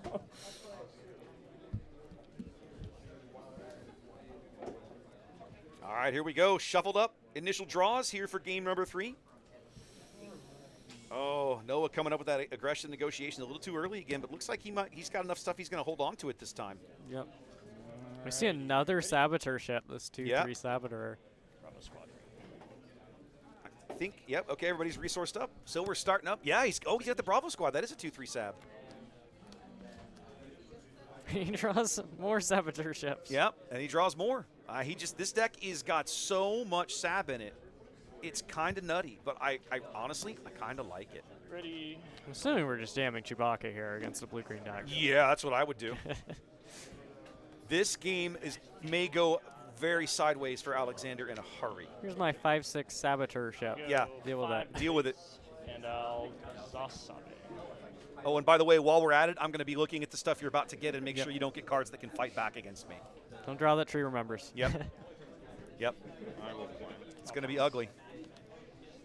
Alexander puts a Phoenix in the high orbitals for himself, but very quickly he took the initiative there, chose not to swing with Bodhi Rook in the ground arena. He's got a Tree Remembers. He desperate. As soon as he saw Chew, he's like, nope, I've got to kill that. Yep. That is priority one. I cannot take a second hit. Not waiting around, and cleanly deals with it. Only to look at a 4/5 Saboteur hit the board. That causes Alex to just claim without doing anything with both his units. Yep. I think Alexander realizing this Saboteur problem is not going to go away. Noah didn't draw into very many of these in Game 2. He saw one Blockade Runner and one Ascension Cable. Yep. That's the first time we've seen the Bravo Squadron Fighter out of his deck. I will do 2 to base and do it something.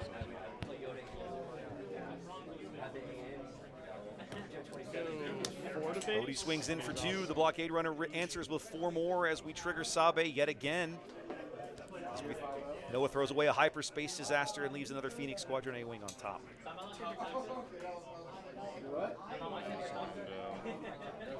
Alexander triggers Lando's game text here. Put a shielded 4/1 Eager ambush. Eager, whatever this thing is. Eager escort fighter. There we go. It ambushes in for 4, yep. And then he cleans it up with the Phoenix.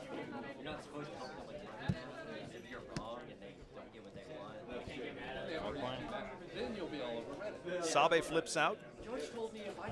Gets a moral authority to capture Bodhi Rook. And it's 6 to base. And yet another lost and forgotten. How many of those has Noah discarded?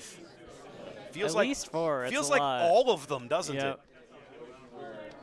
Just like that, 15 damage on Alexander's base, and Noah is cooking with gas so far in Game 3.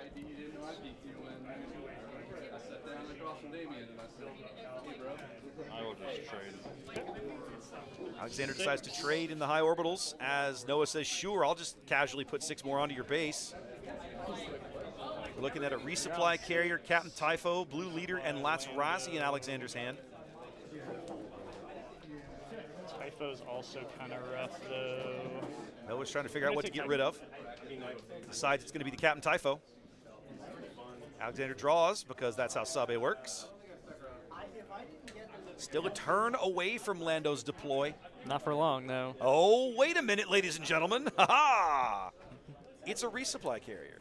I'll deploy. I'll exhaust it. Noah puts out a Rebel Blockade Runner. Alexander responds by deploying Lando into the ground arena. A 5/7 Sentinel, certainly nothing to sneeze at. And then Jen exhausts him, and I believe Alexander just claimed at that point. Yep. I will do 6 to play this, give it +1/+1 in ambush. Nice. Solid play from Alexander as he gets the 2400 Smuggler ambush to clear out that Blockade Runner, using the little extra text to buff it. So it's a 5/6 ambush for that one play. So we're trying to figure out what to do in the ground arena here. I'll hit Lando for 6. All right. Smashes Lando for 6 with Sabe. I'm playing Mina. Alexander's going to bring out Mina Monteri.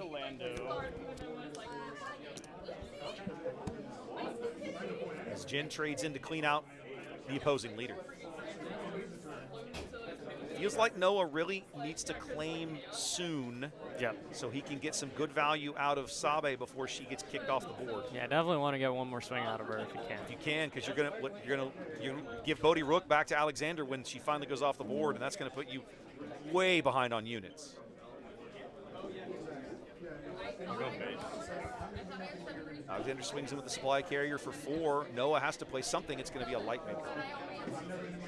This is great, having giant threats in both lanes. Fine, my All bad. right, you're good. It's going to be very difficult for Alexander to answer both in one action. Yeah, Don't Alexander you know the does legend claim there. play of taking the die? Got to believe that Mina Bonteri is going to clean Sabe out of the ground arena. That is going to free Noah up to swing with light maker in the high orbitals, though. Yep.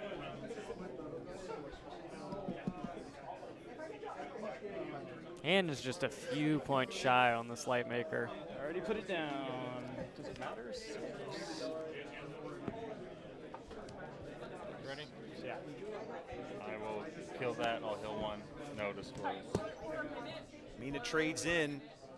He didn't actually, he tried to tap it and didn't register. So this Let's hope he turn, notices. I gotta do that, I gotta do that. There it was. Now he got it. Yep. Perfect. Light maker swings in for 7. I will trade. Okay, I'll exhaust resupply carrier. Lightmaker dies. It exhausts the remaining units in the space arena as Noah puts out 2-3 Saboteur. That's that Bravo squadron we've seen a couple times already this game. Play blue ace. I will not ambush. Oh, he ambushed it out with the Eager E. Oh, now he gets a lost. He got to play a Lost and Forgotten, ladies and gentlemen. Look at that. Blue Ace comes out and immediately gets murdered. Oh, no. Look at Noah's hand. Look at Noah's not what you hand. want. Noah's got a BD1 and 2 aggressive negotiations. That is terrible. Oh, my gosh. That is awful. BD1. He's like, where are my smuggle units, guys? Why can't I smuggle something onto the board right now? This feels terrible. 2 to base, give himself Sentinel. Now, Noah, bless it. I mean, I won't say bless it. Yeah, it's good for him. He's got plenty of time. He's going to claim an issue here. Yep. I mean, it's going to be a long time before Alexander is able to threaten lethal here. It's changing very quickly as he builds out his board here, though. Fair enough. He's going to bring out Lots Razi. Sintakaz with a shield. And push a little more base damage with the resupply carrier. Now, here we go. Here we go. Queen's a good one. Queen is a good pull in the situation. Noah resourcing one of those aggressive negotiations. I don't even know if I'd be resourcing at this point. I think it's making the ANs pretty weak. I agree. I'm not sure I would have done it there, but maybe he wants to be able to play the Queen and the Beguile. Yeah. I'm going to Beguile Cinta to your hand. Check your hand. 3PO Typho and a Tree Remembers. Let's go. So yeah, he wanted to be able to play both. 2 to base, give himself Sentinel. There's your Queen. Play Queen Amidala. My goodness.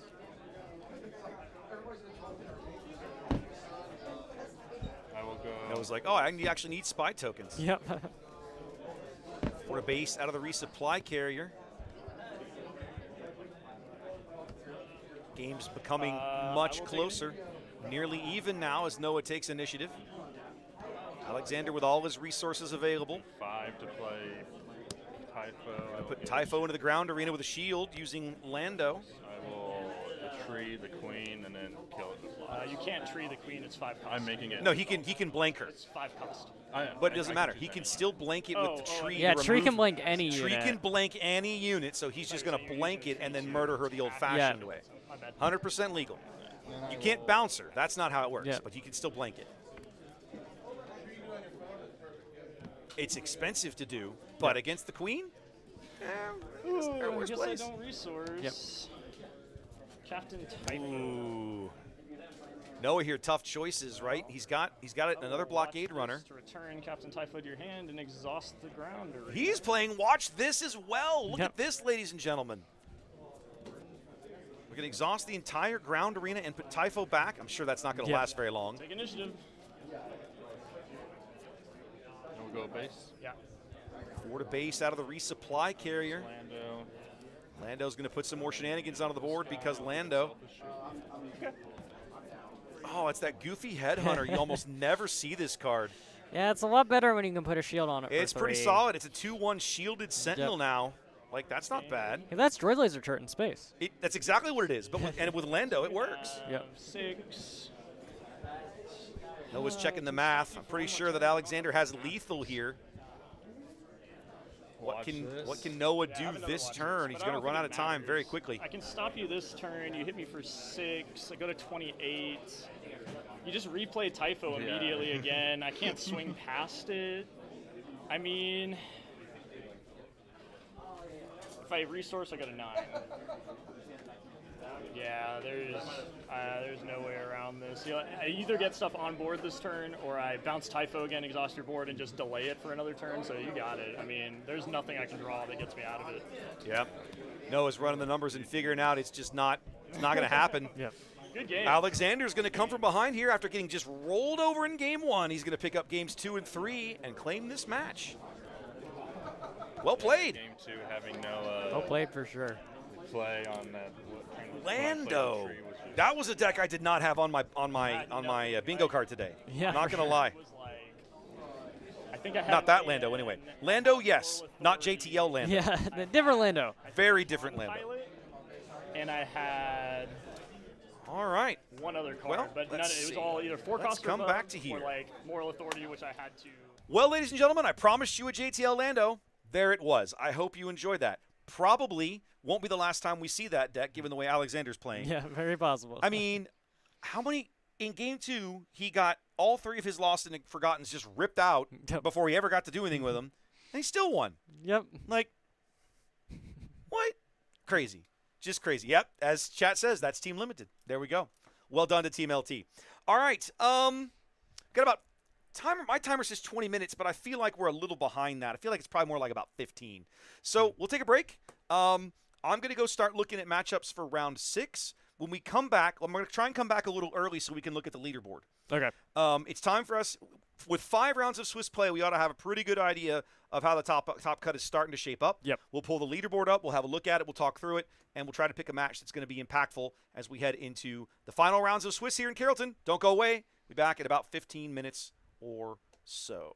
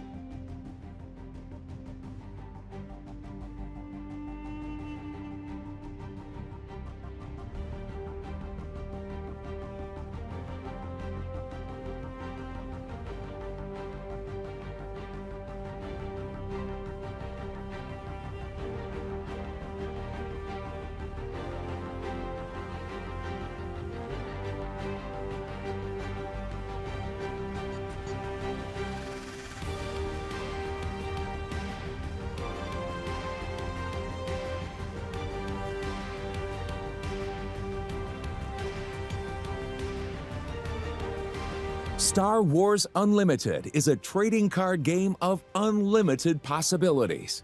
Aspects decide the general direction your cards and deck will function. Let's focus on aggression. Attack relentlessly and deal out tons of damage with the aggression aspect. Keep your allies attacking, even if it hurts. Give your units powerful weapons with which to cut down your enemies. Demolish your opponent's base at any cost, striking early to ensure their defeat. When you fight for a cause, no defenses can stand in your way. Deal with an opposing threat with your formidable might. Overwhelm your foes and head for the enemy base. Make the best choices to continue the onslaught. Stay on the offensive with aggression aspect cards and become the best in the galaxy.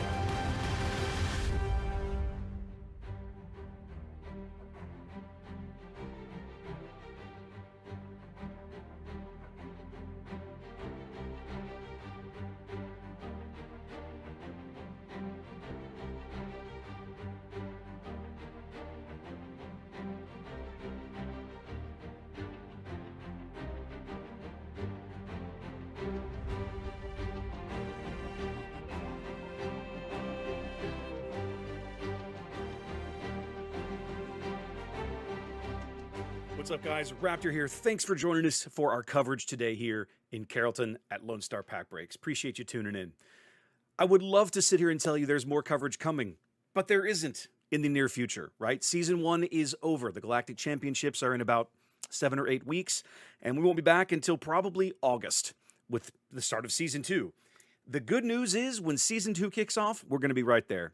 I have all kinds of things planned in the works. We're going to continue to innovate the overlay setup. HRI.gg is an amazing tool. We're just beginning to scratch the surface of the kinds of things we can use that for to bring awesome casts to you guys and increase the quality and the level of information we're able to bring to you during these casts. So I hope you'll stay with us. I hope you'll come back in a few months when PQ season starts up again. In the meantime, throw me a follow here on Twitch and YouTube. Patreon's free, guys. You can just join it, and when I blast out events and my event schedule for the year and the occasional behind-the-scenes post I do share with everybody. Generally, that's for the paid subscribers, but, you know, once in a while I like showing everybody what's going on. Come on over there and have a conversation. All right, guys? Appreciate you. Thanks for being here. I hope to see you in Vegas. Come up and say hi, and I'll catch you in Season 2.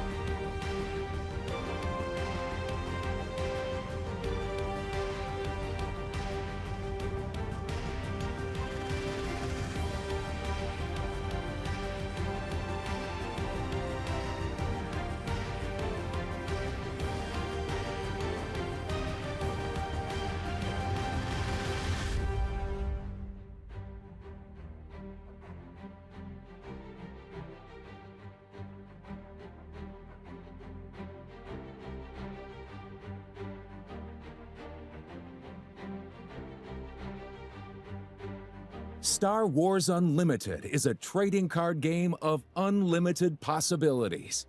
Aspects decide the general direction your cards and deck will function. Let's focus on vigilance. Defend your base and protect your allies with the vigilance aspect. Leverage the survivability of your troops to destroy your enemies. And further your own aspirations by keeping your base healthy. Heal up your side of the board. Your allies will follow your lead to defend for you, until the walking carpet himself stops your opponent in their tracks. Strengthen yourself to protect those around you. Make necessary sacrifices to support your friends. Protect yourself by removing whatever threats your opponent can muster. Construct the perfect defense, and your opponent cannot defeat you. Be vigilant in the fight and become the best in the galaxy.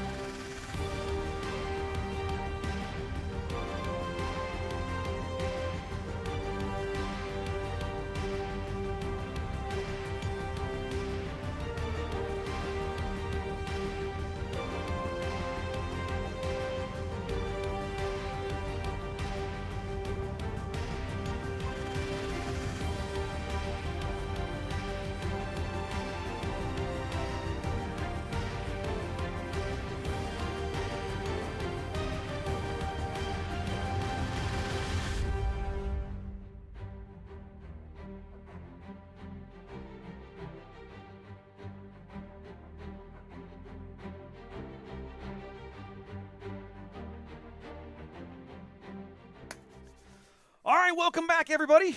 It is time for round 6 here in Carrollton. Logan, are you ready? Yeah, I'm ready. All right, we're going to take a quick look at the leaderboard so we can explain to you guys kind of what's going on here. Let's see if this all updated the way it was supposed to. And it did. Sort of. No, it didn't. What is that? What? What is that? Okay, never mind. We'll deal with this later.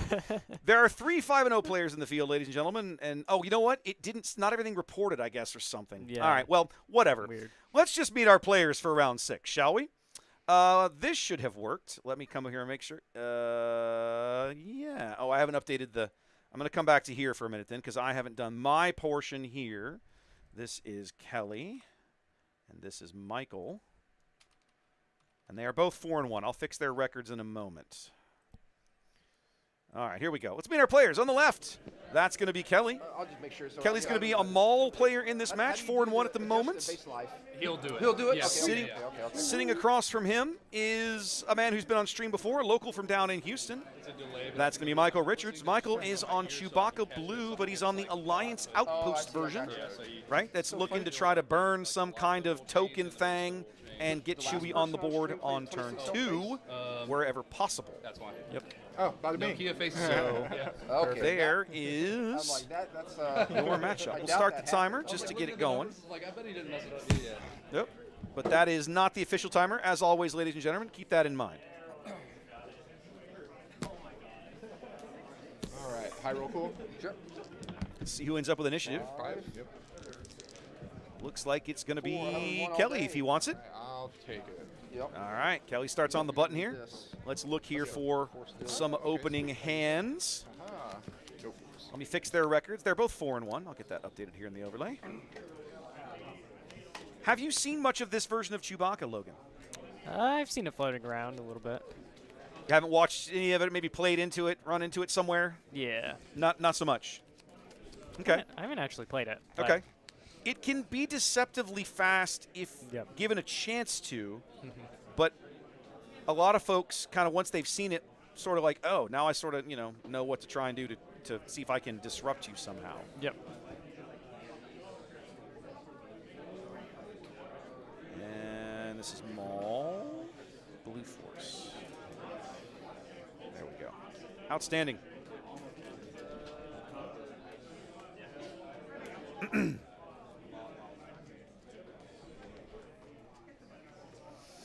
Maul Blue has never really been gone from my perspective.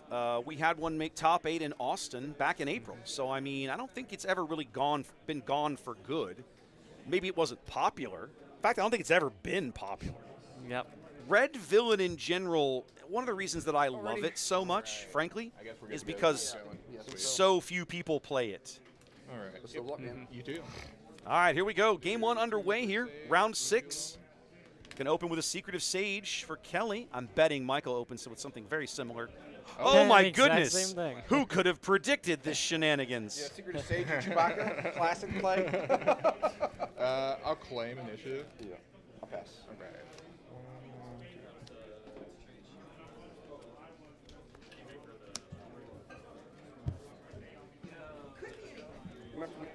Yeah, that's I don't know, guys. Over here instead, since we're fighting. Remember, I don't hear the mic you hear. I'm only hearing it in my ear, and I sound okay.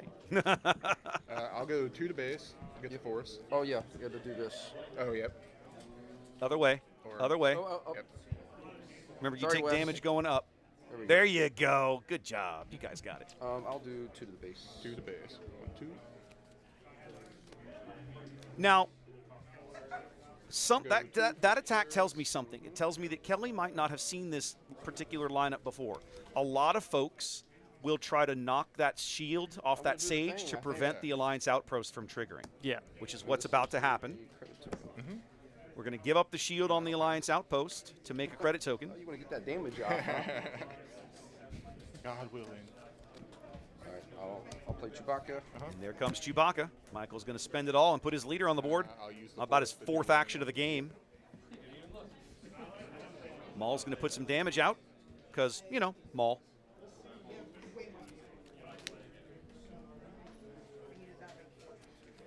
Michael now trying to think, what do we do here? Karras is not going to be able to kill Chewie cleanly, but will be able to seriously weaken him at the start of the next turn. Something up or not. Yeah, no worries. Michael's shoes, I don't know that I would use Chewie's game text right here. Yeah, I don't think there's a super high value target for it here. No, I don't think so. Blow up the shield. I mean, Okay. that's not a bad play. I mean, there are worse plays, but Yeah. I mean, I don't know that's necessarily Find amazing. the base, right? Yes. Okay. That's the biggest thing. You got it. There we go. Chewbacca pushes in for 5. Kelly's action. I'll claim initiative. He's going to claim. Not pass.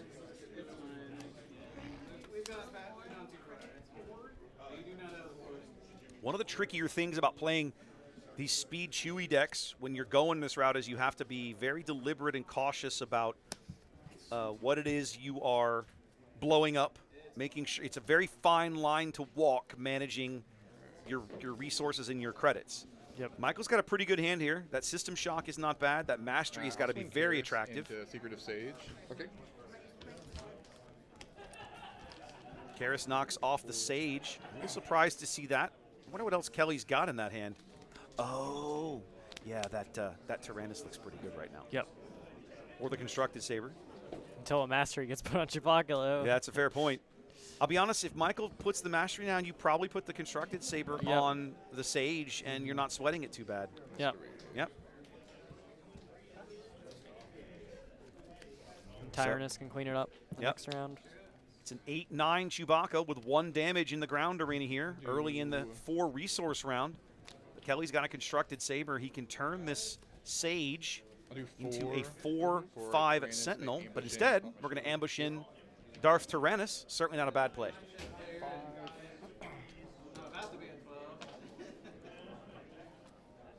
He's not going to be able to do enough damage to Chewbacca to kill him this turn, though. Even between Maul and the Sage, Chewie would have 1 HP remaining when it was all the dust settled. Yep. I'm sure the Tyrannus will finish him off first action, though. 15. On attack, I'll shoot the Secretive Sage. All right. Chewie goes 8 to base, pops a resource to blow the Sage up. Tyrannus will be able to finish him off cleanly, but that's after he's put 13 damage into Michael's. Oh my! I say that, but here comes a covering the wing. We're going to make an X-Wing token and put a shield on Chewbacca. And then a pass.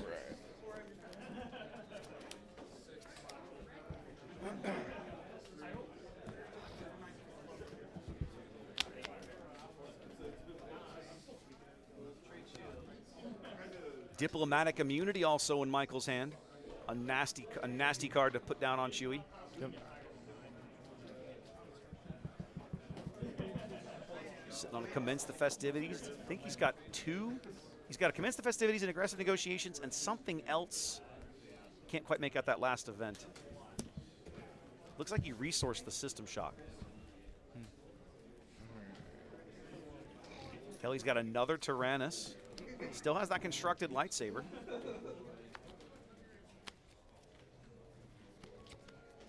I'm sorry. All good.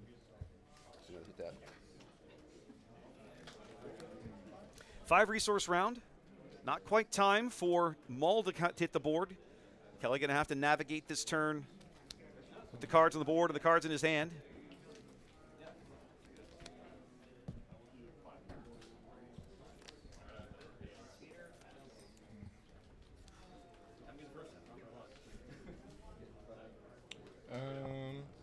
I'll swing Karras into the shield. Yep. I'll use the Force to -2/-2 the X-Wing. Yep. Okay, so Karras is going to commit Harry Kiri, smashing off Chewbacca's X-Wing, shield. Yeah. And then shrink the X-Wing out of existence with her -2/-2 ability.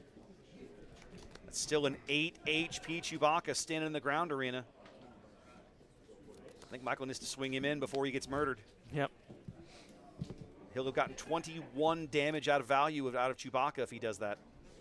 You can't ask for a lot more out of a leader. Out of a leader? I think that feels pretty good. I mean, I don't think you can... Can't complain. He's trying to figure out if he can't quite get to lethal, right? He needs 5 more past that, however he gets there. He's probably trying to maybe push just a little extra. He could, the commence the festivities would give him 2 more. He could push 10 in this swing.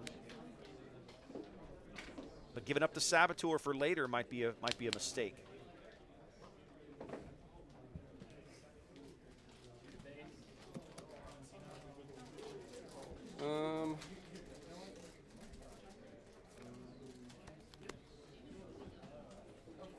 This is a spot where maybe Flash the Vents might not be the worst thing in the world either.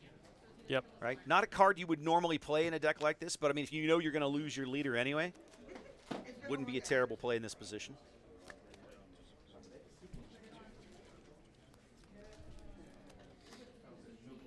Michael's exhausted a resource, hasn't played a card yet, still thinking through it. Yep. I'll do. Okay, we are going to go with commence the festivities. 25. So it's a clean 10 to base here. 3 HP remaining for Kelly, and his leader is still a full turn away as Tyrannus finally sends Chewbacca back to the leader area. Michael puts Bodhi Rook into the board. I'll ambush into Oh, another one. Oh, the double Tyrannus.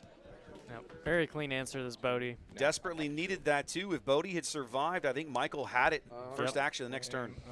I will pass.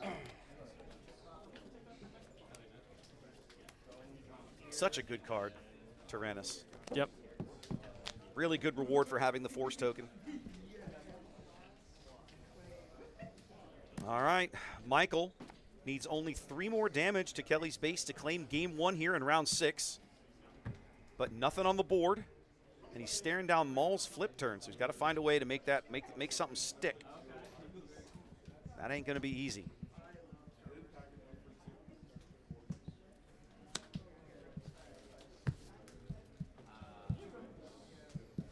Kelly, for his part, has to know these red decks these days, it only takes 1 unit to stick, and he's in real trouble. Yep. We're going to spend 3 for a T6, T1970, whatever that thing is. I can never remember the name of that shuttle. This thing. There we go. T6 1974. A 3/4 space unit.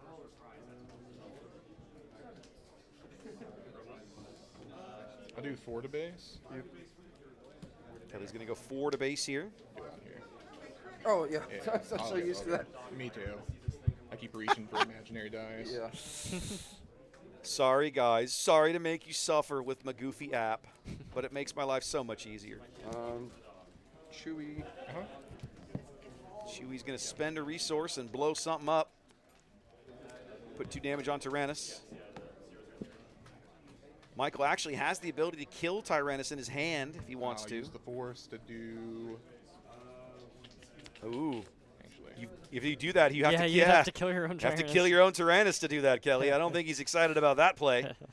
Probably one of the reasons Michael sequenced things as he did. Thousand Assassin to debuff. Ah, now it's a 0-1. Yep. Now what's interesting is he's kind of sequenced things a little out of order, but he's still going to be able to kill it clean. Yeah.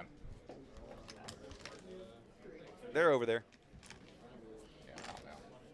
All right. It's fine. They know. Okay. It's going to die shortly anyway. It is. Michael's going to claim. I'll deploy. Maul's going to flip out, swing in, and deal the 1 point of base. damage. 1 that needs to. I'll give it to myself. Kill it. Sure. Get the 4s. I'll pass. Kelly is now presenting lethal himself. Yeah. Chewie raced ahead, but there's only 10 HP left on Chewbacca's base, and Kelly has that easy. Yep. Michael needed to have a couple of units stick there. I don't think he's going to get it. It's going to be a challenge. It looks like he drew into a Sentinel there, but that's not going to be a Sentinel unless he's got a way to put an experience token or shield or something on it. I don't think he does. I don't see it covering the wing.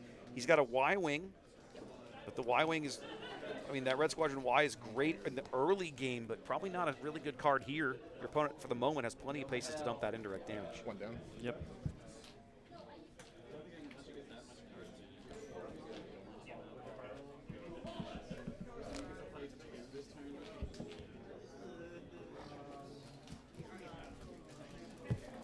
All right, first action. Yep. Go Kill All right. Tyrannus. Chewbacca is going to blow up Darth Tyrannus. That has the possibility of saving Michael another turn. I'll do 4 to base. Kelly goes 4 to base. 6 HP remaining for Michael, and now the trick is that that constructed lightsaber in Kelly's hand now becomes a very valuable piece. Yep. He's spending 4 here. I'll not use the Force. I'll Shatter Point. Yep. Yeah, Michael's like, nah, you've got it. You don't even need to show me the saber. Don't even need to show me the saber. All right, game 1 going to Kelly here.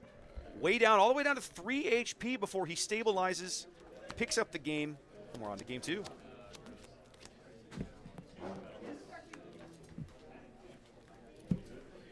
All right, well, it is sideboard time. So, as is the tradition, it's time for an ad roll.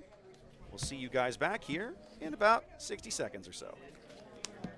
What's up, guys? Raptor here. Thanks for joining us for our coverage today here in Carrollton at Lone Star Pack Breaks. Appreciate you tuning in. I would love to sit here and tell you there's more coverage coming, but there isn't in the near future, right? Season 1 is over. The Galactic Championships are in about 7 or 8 weeks, and we won't be back until probably August with the start of Season 2. The good news is when Season 2 kicks off, we're going to be right there. I have all kinds of things planned in the works. We're going to continue to innovate the overlay setup. HRI.gg is an amazing tool. We're just beginning to scratch the surface of the kinds of things we can use that for to bring awesome casts to you guys and increase the quality and the level of information we're able to bring to you during these casts. So I hope you'll stay with us. I hope you'll come back in a few months when PQ season starts up again. In the meantime, throw me a follow here on Twitch and YouTube. Patreon's free, guys. You can just join it, and when I blast out events and my event schedule for the year and the occasional behind-the-scenes post I do share with everybody. Generally, that's for the paid subscribers, but, you know, once in a while I like showing everybody what's going on. Come on over there and have a conversation. All right, guys? Appreciate you. Thanks for being here. I hope to see you in Vegas. Come up and say hi, and I'll catch you in Season 2.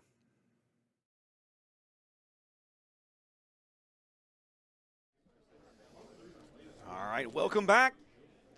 Still sideboarding here in Carrollton, round 6.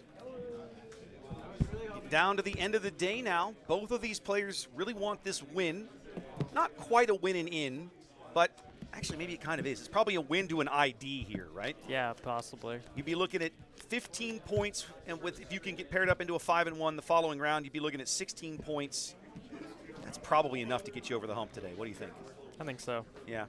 Certainly a strong possibility that they can win out here. They can take round 7 off and get some food or, you know, whatever you do.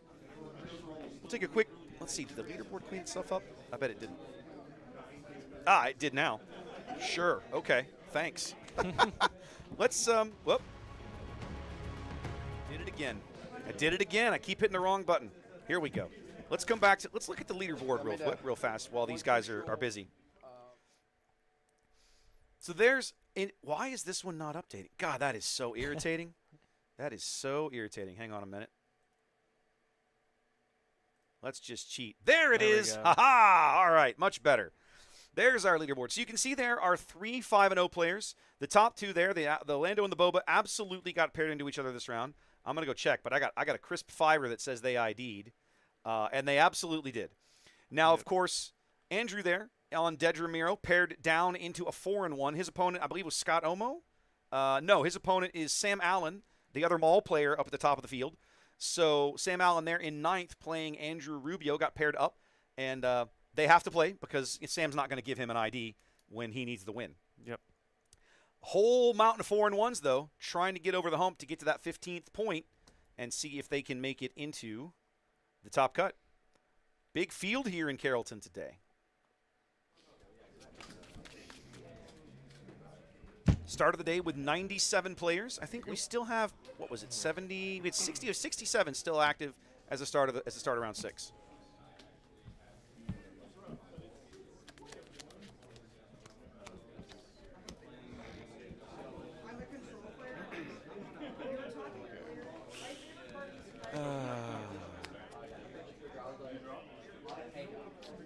I'm a mulligan, actually.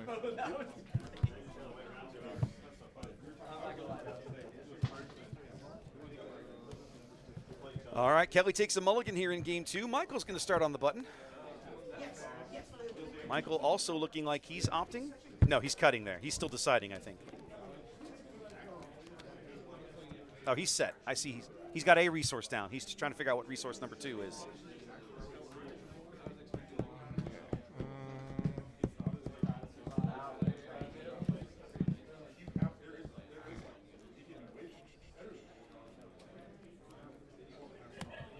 Okay, I'm good to go.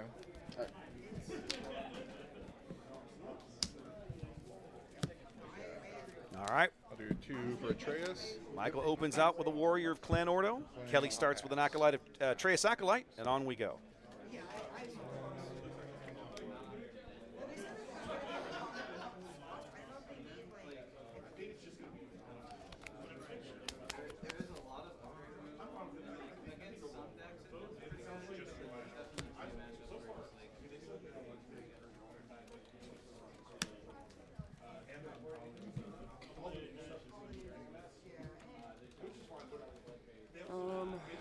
I'll do 3 to base. 1, 2, 3.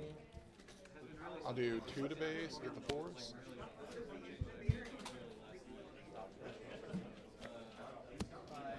All right. Trade a little bit of base damage. And then open up with a red 5 in the high wordles here from Michael in round 2.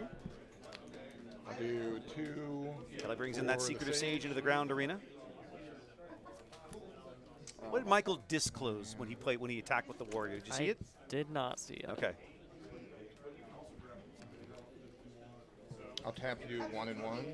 Use the force. And I'll pass. All right, Kelly uses Maul's ability to spread around a little damage. Oh, he's got a showcase. Why didn't I set that up? So behind the times. There we go.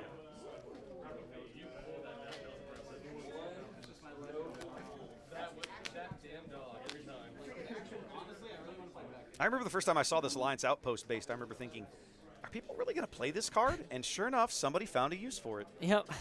It is playable in one deck. I mean, for the moment. My suspicion is there'll be other decks along the way, but probably for the moment, yeah, this is kind of where we're at. All right, Michael on the board, button on the 4 resource round. Going to go 3 to base with the Warrior. I don't think I disclose did that Karis Nemec. Gotcha. I'm sorry. I did have. I didn't catch it either. I had 4 in my hand. Yeah. Okay, they didn't disclose previous turn. They missed it. That's all right. I'll do 2 to base. Get the force. 2 to base to make his force token. Does Kelly? I'll do. Do I want to be greedy? Ooh, good question, Michael. Do you want to be greedy? Yeah, I think I'm just gonna give him a damage in. Yeah. Okay. 9. Going 3 to base with red 5.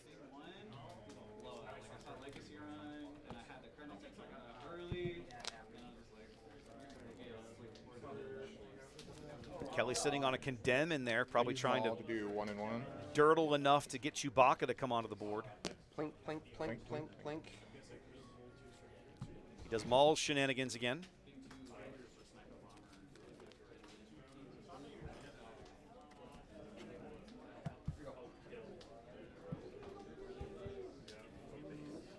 He's thinking about it. Michael's debating. He does spend the 4 for Chewie. I have to believe that's going to draw the condemn out of Kelly's hand here. I'll run 2 into him. Yep. Interesting. Okay. Well, I think Kelly's got a Tyrannus that'll finish. He does. Oh, I was like, yeah, he does. He got his force token back. That'll be a nice, clean answer for Chewie. Just get him off the board now. Chewie, now defeat a resource and kill the Sage. Yep. 5 to base, Okay. right? Does all of those shenanigans. 5 to base. And Tyrannus, you said, yep, there's one in his hand. Right. He's got a force token. Good clean answer if he's got it. You have force, right? Yeah. I do. Here's I'll another dude. Yeah. Tyrannus, I'll pop the shield. Hey, buddy. Just like that, Chewie's gone. Michael's son swinging in to say hello. Wave to the world. I'll claim. Okay. Should let him sub in. You tap out for the old man.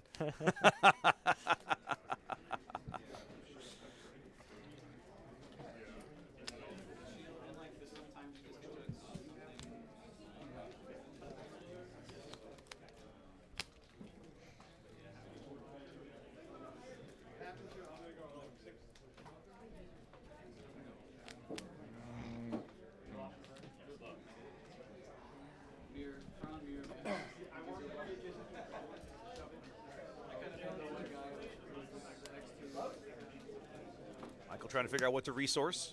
Comes up with an answer. His leader is come and gone. He's got a couple of beat-up units still in play. He's on the button. He'll get the chance to swing with at least one of them before Maul can pop them like balloons. Probably swing in with the Warrior of Clan Order here before you lose it. Red 5 at least will stick around a little bit.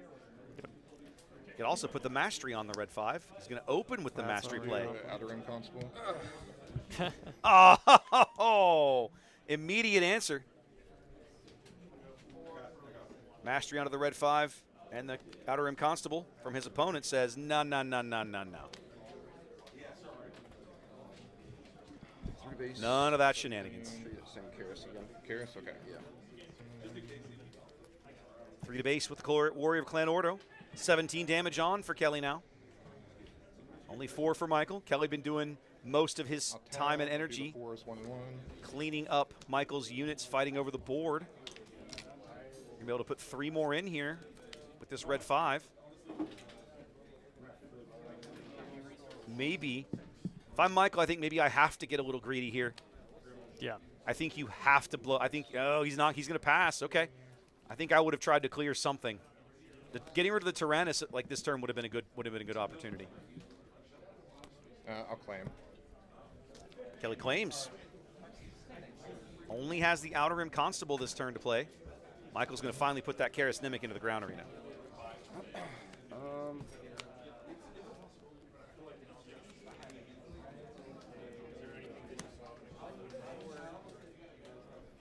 I'll kill the Outer Rim. You didn't have any resources, right? You're tapped Oh, out. I'm sorry. Yeah, yeah. Okay. Yeah. Okay. You're right. I'm sorry. All good. Yeah, he'd spend everything. He can't afford Chewbacca because he's broke. And why is my camera magically out of focus?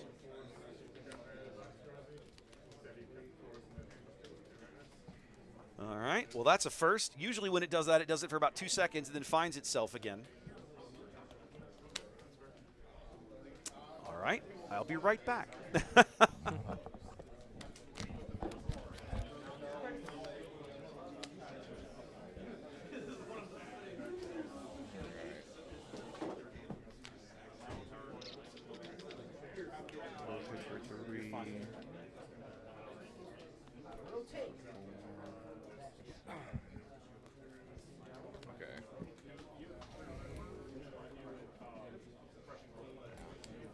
Okay, I'll run into Karis for 2. Get 4s. Yeah, I believe so.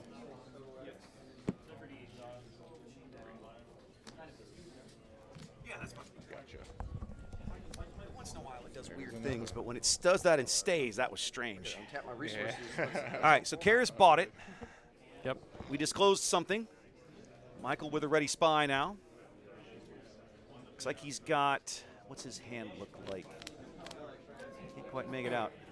Tree remembers. Tree remembers. Sage. Commence the festivities.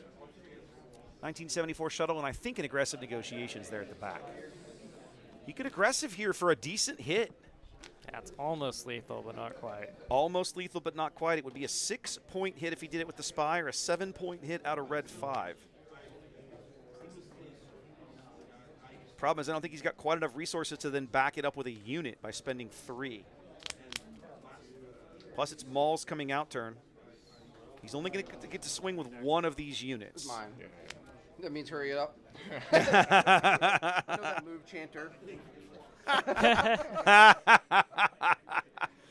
One of our local judges, who's assuredly watching the stream because he's been commenting around all day, loves to harp on slow play. So yeah, there. Michael realizes he's getting a little shenanigans. 7. So there's going to be a 7-point hit out of Red 5 in the space arena with the aggressive negotiations. 1 HP remaining for Kelly here in game 2. Okay, I'll attack into the spy. Spy gets cleaned up for free now in the ground arena. Michael, 1 HP shy of tying this match up. Got to find a way to push through 1 more damage. But this Red 5 is not long for the world. Just as soon as Maul does something or other, he's 100% going to be a dead man. Yep. Okay, Michael blows up a resource. pass. Oh, and gets Arvel That's scheened. pretty gross. Brutal. Chewbacca does his thing, and immediately Arvel Skeen comes in for Kelly to say, oh, your poor credit. You wished you hadn't done that. And he dealt the final damage to Red 5 with it. Yep. Oh, man. I'll claim. Michael, one shy of tying this game up, tying this match up, and cleaned off the board now. I'll do 4 to base. Deploy 9 to Maul. base. I'll do a damage to Acolyte and a damage to Arvel. Okay. Off of Okay. the Maul ability. Yeah. I have 13 altogether. 13. Third. Kelly has stabilized the board with 1 HP on his base. Looks like it. So far, I think you're correct. 13 damage now out of Kelly for that round. Now, I don't like the placement of the Maul ability damage here because it puts both in range of dying to the Chewbacca. To Chewbacca. No, that's fair. Yeah, I think that's the most thing you're scared of is Chewbacca putting you off lethal. Can Maul damage himself? Yes, he can. Yes, he can. So I feel like maybe that would have been a better play, right? Yeah. Put Especially one on over the Arvel. Yeah, like you don't necessarily mind the Acolyte dying, Yeah. but I think you definitely mind the Arvel dying. So I think maybe putting one on Maul and one on the Acolyte would have been a better play there. I'll be honest though, with this ground arena, I don't know that it's going to matter. It's entirely possible. There's 15 damage out of that ground arena, which is enough for lethal at the moment. Which means Michael has to survive this turn and make it to next turn with something that's stuck to the board. Ha ha ha ha. To finish this game off. He is going to use Chewbacca to blow up Arvel Skeen. Does Kelly have another Arvel in there? No, he doesn't. He's got a punishing 1 and 5 to base. some other shenanigans. 1 to Maul and 1 to Acolyte. Okay. 5 more to base. 8 HP remaining for Michael. 1 HP remaining for Kelly. Michael, 3 resources and a credit. He's got that Y-Wing again. Is that card on the right in Kelly's hand a Tree Remembers? I think it is, yeah. If it is, he's just going to windmill slam and murder this play, I think. Towson's Assassin. Yeah, okay, whatever. It's the same it's the same result in the end. Yep. All right, Michael puts now the shielded sage is a big deal here. Get the force. Pop the shield. Oh, he had to pop the shield with what did he use to pop the? Oh, with the acolyte. Yep. And now he probably has to run Tyrannus into this thing. So Michael buying himself actions and dribs and drabs, but I don't think it's. Okay, I don't know it's going to be enough to win the game. And why has there we go. I'll pass. Michael claims so close to victory here. He's got a nimble prowess, but nothing to play it on.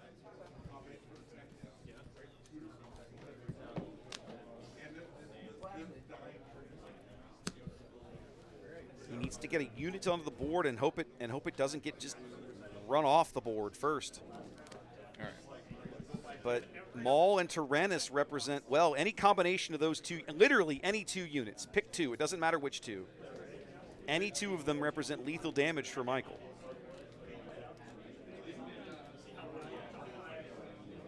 I think action-wise, he's not going to be able to do it in time. He's got 2 actions to exhaust or kill. He can blow up Tyrannus. Yep. I'll do 4 to base. Yep, swinging with the Towson. And now he's got to deal with Maul right this second, where he doesn't have it.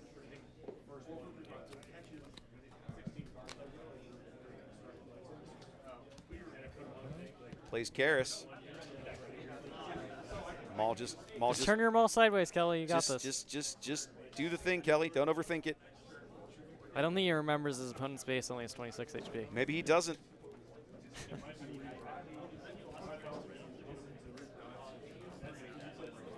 $22 damage on Michael's base, 27 damage on Kelly's base.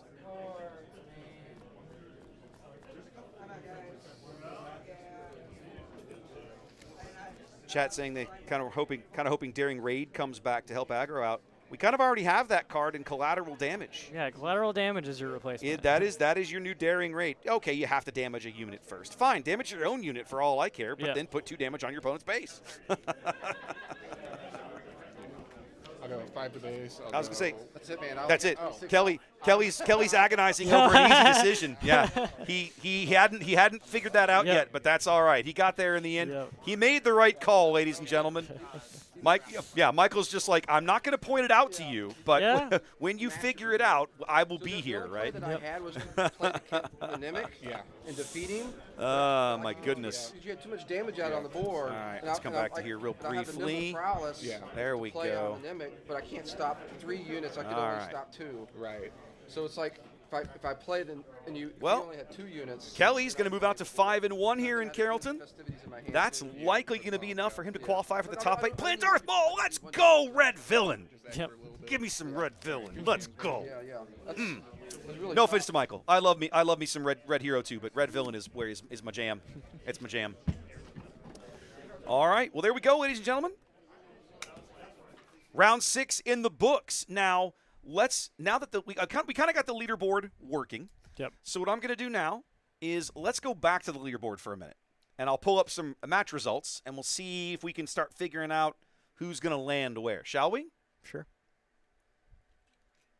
All right.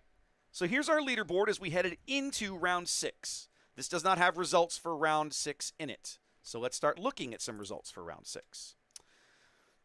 We talked about Alexander and Sebastian at the top, our 2 5-0 players. They obviously took an ID. Yep. They went to get some food and a drink or whatever they're doing. Andrew Rubio, our remaining 5-0 player, still playing. No reported action there, so not sure where he is at. A whole mess of 4-1s. So we had James Coulter paired into Scott Omo. Scott Omo won that match, so he should move out to 5-1. And he's there in the 5th spot. Okay. We just watched Kelly defeat Michael, so he's also moved out to 5-1. We had Hunter Hill on Dedra Colossus paired into Andrew Osteen on Hera Syndulla at 4-1, and they are still playing, not reported yet. Robert Bateman, our Krennic yellow player in the field we saw earlier in the day, playing into Braxton Potts, the other JTL Lando player in the field. We watched Alexander Cagle, his teammate, earlier on stream. Braxton did win that match, so he is also 5-1. As we keep moving down the list, I don't think anybody else is reported until we get down to some of these 3-2 matches. That's it. So 5-1 wise, you're looking at Braxton, Kelly, and I believe Scott Omo was the other one. Yes. Yeah. So between them, our 5-0-1 players, and then, so it's our probably got about 2/3 of our top 8 starting to form up here as we head towards round 7. So Will, have I ever said differently? Am I saying Team Limited is good? Have you ever heard me say otherwise? You guys have got PQ wins. These things happen. Yes, duh. Come on, man. You guys are just killing me here. Oh, yeah, chat's reminding target the main generator is also a thing. Yep.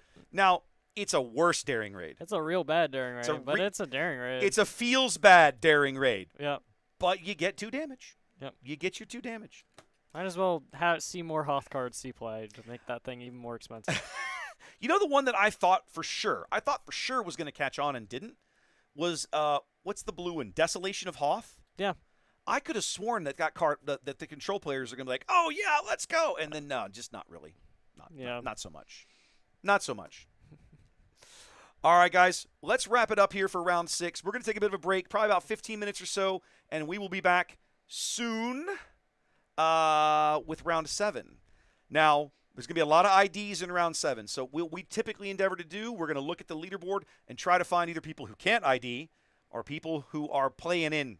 Yep. And there will definitely be some playing in positions probably towards the bottom of the top 8. So there'll be some interesting stuff. Dude, no, I've seen them, Paladin. We'll talk about it later.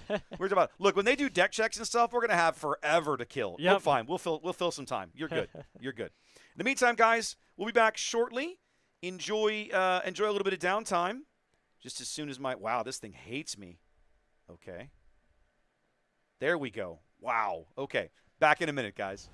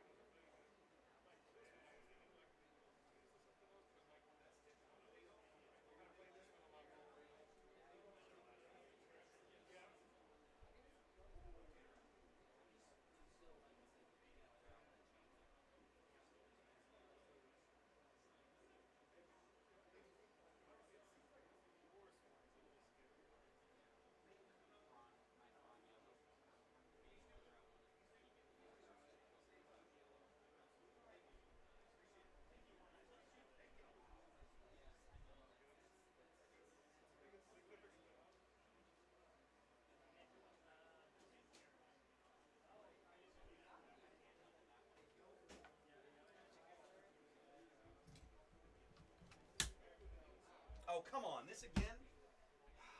Killing me, Alice.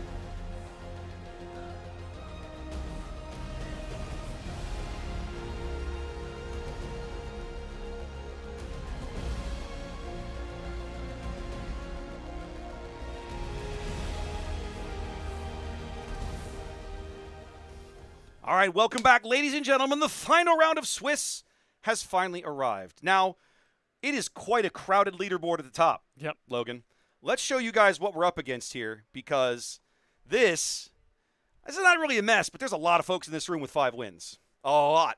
And some of them are not going to make the cut. So talk me through this. Talk me through some of the ID logic here. If you're, let's just say, wait, the match we're going to bring you guys in a minute is going to be the 9 and the 10 seed. All right? Those guys, their tiebreakers are low enough, they're going to play. Yep. But talk to me, if you're in that 5, 6, 7, or 8 slot, are you playing or IDing, and why? I think anything lower than 4 I'm playing here. I think it's too risky that you might get bumped based on tiebreakers. So you would be 5-1-1, and you'd be literally just at the mercy of your opponent's strength of schedule, more or less. Yep. Yeah. So that's kind of what we were talking about a moment ago before we got on camera with you guys was, make good ID choices, not bad ID choices, right? Yeah. And the benefit to playing it out is if you win, you get a higher seed. You get a higher seed. And then you get initiative some of your games in Top Cut, which is definitely a good benefit. There are definitely some benefits here. All right, let's see if this will update real quick. Come on. OMG. There it goes. Got it. All right, here we go. Let me plug in. I'll tell you what, we'll go ahead and meet the players. These guys are well, we got a minute. Let me finish plugging in all the data here. Let's come back to here for just a moment. And actually, no, you know what? Let's just go ahead and meet our players. I'll finish plugging in leader data as we go. On the left, this is going to be John. John is one of our Colonel Yularen players in the field today. I am not going to attempt to pronounce that last name. I'm going to absolutely ruin it and get mocked for it. So we're just going to not. Whatever I do, my me and you. Across from him is a face many of you might know. Certainly a man who's been on stream before. This is Justin Case. Justin's also sitting at 5-1 on Lando Data Vault here. Now Justin has his qualification points. He was the runner-up in Shreveport several weeks ago and sat at 95 points for a long time. And managed to finally get over the hump with his 100 points. I don't know. All right, so let's get these bases correct. This is Yularen. That's not Naval HQ. That's Imperial Prison Complex. Yep. Excuse me. You're still talking about Star Wars, right? All right. Yularen Prison. Just getting really deep versus Lando again. Data Vault. Man, there's all kinds of Landos in the room today. Lando paired with 3 or 4 different colors. He really has become Han all over again. Yep. There's like no bad color to pair with Lando, apparently. Yeah. Okay. Here we go. Let's do this one last bit. There's our matchup. And let's move the round marker up 1 because we are in round 7. There we go. All right, ladies and gentlemen, ready to go here. Final round of Swiss in Carrollton. I was waiting for a couple of 5-1 players here sitting currently in the 9th and 10th slots, trying to find their way into the top cut. And a win with 6 points should put either one of them over the hump. Yep. Probably jump them to the top of the leaderboard, truth be told. Yeah, one of the top spots, probably. John's going to open with Benthic 2 tubes, and Justin is just going to claim. It's like right in the space arena. Is that okay? Is that okay to have it right in the space arena? Move it? That's what I'm like wondering. You guys put it wherever you want it, man. Except under the table. We have to see it. We have to be able to see it. No, that's reasonable. No, that's a good comment. Fair criticism. Saucy. I don't like that. I like this. All right, Big John. Make it happen, Captain. Kill. Oh, poor Benthic 2 tubes goes out in a blaze of glory as Anakin's pod racer says, let's try pod racing.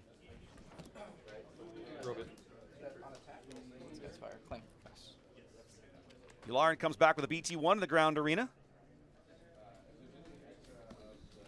Justin's going to track both for us. I love this, by the way. Yeah, I love this. And what I like about it is he's kind of giving us the nod, like, yeah, I know you want this, but this helps me. My way of doing it is still awesome. Yep. He's got a 3rd on the paper too. And so we're tracking it. Yeah, we're tracking it all kinds of different places. Everybody's going to know what their base held, except we're not tracking it on John's app. Could we? That's literally the point of this. Literally the point of this. Okay. All right. We went 3 to base with Anakin's pod racer. BT1 gets haymakered and knocks out the pod racer. Oh, jeez. Okay. Thank you. Yes, sire. It's a 3-5 BT1 now. Feels good if you're BT1. Feels bad to stare across from Obi, though. Yep. Thank you, Justin. You're my hero. Claim. Cool. Justin puts Obi-Wan down, and John claims an ish. Ooh, whiff on the Lando ability. We called green, did he? Called heroic. Oh, he called heroic. Oh, and he got blank. Yeah, he got or got just cunning. Yeah. Okay. Like Oz knows all about it. What's that? Oh, wow. Look at that. Dang. Throwing some shade over there is Justin. Do it again. I wanted my credits. Chris, that's awesome. The Bucketheads are so much fun. I got to see them live last year. They did a live Twin Suns game at Galactics. That was a lot of fun. Yep. I have you at a. He punched the button one too many. One from Benthic dying. Haymaker killed your turn. Yeah, he took one. No, why don't I think a 3? You didn't swing with BT1 last turn. I didn't. That's my 3. Yeah. Yeah. John's like, why do my notes not match reality? Because you wrote it down wrong. There we go. Justin got the app correct. Excellent. No, I just I wrote down my damage on his side of it. It amuses me that now we've reached a point where these guys are now tracking damage in 3 different places, and they don't agree. Yeah, maybe we're going a bit too far, and it's causing. I told him, look, guys, the app is all I'm asking for. If you want to do the rest, that's on you. Yeah. I'm not going to ask for it. Sorry, we're all just cooking right here. It's a long day. It has been a long day. You're not wrong, John. All right. Yep. All right, Obi-Wan pushes 3 to base. Action back to John's court with 5 ready resources. It's going to be the Yularen flip. Does he have some plot shenanigans to go with it? Looks like no. Got a real cute scowl about him. Blue leader. Justin's going to ambush a blue leader down into the ground arena. Looks like he's going to push a whole bunch of damage to Yularen, but it's not going to be enough for either unit to get knocked out.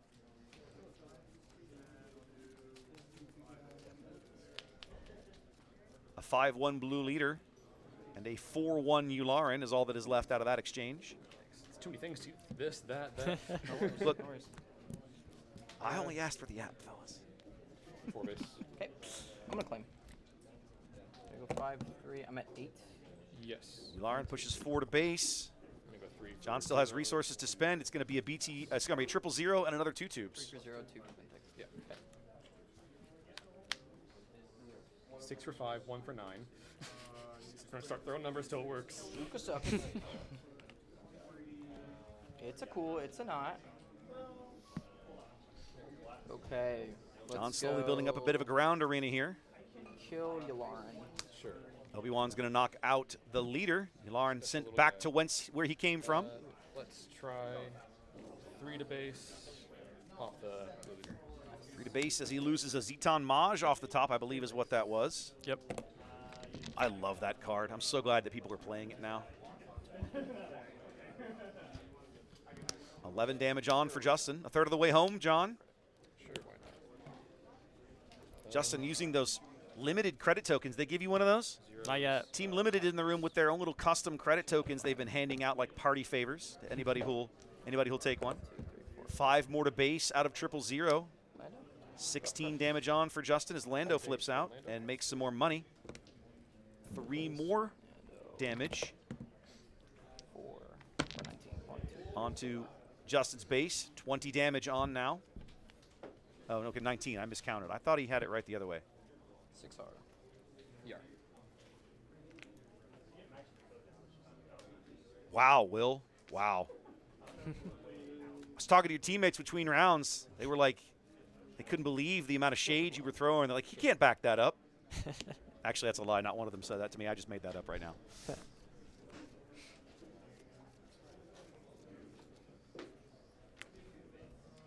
go invisible. Chat's correct. Justin is an absolutely fabulous guy. Super chill. Awesome to talk to. If you get the chance to run into him at some event, walk up, shake his hand, chat with him for a bit. He's a great guy. Invisible hand for Yularen. Going to get a Imperial Battle Droid. I'm sorry. Dark Trooper onto the board here. Oh, and Mando's going to come in and just, I think that belongs to me now. Want to cut? Rude. My friend. You don't have to ask anymore. Okay. Claim. Still only 6 damage on John's base. Board starting to lean towards Justin's side here. He's got a couple of big, beefy guys here onto the board. Yeah, we're starting to get to the point in the game where Yularen kind of runs out of steam. Doesn't have the most top end in the main typically. It's true. It's possible. We're going to have to see how this works. Some of them pack L3 to help populate the board, and I've seen some of them starting to come up with some other interesting ideas for top end. Craving power here on Benthic 2 tubes. Going to clean up that Mando and get his invisible hand back.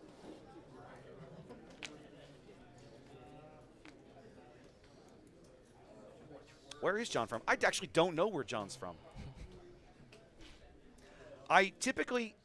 For years, the last while I've been doing this, I've gotten in the habit of asking players where they were from, but the last few events, I haven't had as much time as I would have liked to dive down that rabbit hole. So what I've been doing is I get to the top 8, I get people's hometowns. Top or bottom, right? Yeah, your choice. Bottom. And I think we'll do one to your base. Yep. I'll go So we got Qui-Gon, I see, when I wasn't looking. Yep. Okay. 10. 4 more out of Lando. I think John has already claimed here.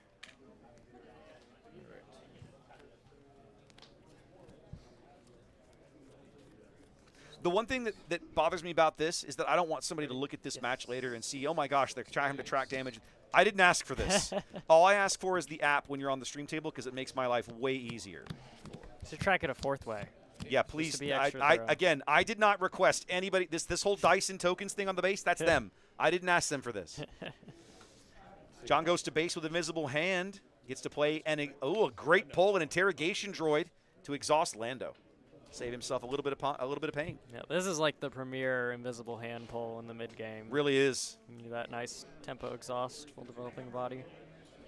They didn't even have to pay for. Yeah, totally free. You still got all your resources available. You could give him more buddies. Play an L3 and go fish more stuff out of your deck. Let's see what he does. A player may Justin's action. Gotta shoot my shot. 5. Okay. Sure. 5 damage on him, right? I think so, yeah.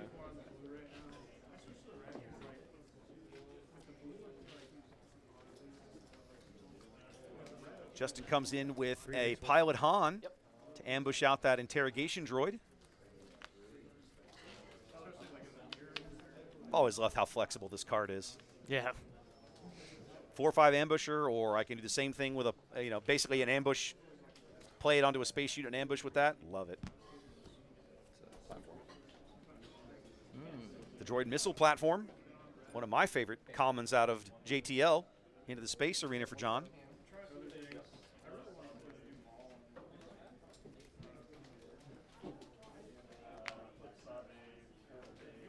Justin in a bit of a pickle here now. The space arena is a big problem. He's got a blue ace in his hand, but ambushing that in, maybe not a great solution. He actually doesn't have the resources right now. Yep, and even if it did, yeah, the hand would get to swing anyway. Yep. Okay, he's going to go ahead and play a Falcon. So 10 does it. John claims. Oh, nice. Okay. And then because of the way Yularen works, it's 10 to base as soon as John claims there. His first action is smash it all in. Yep. I love that about Yularen. That action compression will usually catch people off guard. Game 1 goes to Yularen here in round 7. Well, while these guys do their thing, it's sideboard time. Onset, like, way too much damage. That means that was tough, it is time. Oh, I didn't push. I didn't get to do this, and then I got to do that. There we go. That'll fix it. Okay. Let's do a quick ad push. We'll be back in 90 seconds. We'll see you guys then. Welcome in, everyone. Thanks for being here. One of the most common questions I get is, how can I support what you're doing with live event coverage of Star Wars Unlimited? Luckily, there are lots of ways, and not all of them actually cost anything. For starters, if you're tuned in on YouTube, throw the live stream a like and subscribe to the channel. A couple of simple clicks, and you'll have helped YouTube's algorithm put more of my Star Wars Unlimited content in front of people who might be interested. If you're tuned in on Twitch, simply throw me a follow. Both of these things won't cost you a cent and actually help a lot more than you think. If you're an Amazon Prime member, you might be able to support me on Twitch with only a few clicks. Once you've linked your Amazon account to Twitch, check the QR code on the screen for help doing that, you can use your Prime subscription to me on Twitch. It's already included in your Amazon Prime membership and costs you nothing additional out of pocket. Similarly, over on YouTube, you can use the Super Chat functionality. Just click the little dollar bill looking icon on the bottom right corner of the screen below the chat window. This is sort of like a tip, right? You can choose a dollar amount on a little scrolling bar and it highlights your chat message simultaneously. If you're interested in helping ensure these kinds of high quality Star Wars Unlimited tournament streams continue well into the future, I would also ask you to check out my Patreon over at patreon.com/craptor. QR code on the screen will take you there. I have 4 tiers of support that each come with various benefits, up to and including the embroidered polo shirts you see the team and I wearing on the stream when we cover events. For the cost of only a single booster pack per month, you can support these kinds of productions and get some really fun perks along the way. Whether you choose to pitch in and help keep us on the air or not, thanks for being here. We love Star Wars Unlimited, we love the community, and we look forward to showcasing more of both in the future. Really? Yeah. Oh, yeah. All right, welcome back, everybody. Game 2 of this match between you, Lauren, and Lando, inbound in just a moment. For sure. Seems worth. I wish we could have ID'd in. If we could have, that would be nice. I could use food, like, badly. John's like, I would have loved to have ID'd, dang it. Unfortunately, My wits in, man. not able to do that. Have your opponents play better and get better tiebreakers. Come on, man. It's totally under your control. Absolutely. Absolutely. I want it. I wish I could look at the top 2 cards. Sweet. Thank you for that Super Sticker, Cavalier. Before we get into Game 2, quick shout out to our hosts here in Carrollton, open 7 days a week. Lone Star Pack Breaks is stocked with a huge selection of sealed products from Pokemon, One Piece, Star Wars Unlimited, Magic the Gathering, and more. Visit them at the corner of Josie Lane and Rosemead Avenue here in North Carrollton, Texas, and join Star Wars Unlimited local play every Thursday night at 7 p.m. Sam, to answer your question, Justin got his points several weekends ago at the beginning of May in Shreveport, where he was the runner-up, I believe, in the finals, which was worth 35 points. So he should have 120, I believe, if that's correct. Good luck, man. Anyway, either way, he did get his points in Shreveport. Good. But this is close, not far from home here, so he figured he'd come on down, I think. And playing well today on 5-1. You know what? I'm down. Let's do it. I'm down. I like this.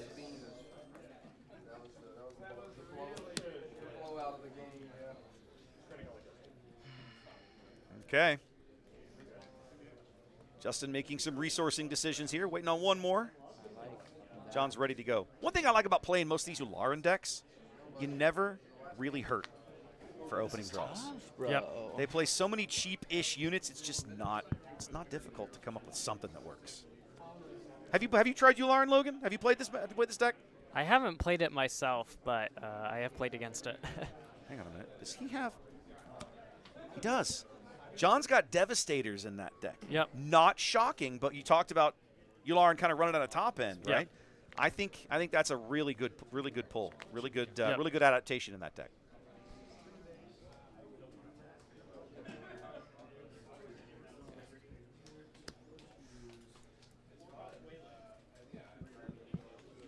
Justin still anguishing about this second resource decision. Yes, sir. Finally puts down a blue ace. He's on the button here to start game 2. Opens with Amina Bonteri. Met by an Imperial Dark Trooper. And then we're on to the following turn.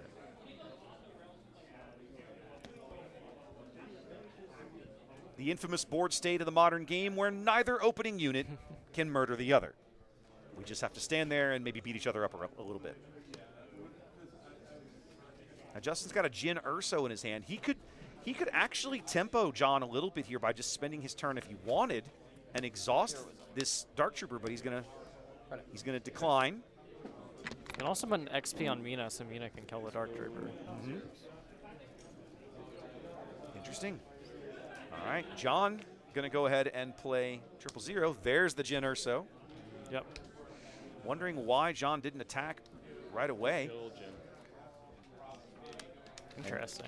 He's going to go ahead and knock Jin out, and knowing that Mina is probably going to finish him off, and he does, and that's what happens.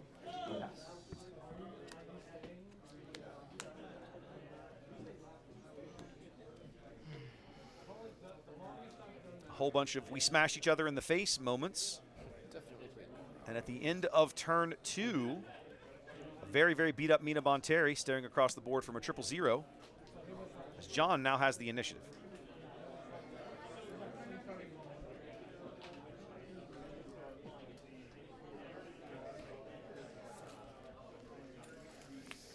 Is there anything you think in this Lando deck that, you know, that using that credit early to try to slow John down would be worth playing if you're sitting in Justin's chair? Think he's got Typhos in there maybe? I mean, Typho would be on curve here. We saw didn't we see Obi-Wan's last game? Yes, there's Obi-Wan. I thought so. So then I mean, if you're playing Obi's, you're playing Typhos. Yeah, I assume Typho's in there someplace. Yep. I wouldn't hate a blue leader here to kill this 0-0. That would be a solid pickup. He could afford the full thing. Justin agonizing over his resource decision again. John ready to go. Now I'm being a little unfair, right? Because I think if you spend enough time talking to high-level players, they would tell you that resourcing decisions are arguably the most important decisions you make over the course of a game. Yep. All right, here we go. Ready? Yep. 4 base. John goes 4 to base.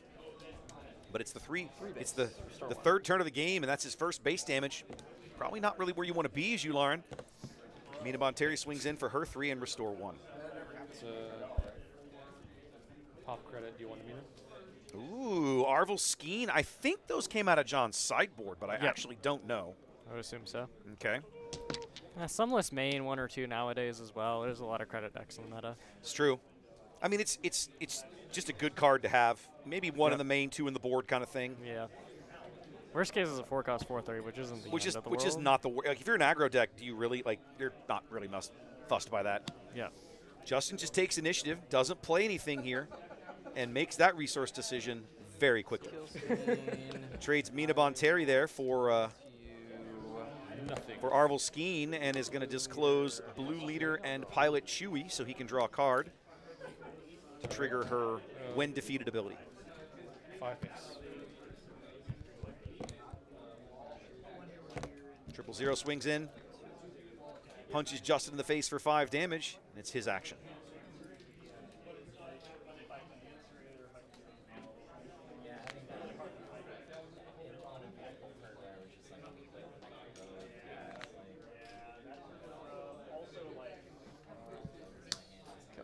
There it is, just like you wanted. Deployable. Blue Leader comes in, spends all 5, swoops down, and murders the 0-0. They're going to flip out Yularen again with no plot, but we are going to put Craving Power on him for John. That'll knock off the Blue Leader and then push 6 to base.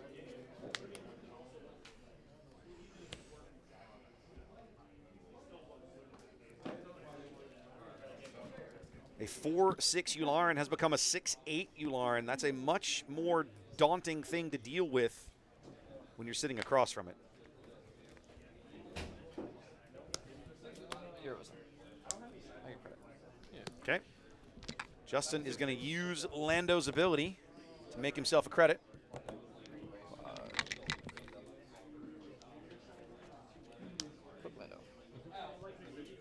Yularen punches in for his 6. Visible Hand's going to come out for Yularen. 7,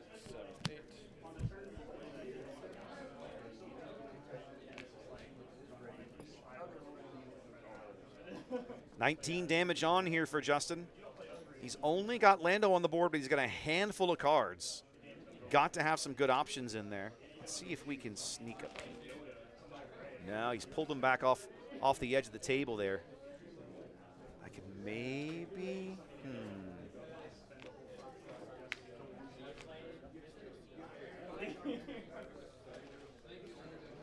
There we go. What do we got? Is that Kelleran? Yep. Kelleran. Ooh, that Mando, brutal. Yeah, it doesn't have a target damage into here.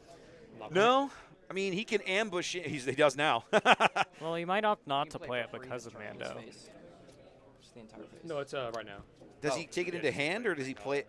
Does it go into his hand, or does it just go into the board when you play it with? You can either draw it or play it for free. Oh, you draw it, and then you may play it for free. So yeah, he opts to keep it in hand here to not give a Mando target, which is quite smart. Yeah, good play by John. Obviously not his first rodeo playing into Lando before. Leaders punch each other around a little bit as Lando swings into Yularen. Claim, go ahead. John now going to claim. I'm going to look at Yularen again real briefly. I want to refresh my memory how this works. Mando. Yep. 4 or less, yep. Okay, so we are going to at least just, Mando's going to come in and just ambush Yularen out and then capture that invisible hand.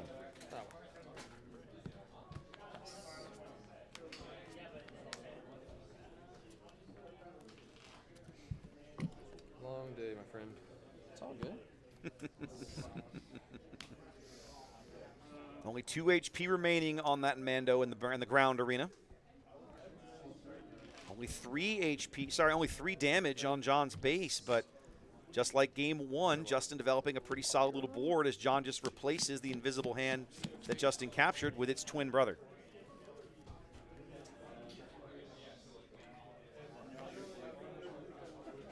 Go droid hunting. Probably thinking about just drawing an L3. Probably wants that interrogation droid if he can find it. Well, that would be good too. Doesn't look like it's there. He's got a BT-1, and that's going to be the play.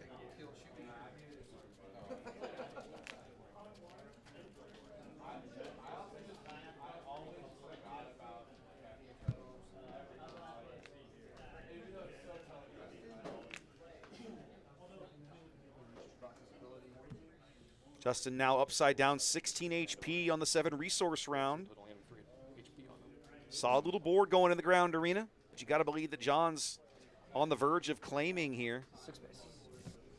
Justin's going to try and push some base damage. Mando swings in for 6.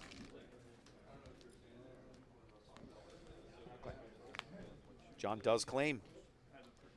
Justin now all his ready resources and his leader standing ready. Let's see what he does with them. Can y'all update the phone to match your base? Oh, I'm so sorry. That's my bad. So good. Trying to do. Appreciate you guys. I don't know why you're doing it the hard way, but it's up to you. I can't stop you. We just want to play on hard mode for their winning end.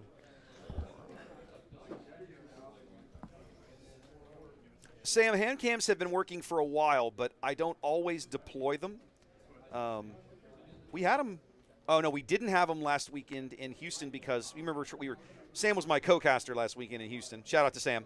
And we couldn't physically mount them to the table without like reorganizing. Like the tabletops were just too thick, and the clamps that I have wouldn't work on it. I didn't use them in Biloxi for a time thing. It was a time crunch. I had to do all my physical setup in Biloxi the morning of the event. Setup usually takes about 90 minutes, maybe 2 hours if something goes wrong.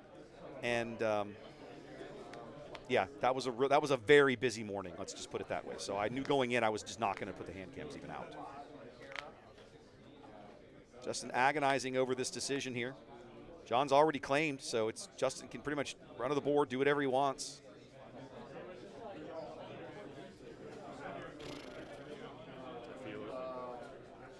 It's just tough. Justin waffling between Kelleran Beck and Qui-Gon Jinn. For me, I think I would go for the Kelleran play and develop multiple units. Yeah.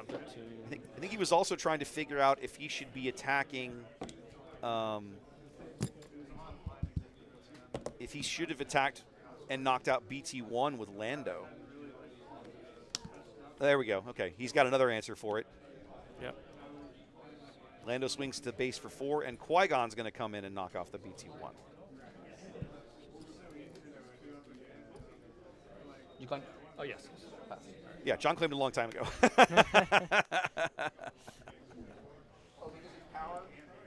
That's what Yularen does, is he takes 3 actions and claims. I and then mean, you get to deal with the stuff. That's the beauty of the compression is he just doesn't Yep. take much. You know, 2 leaders. You know, we've seen this support mechanic coming in the new set, right? Mhm. I think 2 leaders that are really going to love the idea of that support mechanic are Yularen Absolutely. Yep. And the other one that I'm looking forward to trying it with is Cassian out of Secrets of Power. Oh, it's 2. Okay. Yeah. Just because the action compression, I think, will really benefit him in trying to retain the initiative. Definitely.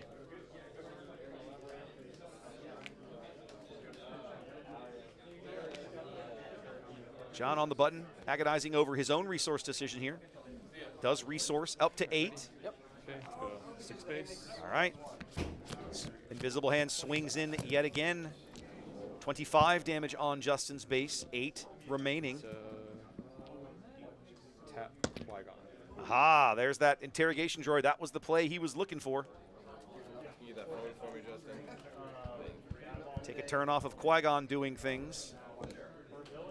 Go 6 to base. Mando's going to swing in for 6.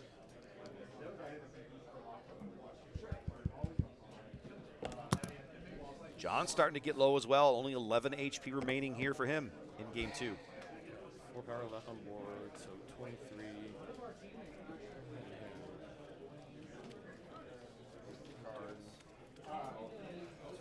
I gotta believe this interrogation droid is not gonna live. I think at a minimum you smash Lando into it, but then again, I'm not sure what math Justin is running. Chances are he's got aggressive negotiations in this deck. Yeah. What does he have? What does he have in hand? Can we count? Here we go. He's got 6 cards in his hand. He does not have a hand. He does have Typho. 1, 2 to base. Devastator comes in. 2 to base. 1 on Lando to clean him up. He has 1 more. Oh, sorry, then 1 to base. My bad. Okay. So we're going 1, 2 to clean up Mando, and then 1 to base. And only 1 to base. There we go.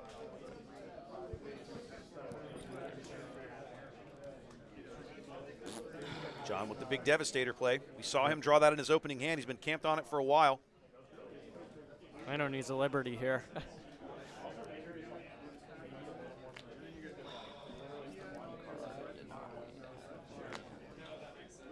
Doesn't have it in his hand. I mean, claim and watch this keeps us alive. Yeah, he's got Watch This, Protect the Pod, Typho, and some more other things behind Typho. He's debating the Watch This and the Protect the Pod, it seems like. Protect the Pod, not a great card here. Like, you can't get much out of it. Yep. That Watch This, though, you've got a great point. Like, solid for the turn.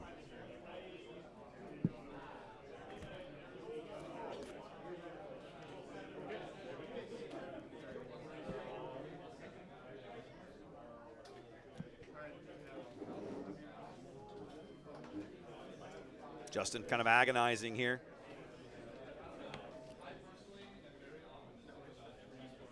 His action. Initiative hasn't been claimed yet. Whoever wins this match has an opportunity to go into the top 8 as the top seed. Should have six wins, 18 points. Curious to see, I think everybody above them ID'd. Yep. Let's have a peek. We took an ID here. Looks like 3 of them ID'd. So, the 7 and 8 guys, Kelly and Hunter, are playing their match as well. So Yep. the 7. So we talked about taking, don't take a bad ID. Oh, he's got the aggressive negotiations. John's got the A in for lethal. Goofy misplays as well. He needed the Liberty, and he didn't have it. There it was. But I'm glad that you made it, man. Go get your quali. Justin didn't even need it. Justin doesn't need it, but that's okay. And that's what you like about playing against awesome opponents, right? Yep. Is that, when you win, they'll fist bump you and say, "Good job, keep going, and keep kicking ass." Yep. So there it was. So I had Is that our first A-in? I don't know. Is it? Feels like we have another one. Surely there was at least Could have one. sworn we had one earlier in the day. But I could have sworn we had one earlier in the day. I can bounce the invisible hand. Yeah. And that way I just don't get smacked. All right. Well, it's a 2-0 win here for John. He's going to move out to 6-1, and that means Colonel Yularen should end up as our I won't say should. He has a very legit opportunity to end up as our 1 seed today here in Swiss. Let's go look at the leaderboard again real So I just need to play briefly. like you don't have the dev and put you at least. Let's have a peek.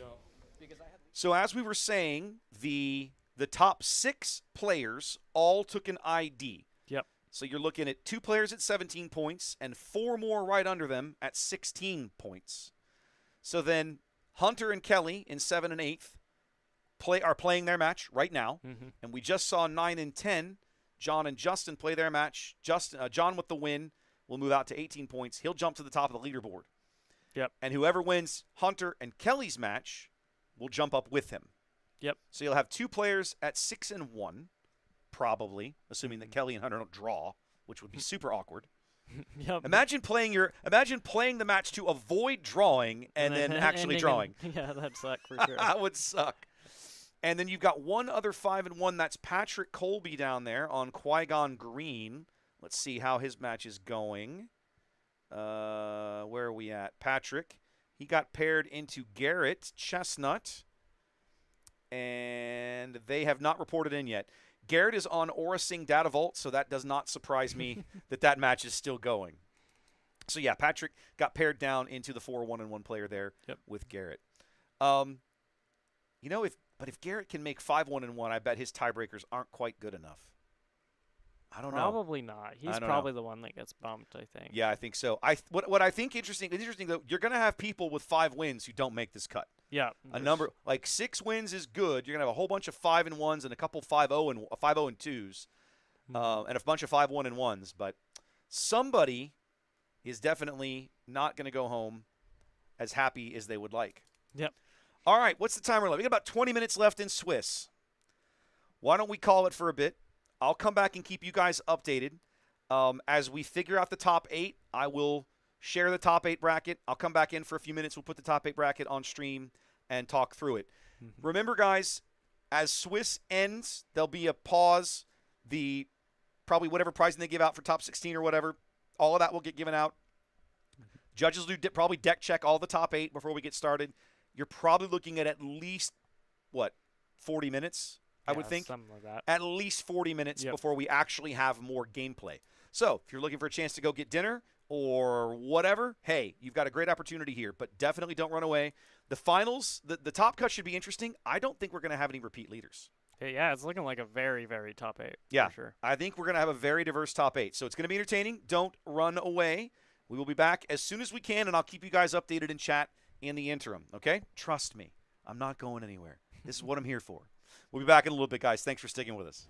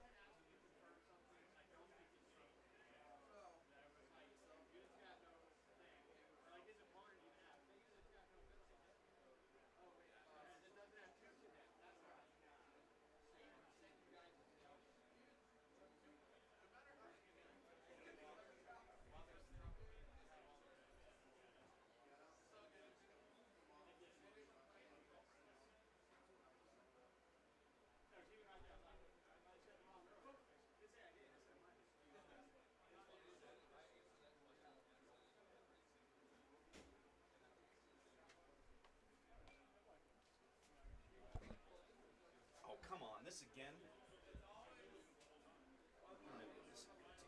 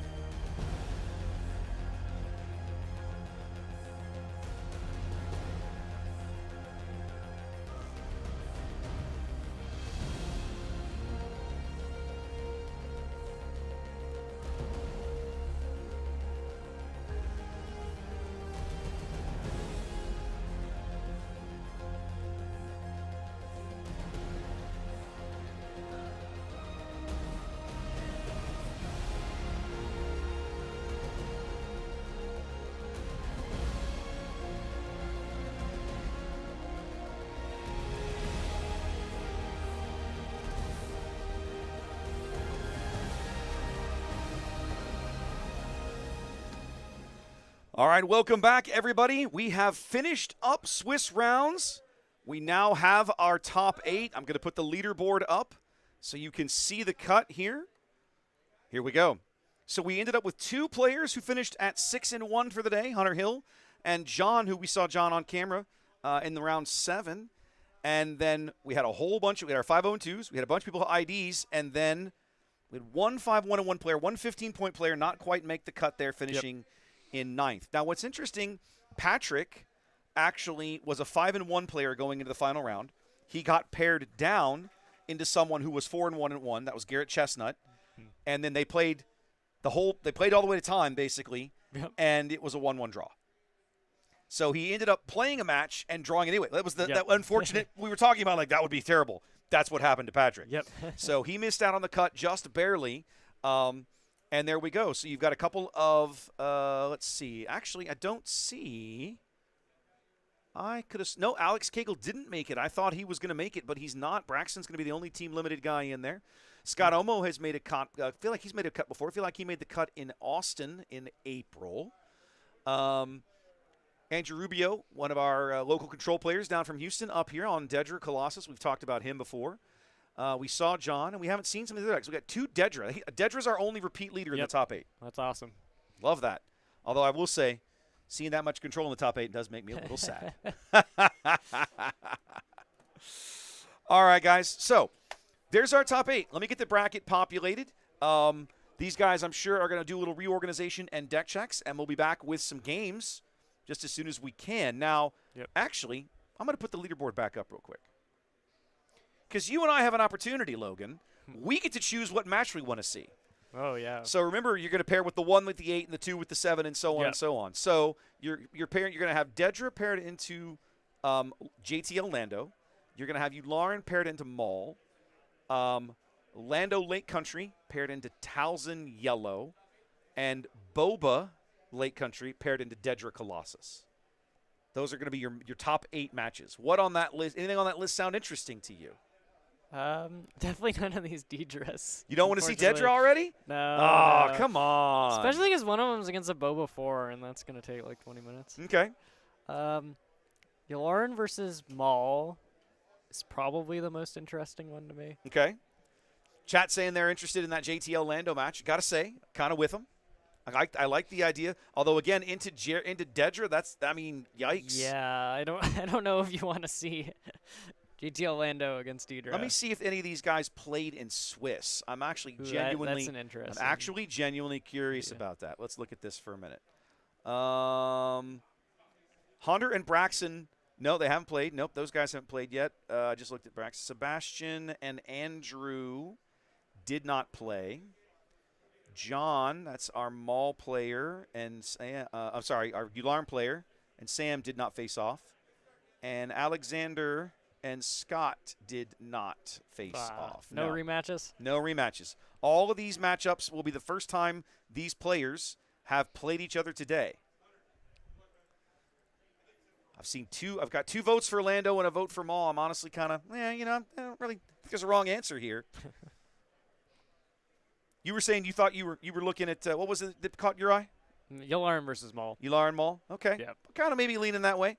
I like seeing Lando, but I'm like you. I'm kind of afraid that's going to be a not great matchup for Lando. Yeah. All right. Well, we'll see how it goes, guys. We'll let you know. We'll be back shortly with some picks. In the meantime, again, I'm going to get the bracket populated, start pulling down deck lists, get that organized. We'll see you guys again in probably about 15 or 20 minutes after the judges finish up their deck checks, okay? Don't go far. Top 8 is next. We'll be right back.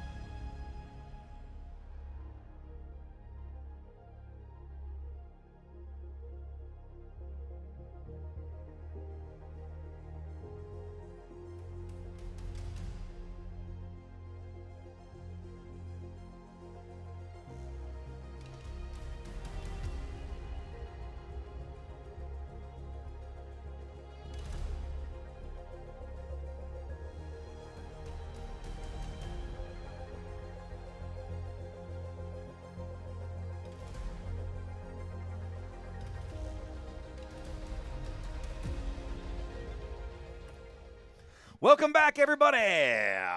Logan, are you ready for some playoff action? Of course. Let's go. Let's go. Now, you did the count. Did you tell me there were more villains than heroes in this top 8? Yeah. Injected into my veins. I'm so excited. I'm so excited to see more villains than heroes. Okay, here's our matchup, guys. We're going to be bringing you the 2 and the 7 seed. I'll put the full bracket up for you real quick. We're going to be looking at Ularn and Maul, but there's our full bracket. The only repeat leader in this top 8, Logan, Dedramiro. Yep. Both on Colossus, so that blue, black, red kind of control shell, right?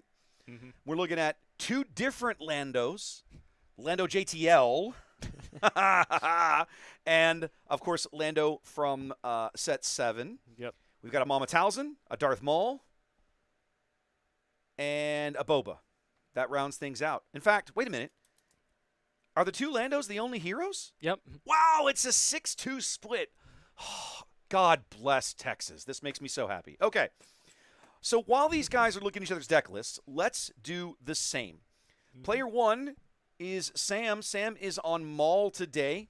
This is going to be his list we're looking at. I'm going to throw this up on the big screen for you so we can – actually, you can see it right there. That'll work. You can see that? Good enough? They're kind of tiny, but hopefully that's legible. This is not an orthodox Maul list. No, I like it. There's some spicy includes in here. I like it a lot. And you know what immediately leaps out to me that I really like is that Supremacy tie for the 3/3 Space Sentinel. That's a card that I think for some reason kind of fell out of a lot of blue villain decks. And, man, you know, as much space as there is around in the environment right now, I like seeing that in this list. Yeah, that's a good one for sure. What else jumps out to you? Graceful Purgles in main. This person really respects space. Space. It's a 2/7 wall in space. Yep. Definitely got the Space Sentinels there. And okay. Full 3 Devastator and 3 Planetary Bombardment. I mean, for a Maul top end, could you ask for much better? Yep. Now, something else leaps out to me. Look in the sideboard. What stands out to you in that sideboard? Galen. Galen Urso. That's an interesting 2 one. Galen Urso and randomly one SRI. One SRI. Why not? One single reactor ignition as a panic button. 2 hyperspace disasters. This is a deck to me that feels like it was meant to flip the bird to like Vader, right? Like Pilot Vader. Like just go away, get off my lawn. It seems very targeted at space decks and control, which this top 8 is mostly. So I mean, you've got some of that in here, so I'd say Sam is well positioned. If he can beat the Yularen, which is neither of those things. Just neither of those things. This will be entertaining. Speaking of, we've seen John. We saw John on stream here in round 7. Let's take a look over his list. Let's see what leaps out at me here. The Dengar is an interesting ad. Yep. You generally don't see that card in Yularen. At least I have not historically seen it in a lot of Yularen lists, but I like it. I love seeing Zeton Maj. And then there's those Devastators. Great. Yeah. 2 mainboard Devastator and 2 mainboard L3. This Yularen is prepared to go late. He's prepared to go long. He knows he's eventually going to run into control matchups. He's going to need the legs. I like it. I can't. It warms my heart to see people playing Zeton Maj because I've always looked at that card and thought, why does nobody play this card? Why do no aggro players play this card? It makes no sense. It makes me so happy. Okay, I love these lists, man. I love these lists. These are sweet. I love it. All right, let me make sure I've got the round timer set correctly, and of course I don't. There we go. We'll fix that. Now, these guys have not started yet, but we'll come over and meet the players. They are shuffling up. We're going to be on our way momentarily. You know what? I didn't update everything. Haha. Yep, I didn't. Okay, so let's turn that off while I update stuff for a moment. Give me just a sec here. We are actually, I believe, on table 2. So let me do table 2. And then as I come back here, who is in that top spot? Okay, so we need to flip them around and hit this button. Okay, apparently I need some more shuffling. Maybe one of these. All right, here we go. And no, that didn't. Why didn't? Okay. All right. Oh, I know what happened. It didn't have a round to pair. Now it does. I'm fixing it. Shuffle for 74 Tell you what, we'll come to here for a minute. We'll do our player introductions momentarily. These guys are shuffling up and getting ready. You haven't missed any action. Oh, yeah. You know what else? We are in the top 8. Let's get things set correctly. There we go. Chris's message. All right, one more time.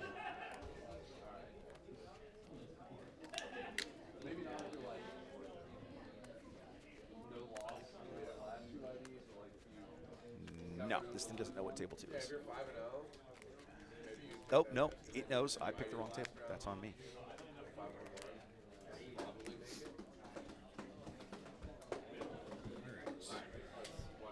Not alphabetized. Oh, I see what you guys doing, advertising your silly Aussie stream. That's okay. You go right ahead.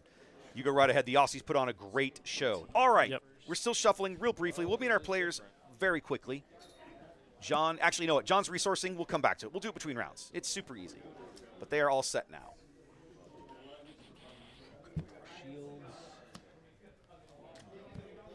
Ready? I'm ready. All right. Looks like John is beginning the game on the button. He does not have a play. And he has what? How does Lauren brick a... Oh, my You hate to goodness. see it. How does that even happen in Lauren? Yeah, that's not very common. Oh, my goodness. Is that Karis for Sam? It is. All right. We're going to go straight to Dengar here with turn 2 for Lauren. 2 to base. Sure. Karis will go 2 to base and make that fancy force token. Sam didn't flip over, but he's got it. I'm realizing, I don't know, whatever. There's that fancy force token as he backs it up with everybody's favorite new Sentinel, the DLT. Yep. Villain's going to have village people, too. And it's super annoying here. Oh, it is super annoying.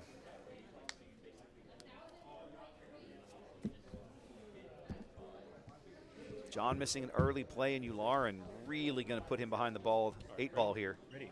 Okay, let's shuttle, grab a shield. Oh, this is a great grab play. a You get to shield. steal the shield. Yeah, what a great, that is solid, and just hand it off to Dengar. You love it. Boo. Oh, boo. The assassin just casually comes in and makes Dengar disappear. Force, 2 to base. And then... Probably not the start Lauren wants. No. Missing that early play, definitely hurting him here. Yeah, I guess I'll use possibility and ping the shield, and I'll ping... Going to have to ping one of his own units, but he's got some HP rolling around over there. Seems good. Pass. Sam going to trigger Maul.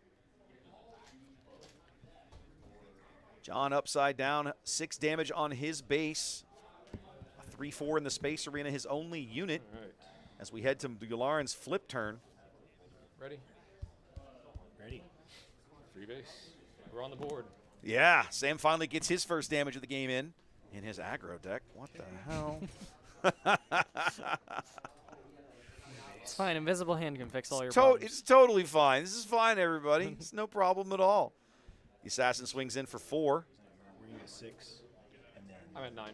I just did 4 to base. Oh, my bad. Thank you. Yep, you miscounted there. There you go. John's got it now. Math isn't mathing very well.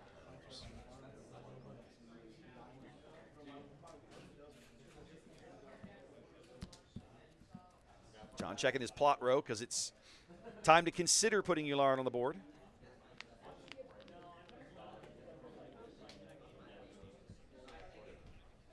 Thinking hard here. Behind the 8-ball in game 1. Didn't come up with an early, didn't have a turn 1 play. His turn 2 play, thought he was going to get clever by shielding it, and then the assassin just got rid of it before he could get value out of the shield. Like it. What's he Not a sitting fan. on in there? No, hang on.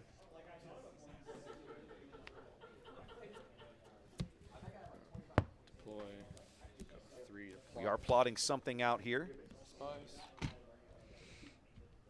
Ah, all right. His 1 Chancellor Palpatine in his list, or maybe he had 2. I think he had 2. Ah, wrong leader. Sentinel for the face. Yes. All right. Go 2 into a spy. Okay. And there's the Palpatine. A couple of Sentinel spies backing him up. Go ahead and laser turret.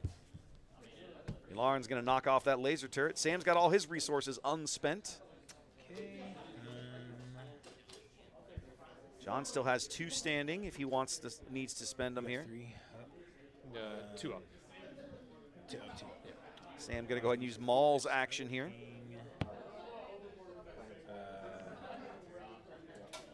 This guy. Sure. I'd go for Yul. Oh, no, Lauren dies to the Karis either way. Yeah, I was going to say, unless Lauren gets a Craving Power, which is on the list, but you never know. Yep. Okay. All right, Benthic 2 tubes. 2 into the spy. Clay. And Karras cleans up a spy, picks up that force token again. Brutal. Oh, come on. I didn't look to see if John had system shocks in his list, but boy, I bet he wishes he had them now. Yeah, for sure. That is one of my favorite cards now that this DLT is everywhere. It's just like, I'm going to play my one-cost event and murder your thing. Yep. Your Sentinel dies.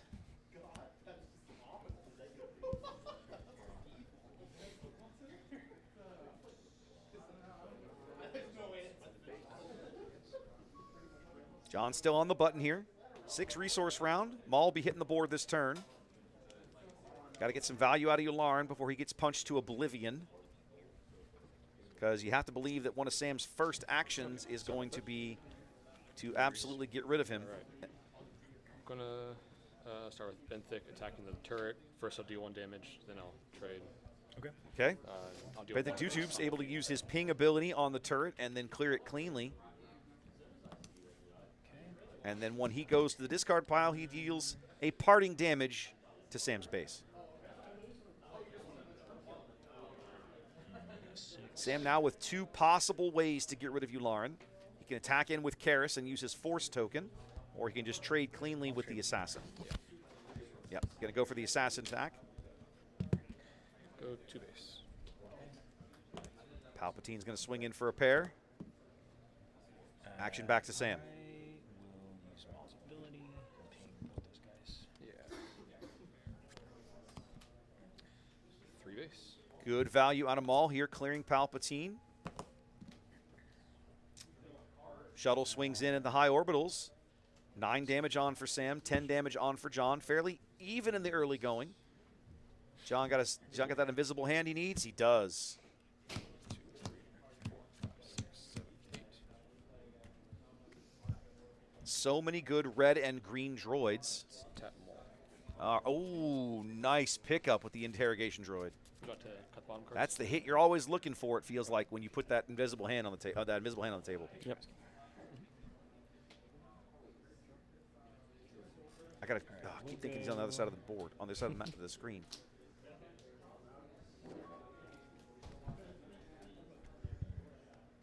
Karras can trade into this droid if she wants. Doesn't get a whole lot. Oh, actually, she could trade in. Oh, she doesn't have a. She could trade into it and clear the shuttle. Yep. Nope, he's gonna go to base instead. Okay, wants that force token. John takes an ish. We will pay 4 for Shatterpoint. Yep. Yep. This is why we didn't trade the Karras. Yep. No, that makes sense. He had another plan. Shatterpoint going to clear up the invisible hand, and he's going to back it up with a secretive sage in the ground arena.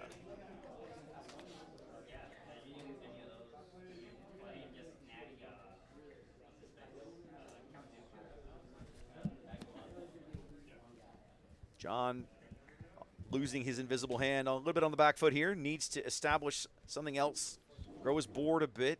We know he's got some top end. We know he's got the L3s and the Devastators in there. He almost, I think he wants to. He almost want to swing in with this interrogation droid before Maul just casually murders it. Yep, nice for free. Yeah, just does it for free. The question is, do you go to base or do you trade with Karras? You go base. Well, let's see what he does. We're going to start off with Yularen's action. So he can start with the shuttle, 3 to base, and then was he going to trade with Karras? He's gonna trade with Karras. Okay.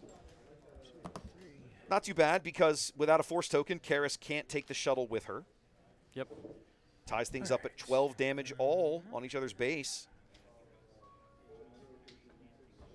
We'll go 2 to base. Sam swings in with the secretive sage.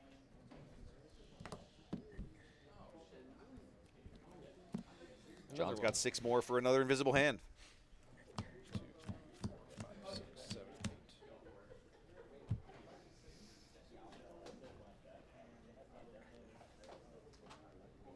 Exhaust me again. I would love to. He's got an HK. He's got a high singer, but I think the HK is the play. It seems to be. Yes, he does. Okay, free HK onto the board.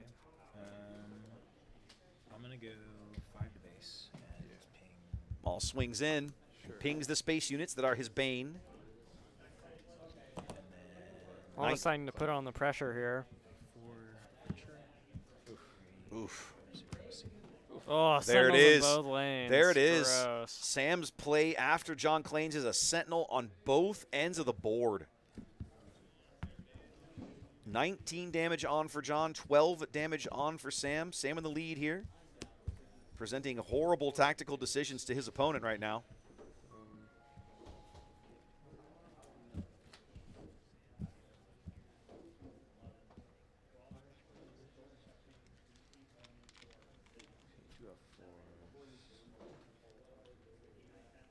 I'll start with Lauren.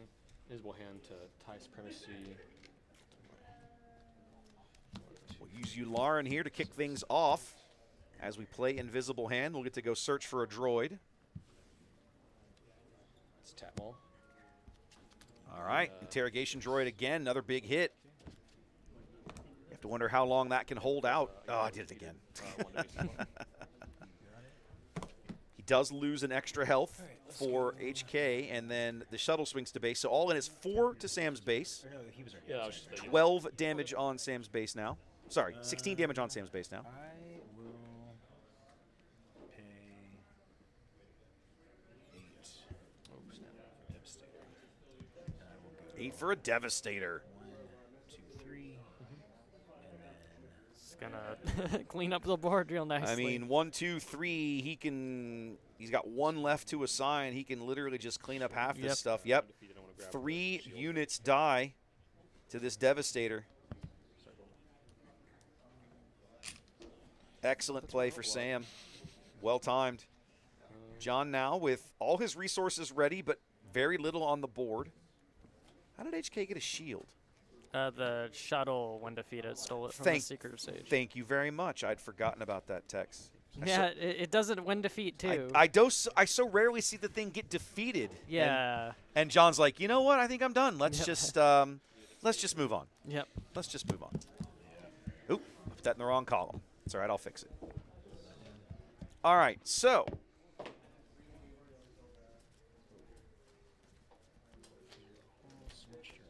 Oh, they had already zeroed. How did that happen? They must have gotten ahead of me.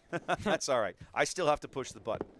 All right. This is going to be player 1 score. No, player 2 score.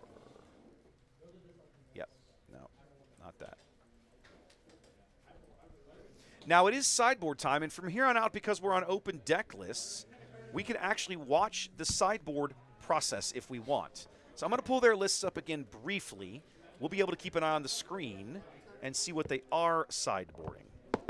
So if you're Sam, for starters, you feel pretty good about game 1. Yep.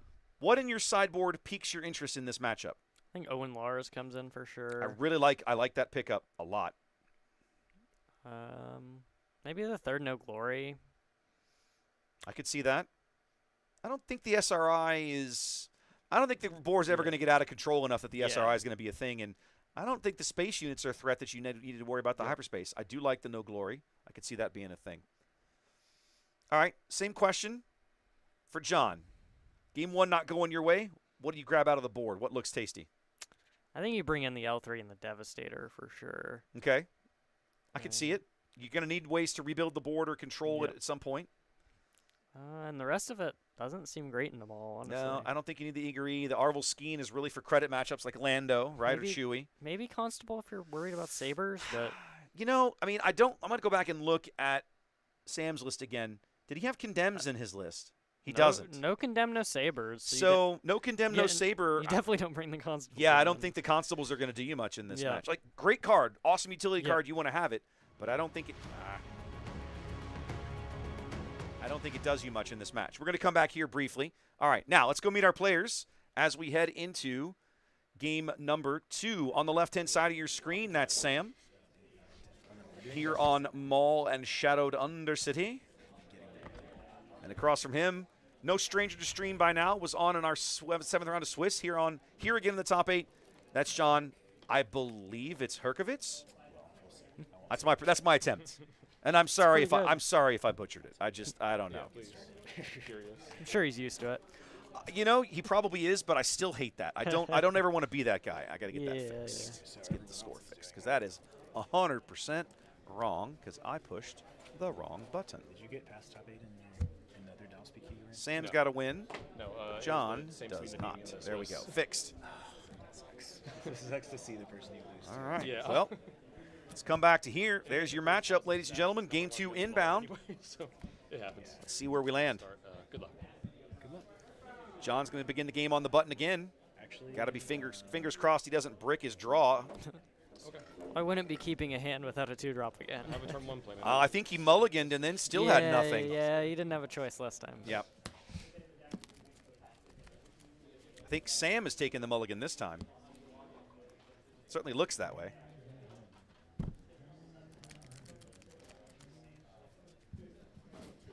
John's ready. He's resourced up and good to go. He's got so many good opening plays in this deck, right? The Imperial Trooper, the BT-1. Even the 2 tubes is not terrible. Lots of good options. Anyway, if Dedger won that fast, I'm blown away. Uh-oh. Apparently one of the other top 8 matches finished. May the force be with me. Let's have a look. Is there one reported? Do what? Oh, no. There is. Andrew Rubio and Sebastian. But you're right. Boba Fett Lake Country knocks Andrew out of the top 8 in straight games. Dedra Miro not able to get past Boba. Yep. Too much damage. Ready? All right, I'm ready. All right, John's going to open the game 2 with a BT-1. Owen Lars. Oh, there they are. You called it. They came in. You but called it. Now, it's more of a turn 2 play than a turn 1 play. If you have watched my stream, ladies and gentlemen, especially the Conroe PQ, you saw Owen Lars put in work. Yeah, this card rules. It was insane the amount of HP I watched people restore with Owen Lars. Absolute lunacy. John, everything not coming up John's way here. He attacks into Owen correctly. I think that's the right play, but doesn't land the extra point of damage with the discard. And now there's the Sentinel. Yay. Yeah, BT will hit next turn and kill it, right? That's true. Right? Fingers crossed, right? Right? Different Hunter, Sam. Hunter Shelburne was here today playing Slimemore Data Vault. That's the Hunter you're thinking of. We did have him on stream back, I believe, in round 2. There's that Dengar again.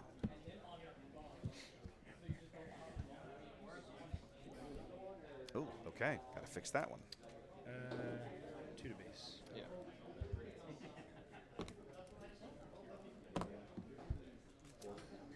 Somehow Sam ended up with initiative there. Oh, because of just the way it all sequenced out, I guess. Yep. Okay. So no force.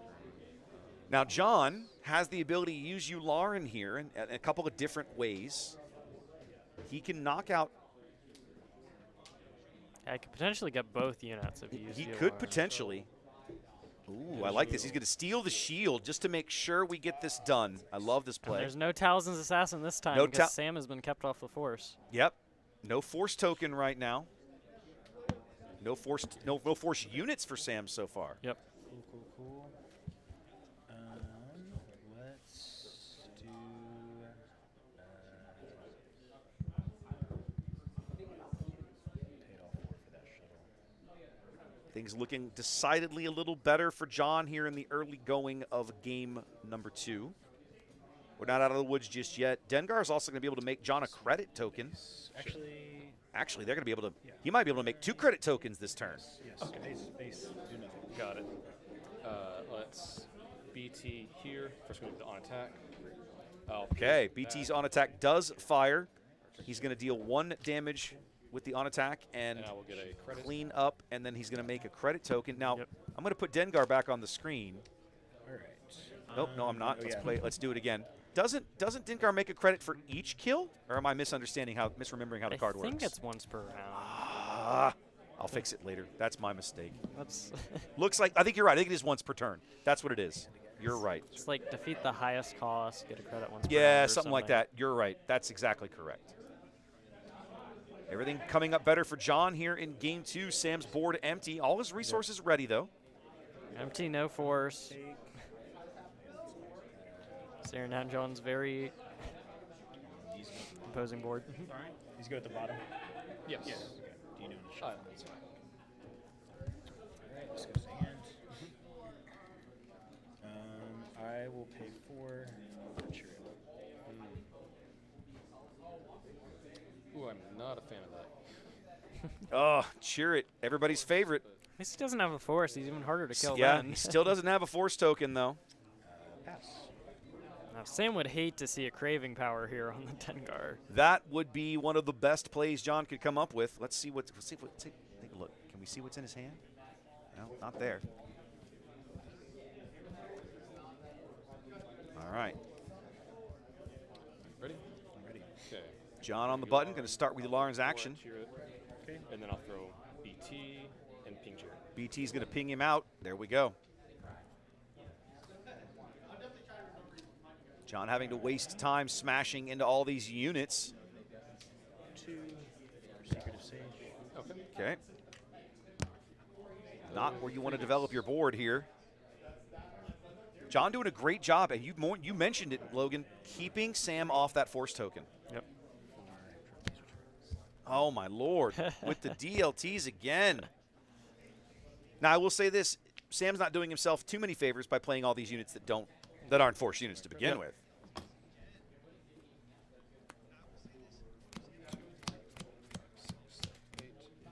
How do you have 6? He had a credit token. Oh, sorry.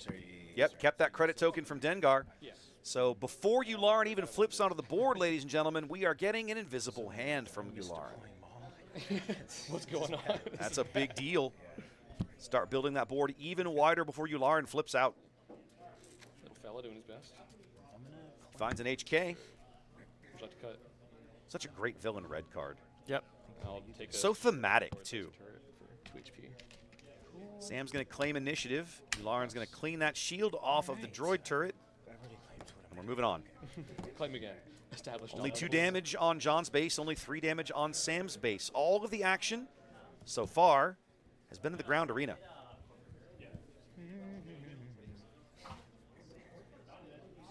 Alright. I'm going to pay 6.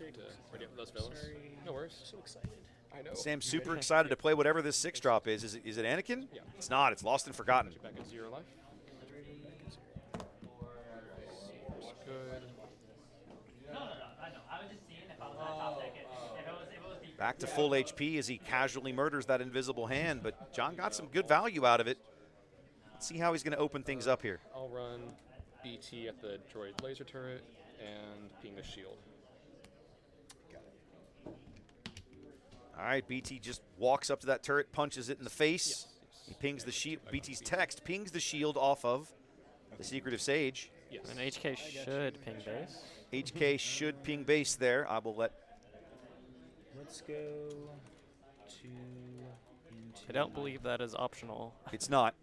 Base damage from HK.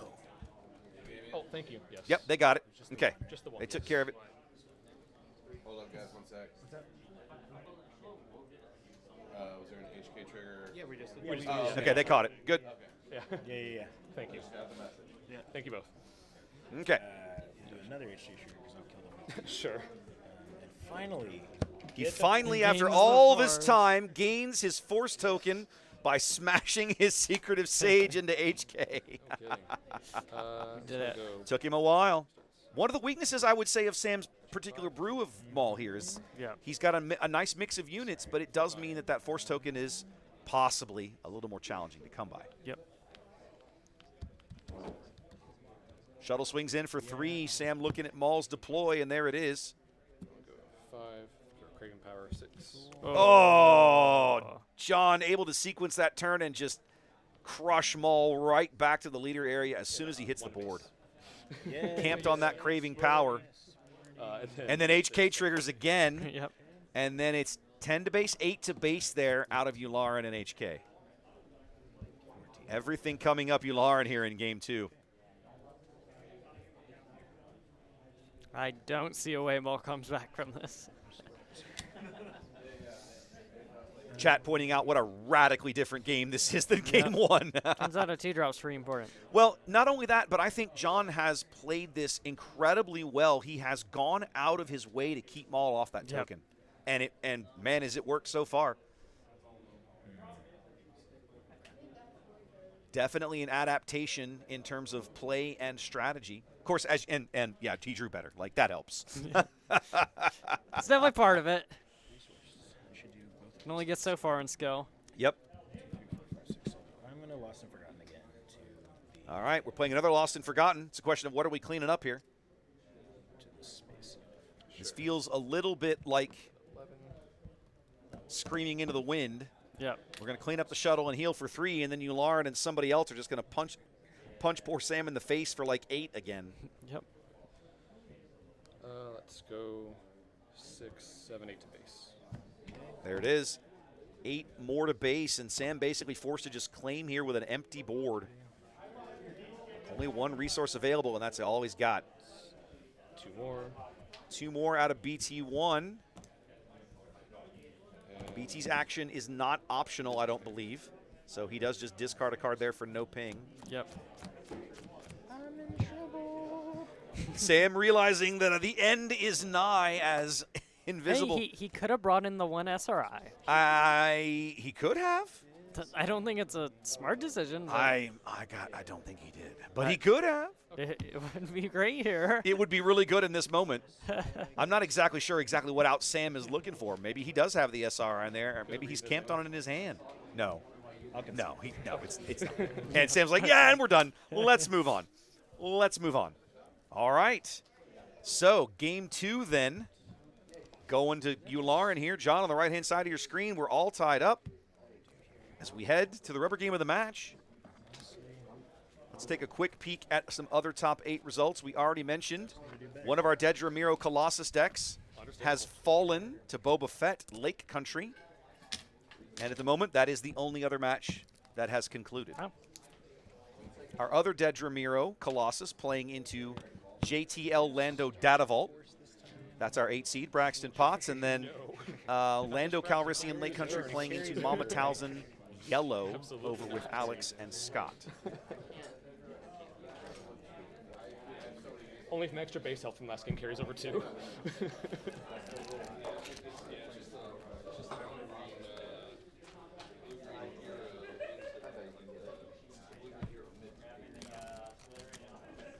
There we go. All right, my friends. Good luck. Good luck. All right, we're coming back for more. Game 3. Somebody's moving on to better loot and better points, and somebody's going home with, something. It's not going to be exciting. Not going to be quite as exciting, though. We reset the Oh, yes. All right. Would you like me to start with initiative? I would not. Okay. Sam's like, I think I would much rather keep that initiative token. I have a much higher possibility of getting that force token than I got hosed out of in game 2. Yep. Woo. Is he laughing at me on the stream? And now suddenly everybody's like, no, that hand was terrible. We're throwing that back. Let's try again. Plenty of time on the timer in these playoff rounds. We move from 55-minute clocks to hour and 15-minute clocks, 55 minutes to 75-minute rounds. There is basically no chance that these guys are going to go to time. Yep. I have seen some playoff matches go to time. It is unusual, but it has happened. So, I don't know. All right. Usually when it's the blue-green villain shells, right? Yeah. You dirty blue-green villain control players, Logan. You drag these matches out to the point of the opponent just losing their will to live, and usually that works in your favor. Hey, the mirrors actually resolve slower now that Vigilance rotated. Yep, they do actually. We have to actually play bombs Yes. and kill our opponent. Yes, you do. And it turns out we have a lot of removal in our deck that is very good at killing other bombs. So, less than you used to, though. Yeah. Way less than you used to. For sure. All right. Sam starts the game on the button, opens with a shielded force unit. I have a sneaking suspicion he's going to get that token this game. No turn 1 play again. Oh, no. John bricks again. Twice in the same match. I only run like 14 incredibly plays. I don't see why I should be drawing them. Apparently, John realizing this is something of a weakness of his deck, or saying something about it. I actually want to go look at the list now. That's wild to me. Like, you want to be playing stuff that's, you want to have a fair number of 2 and 3 drops because your front side of your leader wants to do those kinds of things to trigger. Yep. Oh, it's not a droid laser turret for once. It's not a droid laser turret. It is a Marin. Much better in this spot since John opted to play in the Space Arena. Yep. However, we know he's not playing That's a Rock in that deck. Oh, yeah. Marin won't end up. Where was it we saw that earlier? Which deck was it? It was the Padme. Padme, that's what it was. It was really ridiculous in Padme. Yep. Missile turret swings in for 4. To open John's 4 resource round here. Sam's action. 2 to base. He's going to swing in for 2 with his Secretive Sage.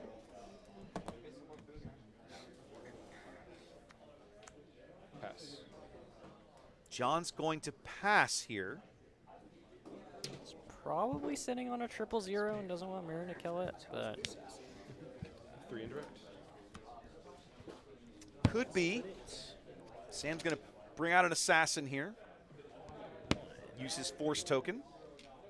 And get rid of that missile turret, which then, missile platform, which then means that those 3 indirect get passed off into the arena. It's a Zeton Maj. I like it. I like it a lot. Oh, yeah. And that's the kind of things that Zeton makes you do. I would not like you to shoot my base for 2. I would really not like to take 2 base damage for free right now. Thanks. Sam's going to claim and head into this next phase without his force token. Many options to obtain it, but won't have it for his first action. Where did Dedry Yellow end up? I believe Steven, last I looked, finished at 4 and 3. Gonna make me look. Yeah, so in the 20s or 30s, probably. I believe that's correct. Stephen Wheatley finished at 4 and 3, 30th place out of a field of 97 on Dedry Yellow.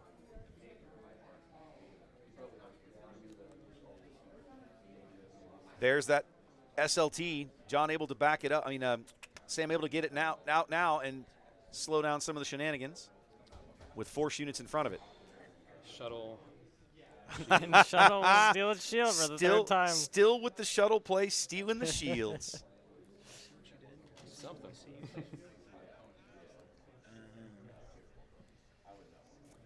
You know, I mentioned something. Our Dedry Yellow player today accomplished something really awesome, right? Winston Edgar, one of our PQ winners here in Texas, out in Lubbock, was here today. We had him on stream earlier. He got cooked by Dedry Yellow on camera. Yep. And I mean cooked. Yeah, it was. He literally said that to me too. But I looked later on, and Winston's wife, Catherine, was in the field today. Yep. And Steven cooked her in round 7 too. So Steven had the unique experience today of beating both husband and wife in the field. So that was funny. No child for the 3-peat? Nope. Afraid not. Not that I know of anyway. Actually, maybe. I don't know. I don't know them. Secretive Sage swung in. What did he hit? The shield on the he took the shield off Zeton Maj. That was it. Thank you. Zeton clears the turret now. Wait, I think we messaged on the Stars Discord then. Like the Stars Unlimited Discord. We will use Maul's ability. Sam got to start with initiative in game 3 because he lost game 2. John started with initiative in game 1, and it didn't help him because he had no turn 1 play. Yeah, that's what it was. Yeah, John started with initiative in game 1 and then bricked his draw. So, yeah.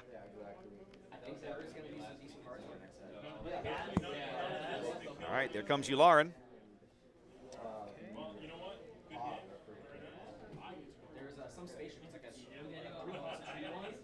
I'm going to go 2 to Zeton, discard Karis into that. Okay, Marin's going to trade out with Zeton Maj and discard to put 2 damage into Yularen. Yularen's going to push 4 to base, and then my assumption is the assassin is going to trade out with Yularen. Yep, there it is. Aaron did a great job of letting Sam clean up the ground arena here. Yep. John's going to take an ish. Sam's out of actions there. Only 2 resources to spend. Both players having exhausted all of this energy fighting over the board, and John coming out slightly ahead on base damage, but his leader is already come and gone.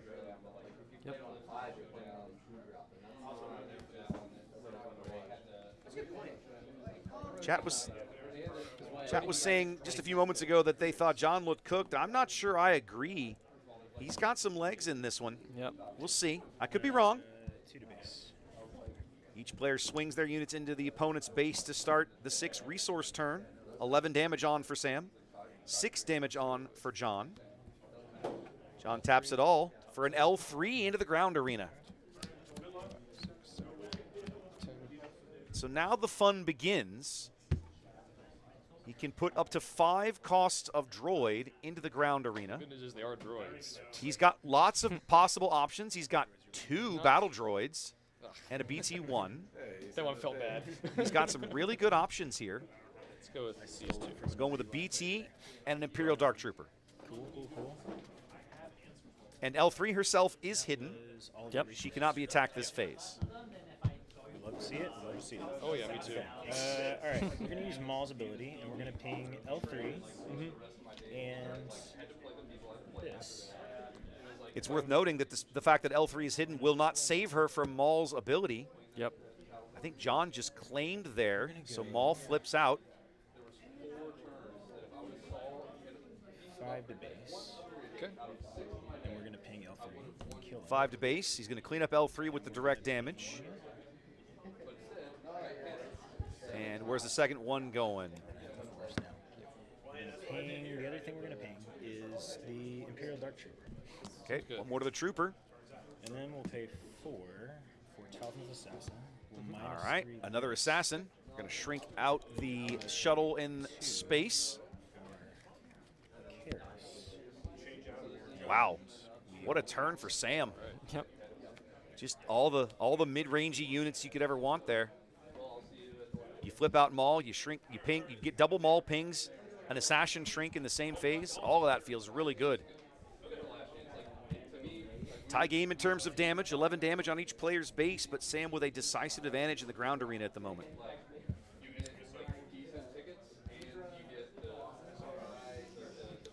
John on the button, though. He's going to get the first chance to act here. Although, that is not the look of a man that knows what he wants his play to be. Looks like he does have a craving power in his hand. I think I caught a glimpse of it. Seeing a craving and there's two cravings. 2 cravings, an aggressive, a Dengar, and I can't make up that last one. It's a Pop Talon's Assassin. All right, we're going to craving power to put 4 damage into the Assassin. He has 4. Yes. He's a 4/6 now. All right.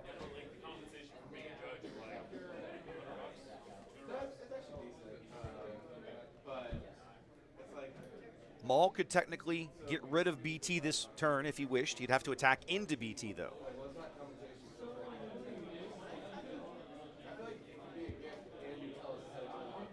We'll go 2 into this and get the force. Seems good. Okay. Karras smashes into the Dark Trooper. All right, put the 3 on. Oh, what am I doing? 5. Yes. John took care of it like a good friendly neighbor player. Put that damage out there for his opponent. Go 4 base. Okay. Ping Karras. Okay. Question? Ooh, yeah. I can give the -2 before, correct? Because yes, the ping it happens is before the combat. Yeah, so it'll only be for 2 damage to base. Cause Let me see I ping, yeah. Oh, really? Because it's a part of the on attack. Yeah. That's right. The on attack will absolutely trigger. Yep, you're right. The sequence of events there. BT1's on attack will ping 1 damage onto Karras. Karras then can shrink BT1, so at the end BT1 only does 2 damage to Sam's base. Yep, totally correct in how that got sequenced. Yes. Sam's action. All right. We will go 5 to base and ping this and ping Maul. Okay. All right, Maul pushes some base damage and a little bit of damage to spread the love around. John brings out an HK-47. It's okay. And we'll go 2 to base. Okay. Sage swings in for 2 more. John looks tapped. I'm betting he claims here. He does. Pay 4 for turret. Oh, okay. Ugh. Sam with the Sentinels again. If I'm John, I'm like, stop hurting me. This time Sam does have the Force token to back up his Chirrut. Back in game 1, he did not. Or was it game 2? Whichever game it was, he didn't have it. Now he does. The biggest competition is it's not amazing, but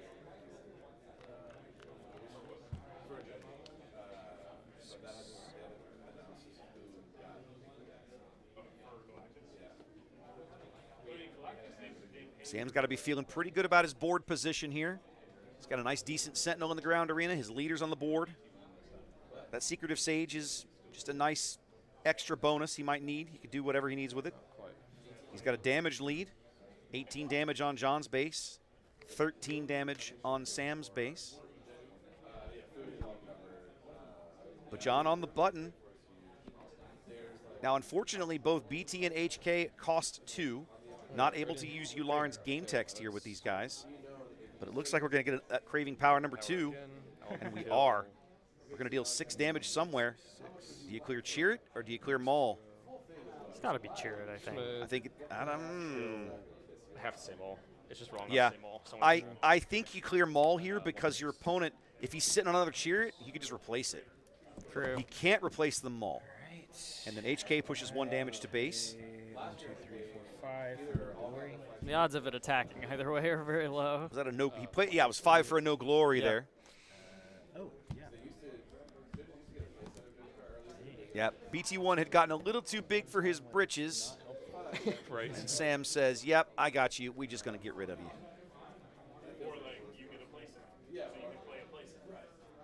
Taking a point in attacking Cheer It. HK could kill that. No, he can't kill the Sage because that's a Sentinel still. Stupid Cheer It is still a Sentinel.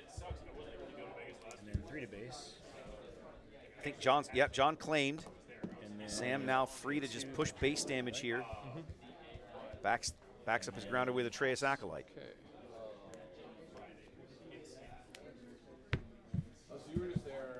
Single-digit health remaining here for John. Sam has lethal showing on the board in the ground arena.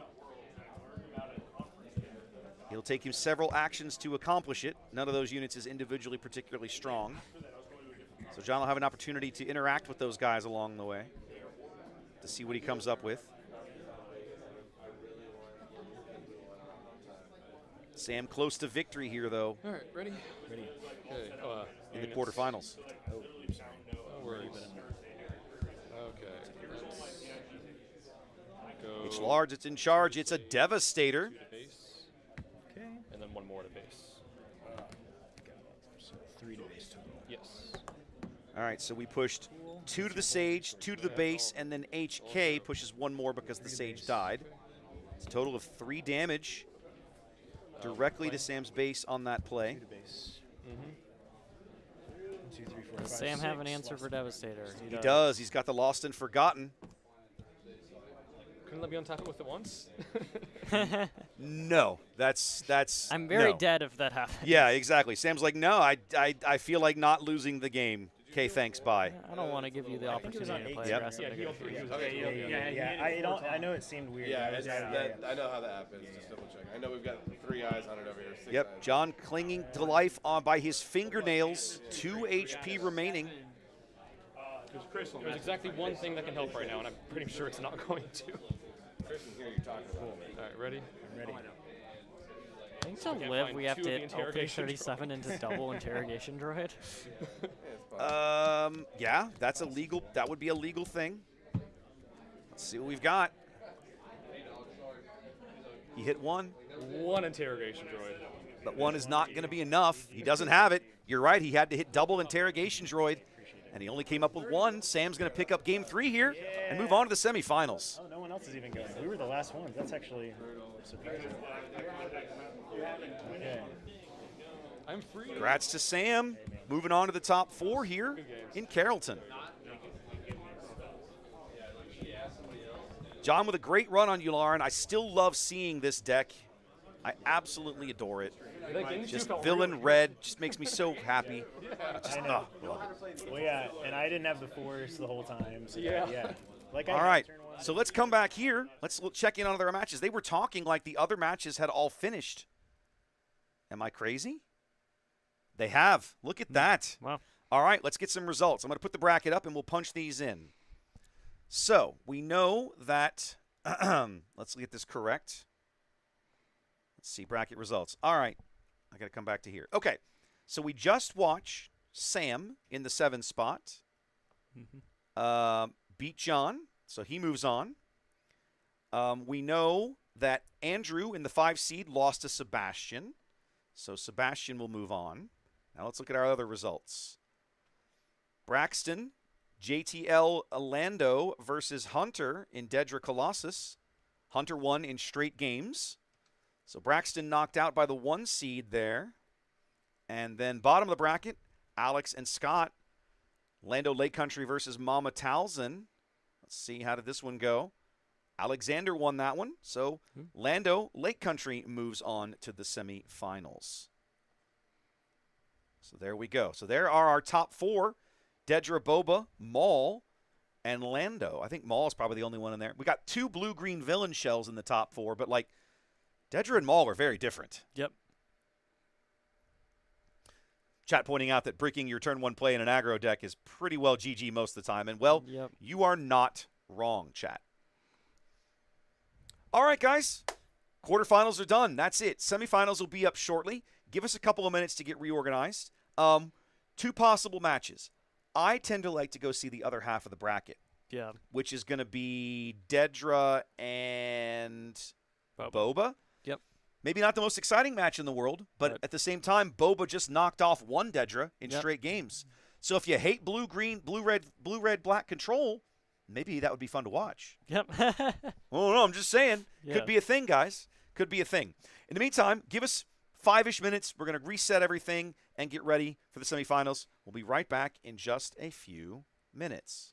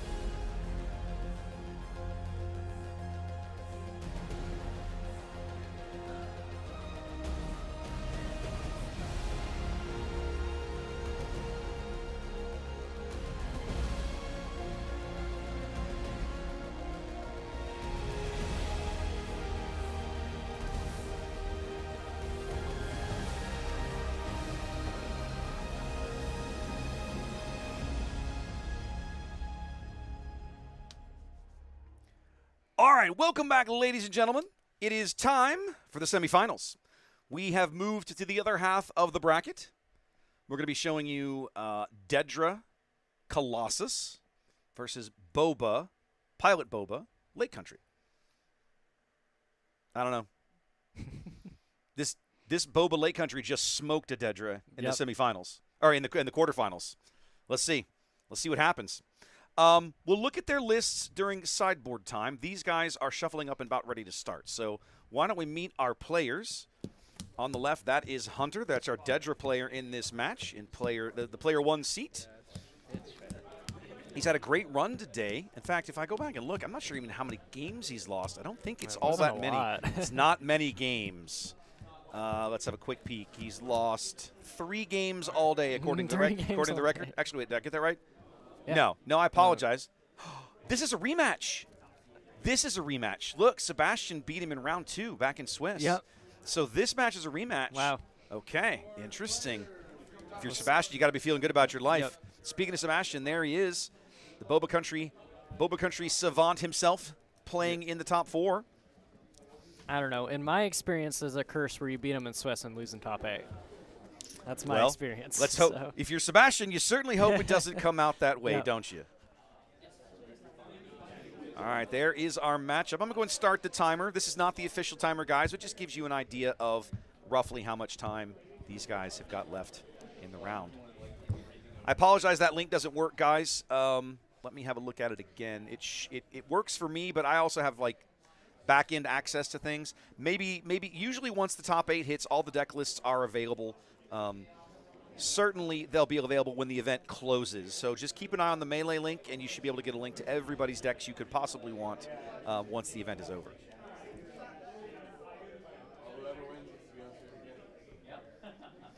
Hunter's made his resource decision. Sebastian trying to figure out if he's going to keep this hand. What do you got over there? We got a BT1. I like the Cyril. I love Cyril Karn. Cyril's great. No, don't do it. Don't do it.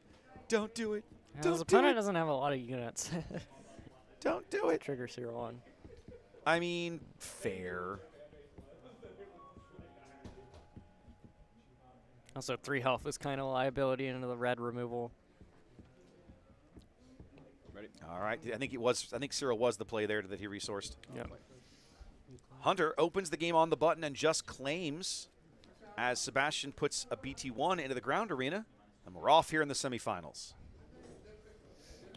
I love these short turns. I like it when we can go from top 8 to semifinals very quickly. Yep. 2 damage or I draw. All right, Hunter's going to start Dedra's shenanigans. Sebastian's going to let him have the card and push as he pushes 2 to base. Hunter claims, and there's 000.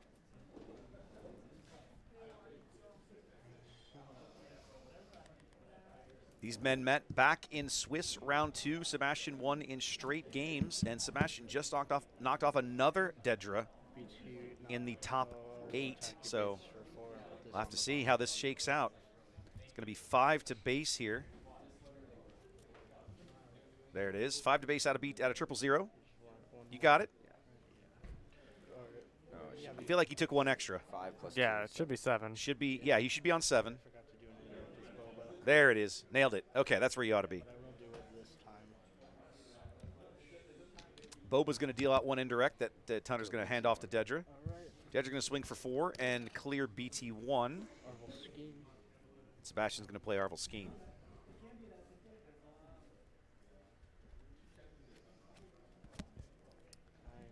Big Hona for Hunter. Definitely a card you don't want to see if you're Sebastian. Yeah, this is a great one in this matchup. Absolutely. Sure. That restore, that big punch, that big butt even, just for some of the indirect damage. Lots of places you can put it now.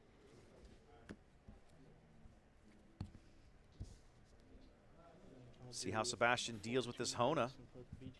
He's just going to push to base again. 5 more to base. His answer is no. I'm just going to smash face. His answer is I don't care. You restore all you want. I'm just putting 5 on the base. Yep. And then he puts 1 on to Dedra with 000's game text. Now, this is really tricky because if he kills the Arvel with Hona, then Punishing One comes down and kills the Hona. So he opts for the base instead. which is what he does. He pushes 5 to base and restores 2. Arvel puts 4 of it right back. 14 damage on for Hunter already. 4 to base. Dedra's going to swing in for 4 as well. A little surprised that Hunter's not trying to control the board. Punishing 1 does clear Dedra.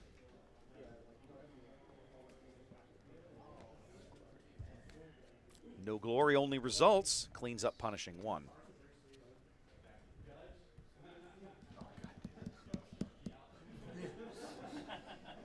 Sebastian headed to his flip turn. No space unit to flip out to, but Boba's not a joke. A 4-7 in the ground arena.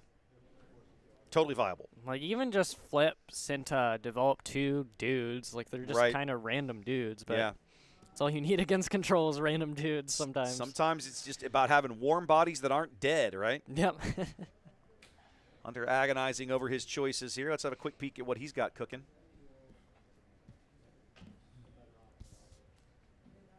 IG, Lawbringer. Looks like he's got an SRI hidden back in there. Plus an indirect. All right. 000 swings 6 to base, I believe is what just happened there. Oh, no, the indirect, Boba's indirect went to Hona. Hona swings back and restores 2. Arvel puts 4 more on. 21 damage on Colossus already for Hunter. 14 damage on Lake Country for Sebastian.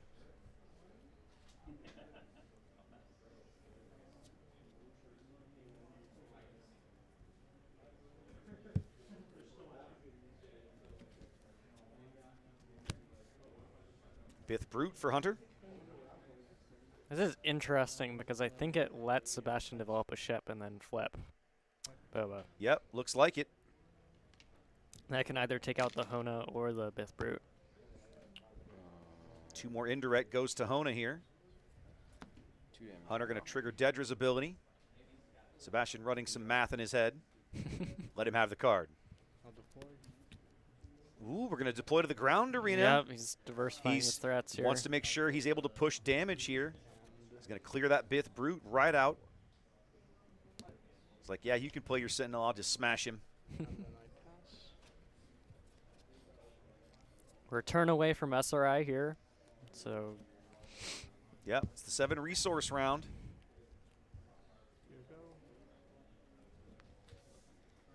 Sebastian does not show lethal, but boy, does he show a lot. It actually does show lethal. He does. He's got 16 on the board right now. Yep. 17 if you count BT1. Sorry, 000's ping.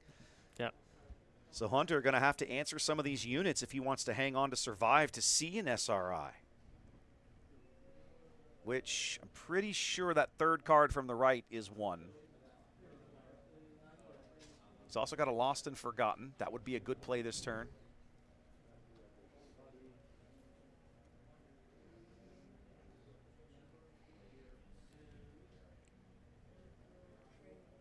Hunter's made his resource decisions. He's trying to figure out what his first action is going to be.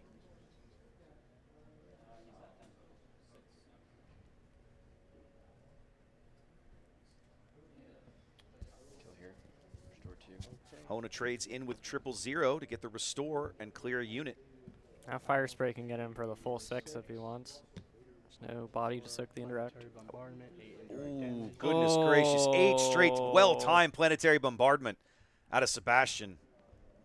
8 straight to the base because there's nowhere else for it to go. That's pretty bad for Hunter. That is back-breaking for Hunter.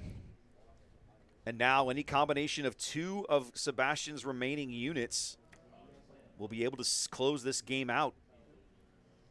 Hunter can kill one of them. I think he's got a Lost and Forgotten in there. And get a little heal out of it. He could drag the game on, but man, he's going to be hanging on by his fingernails if we get that far. He's going to play a Bith Brute. Yep. Buy a little time here.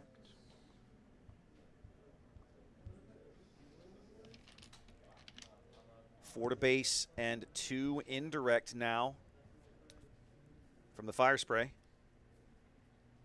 We spent 4 for the Brute. We're spending the other 3 now. No, I think you have to claim Hunter, right? The Fire Spray is not lethal. Ooh. Tree remembers on Arvel. Sebastian claims, and that's game Game 1. There it is. He has to kill something there, I think.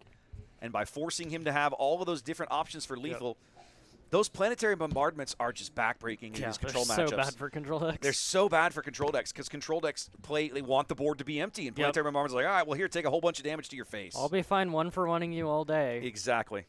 And you don't mean the face for 8. Yep, you just don't. You can't handle this. The Boba flip on the ground to diversify the threats into the well-timed planetary was just like a masterclass on how to beat control. Such a well-played game here out of Sebastian on Boba Lake Country. And it really highlights why this deck is still good in the environment, right? He's got so many amazing tools. Speaking of tools, while these guys do some sideboarding, I'm going to make a quick thing over here. Why don't we have a look at their deck lists? I got to make a couple of quick changes here. That's Hunter on the left, and that is Sebastian on the right. Why don't we take a look at Sebastian's list real quick, briefly. Let's see what's in there. So the third planetary is 100%. Coming Yeah, in. definitely coming in from the board. I don't necessarily think you need the shields out of the shuttle, although with Dedra, maybe not terrible. Yeah, I could see it. It's maybe better than IG-2000. Like, there's not a lot of targets to ping with IG-2000. I could see the direct hits if we're trying to play a little bit of a slower game to answer a Cantwell or something. I think maybe you need the direct hits in this matchup. We haven't seen. Let's have a quick look at Hunter's list, because I think that's going to tell us whether or not the direct hits are likely to come in or not. Oh my, yeah, I think they are. Look at this list. Yeah, the 3 Cantwell, 3 Devastator. These are the kind of things you have to answer, I think. Yeah, I think those direct hits probably come out of the board, or at least you grab maybe 1 or 2 for sure. Yeah.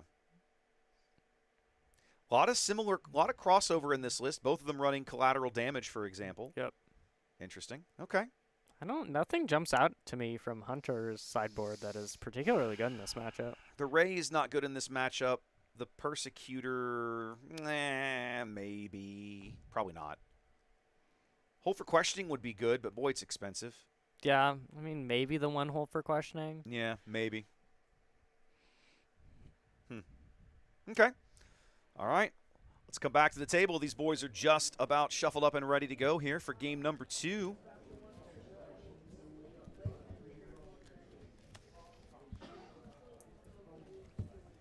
See where we land.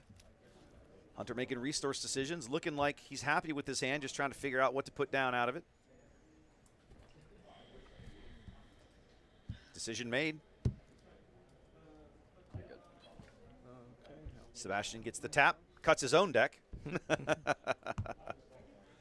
The Inquisitor sleeves that Hunter is using are from Galactics. I have a set or 2 of those at home myself. They are quite pretty. That is the alt art Inquisitor that was available off the prize wall at I think it was they were silver pack cards at Galactics. Because they could shuffle again now right after I cut it. Yeah. He did put the direct hits in there. See, he drew one. Yep. And he looks at that hand and says, "No, thank you. Let's try again."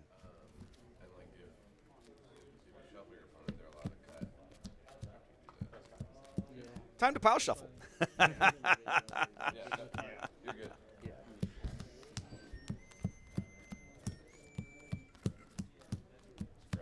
I gotta get me some water between rounds. Woo.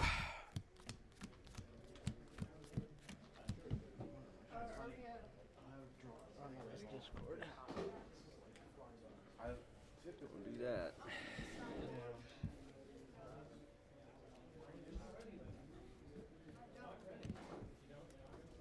You qualified already? What? You qualified for Worlds? The Championship? Yeah, no. So if I win this DQ, then I will be. Same. That's actually something I meant to go look up. I wanted to see the top 8 and how what we had for points here. We'll see. Let's see. John, who we saw eliminated last round, didn't have any points, so he had an opportunity.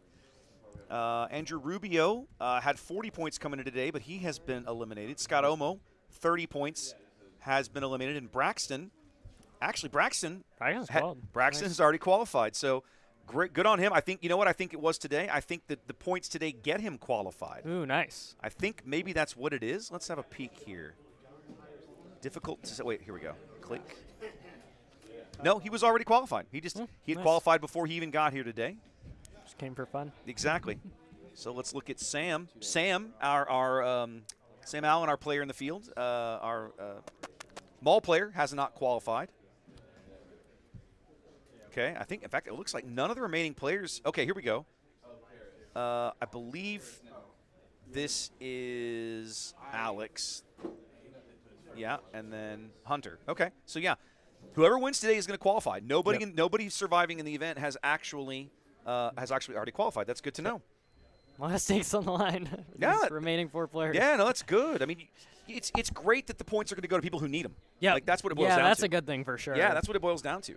And I mean, that's the thing. You know, we were talking. I don't know about you and I think have talked about it a little bit, and I've talked about it with various people in the venue today, right? The later you get into the season, you're 100% going to find teams and friends that concede to each other. Yep. You know, to give their friends the points that they want, the points that they need. And it's just what it is. Like it could be the top cut. It could be in the finals. There's very little you can do to stop it. It's just what it is. Another bomber. Oh, this is a gross opening. Double bomber early is with Hunter having his only unit be a DLT is, I don't want to call it worst case, but it is certainly not good. You better find some HP to soak all those indirects. Yeah, it's coming. You're looking at 8 around, 7 around right now. He's going to flip Dedra out. That's going to give him some place to put it. There's 4 of it coming in. Going all in Dedra. Yep. I mean, probably a great way to start. And now here comes, it's going to be 3 more. And now where does it go? There, that goes to the base. 2 more out of the DLT. Fire spray and more indirect? Yeah. Oh. This is absurdly brutal. The pain continues here. The fire spray enters and puts 2 more onto Hunter's base. And there's Hona. Sebastian going to claim here. Is he a 3rd TIE bomber in his hand? Oh my goodness! No, he just resourced it. He doesn't need it. He doesn't need it. He's got 2 bombers already. He's also got a he's got a droid missile platform in his hand as well. I think if you're Hunter, you're going to have a very difficult time keeping Boba from flipping onto a ship. Yeah, that'd be quite difficult. I think that's going to be a real tall challenge here in Game 2. Now, on the plus side, you have complete control of the ground if any ground units show up. That's true. And the Hona's going to be able to help stem some of the bleeding, right? That restore is a big deal. Yep.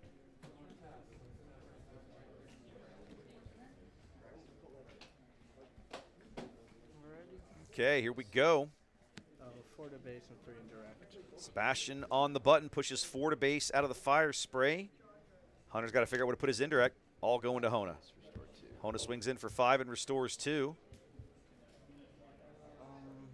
11 damage on each base here in the early going. 3 more indirect to Hunter.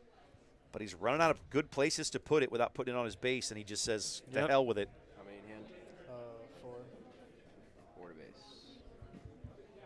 Dedra swings in for 4 of her own. 2 to base and 3 indirect. 2 to base. 3 more indirect. 2 more out of the DLT. We're just, everybody is just smashing face here.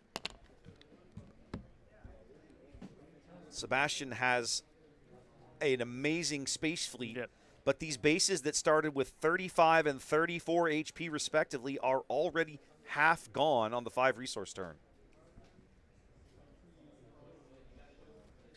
Sebastian's about to claim. Yeah. If I'm Hunter, I'm worried about claim Cinta killing both my units on the punishing one. The initial Boba ping can kill the Hona and pop the shield. And then the Cinta swing lets the punishing one go to base and ping the last damage on the DLT. Yep. Hunter's going to claim. Youch. That's having played nothing that turn. It's not not optimal. Not great. Not great. This Boba Lake Country matchup just seems very, very, very brutal for these red black blue control decks. 5 to base, restore 2. Hona goes in for 5 and puts 2 back. I'm going to Hunter with an 8 health lead here, but you got to believe that's going to evaporate very quickly. Oh, it's actually 4 to base because that has the. Yep, we're going to ping the shield off and go 4 to base, and then do 1 more indirect with Boba's text. No, actually, I don't think that counts because I popped the shield, right, so it didn't deal damage. So yeah, I believe that's Yeah, correct. you pop the shield, but the damage so you're only getting the raid 1 off of Hona being damaged. That's it. And then, yeah, because Boba's extra indirect damage comes later, I think. Yeah, I think it has to actually see doing non-combat damage. Probably. Okay, so that's fine. So he's just not using it. We're going to hold for questioning on the fire spray. He has plenty of sources of indirect here to trigger. He did bring in the hold for questioning. Well, I mean, Oh, we can't rip the Planetary. We tapped a villain unit. We tapped a villain unit. Now the Planetary now Planetary just comes down. And I mean, it's coming eventually. We're spending 6, and there it is. 9 indirect out of this Planetary. He's only got 3 health worth of units to put it on. He takes 1. 1 on the Hona. 2, 3, 4, 5, 6, 7, 8 to base. I mean, you claim, and then is Boba lethal? I mean, claiming Boba is lethal because we have 2 bombers. Yeah, that's the trick, right? Bobas can flip onto one of these bombers. Kill both your units to soak this indirect. Exactly, and then you're ruined. It's 4 to base and 6 more indirect, and you've got nowhere to put it. You can't claim here.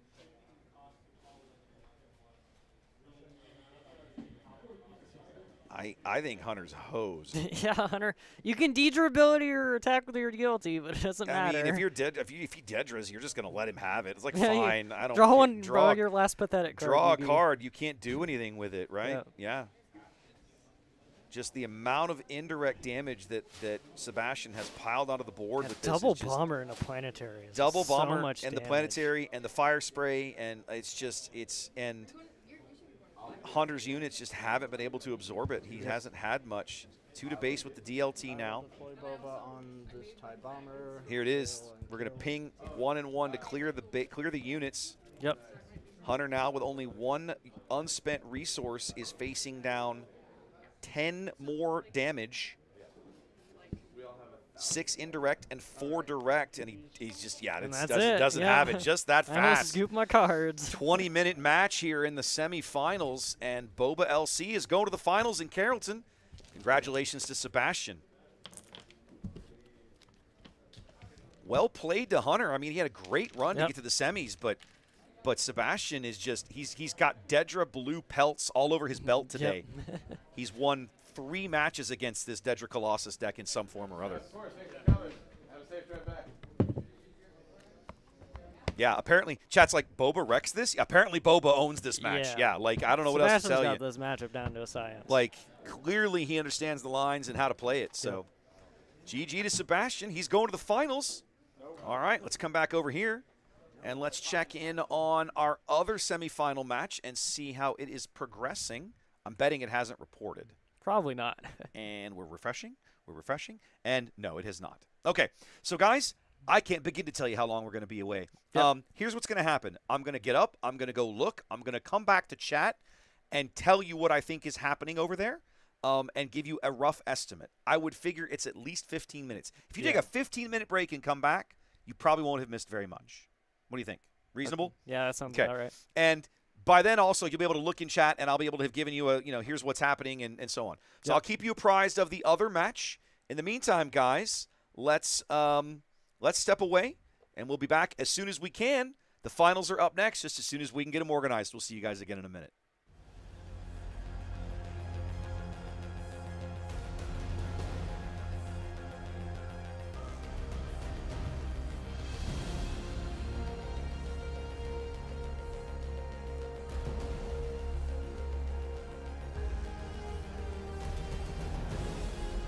What's up, guys? Raptor here. Thanks for joining us for our coverage today here in Carrollton at Lone Star Pack Breaks. Appreciate you tuning in.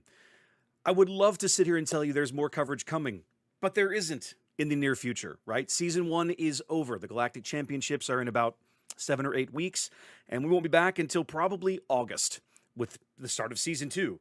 The good news is when Season 2 kicks off, we're going to be right there.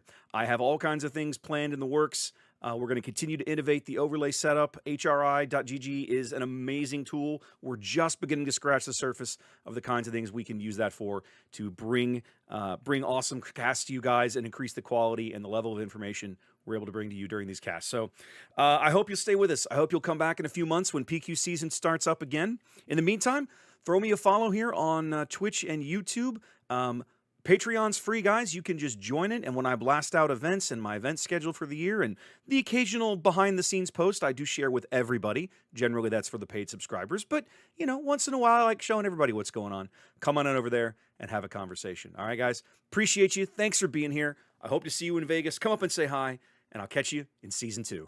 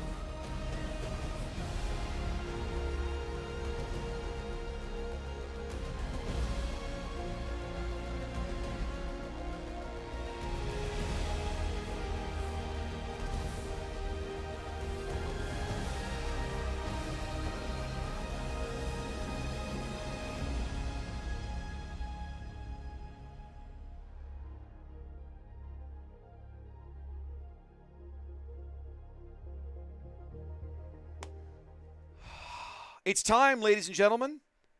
It's time for the finals. Are you ready, Logan? I'm so ready. You're so ready. You're just ready to be done for the day? It's been a long day. True. It's been a long day, guys. When we do this, like Yeah. either one of the reasons I come in and do all of my setup the night before is because I know how long a day it's going to be, and it's like, no, let's just get all of this garbage out of the way. All right, so in our other semifinal match, if you were paying attention in chat, I was keeping you guys updated, like I said. Sam, our Mall Blue player, straight games over Lando, which was Alex on Lando Lake Country. So our final, warms my Weasley black heart to say this, is double red, as red villain versus a red villain in some form or other. What you guys need? He's sticking his head in. Yeah, you guys start whenever. I mean, they're going to look at lists, right? Yeah, Go for it. We're good. Sweet. Turn them loose when you're ready. So let's come to the bracket and make sure we've got our bracket updated here. So in the top portion of the bracket, Sebastian, we watched on stream finish off his third Dedra control matchup of the day. That did not go well for Dedra. And in the bottom half of the bracket, our Maul player, that's Sam, defeated Lando. And so there is our final matchup. Neither one of these guys has enough points to qualify for Galactics at the moment, but one of them will. One of them is going home with enough points to skip over day 1 and go straight to that sweet day 2 loot. You've seen that loot list, haven't you? Yeah, it's sweet. Oh, there's some good stuff on that list. It makes me a little jealous that I do this instead of playing. Not gonna lie. The mat you get for day 2 is the day so 2. good. It's that Luke mat, isn't it? Yeah. Oh, that it's Luke. always seen Luke. Yeah. It's so good. Yeah, that Luke mat is sweet. All right, let's look at lists. Now, I'm going to put Sam's list up again in a minute. Actually, we've seen both these lists at least once. We've seen both lists. We'll do a quick review. The players are reviewing lists. Let's do the same. So here's Sam's list. We've noted a few things here that make it a little stronger into the space matchup. I'm going to be really curious to see how that plays into Sebastian.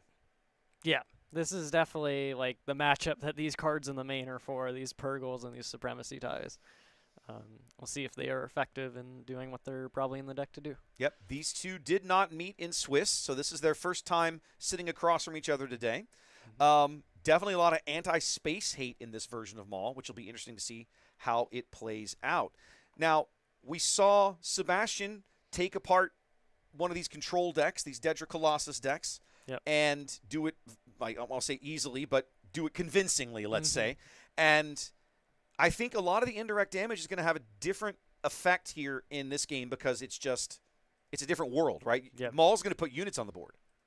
Maul's got a lot more HP to soak some indirect.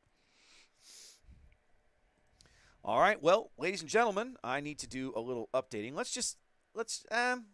We'll do the meet the players in a bit. I've kind of got things out of order here. Why don't we just come to here? There is our finals matchup, ladies and gentlemen. Again, I just can't say it enough. I love Red Villain, and I feel like Red Villain has kind of been disrespected. Is that the word I want to use? I'm not sure. It has just felt that way to me. And so I'm so glad to see two Red Villain decks make it to the finals here. It warms my Weasley black heart. It's up on the. I am gonna mulligan. Okay. I'm gonna keep my hand. It's gonna go off on the way home. All right. If you're on the way home, it's Let me do a couple of little update things in the background while we work on this. They actually paired this round? They haven't. Okay, so I'm going to have to do this manually. That's fine. We can do it manually. So this is Sam. I believe his last name is Allen. Does the highest seed Let's always go back to the go files. first? Yes, it or is. In the top 8, Choose Well, initiative. You don't have to go first. Yeah, But, but not every game. Whoever loses will. Yeah, that's what I was wondering. Oh yeah, no.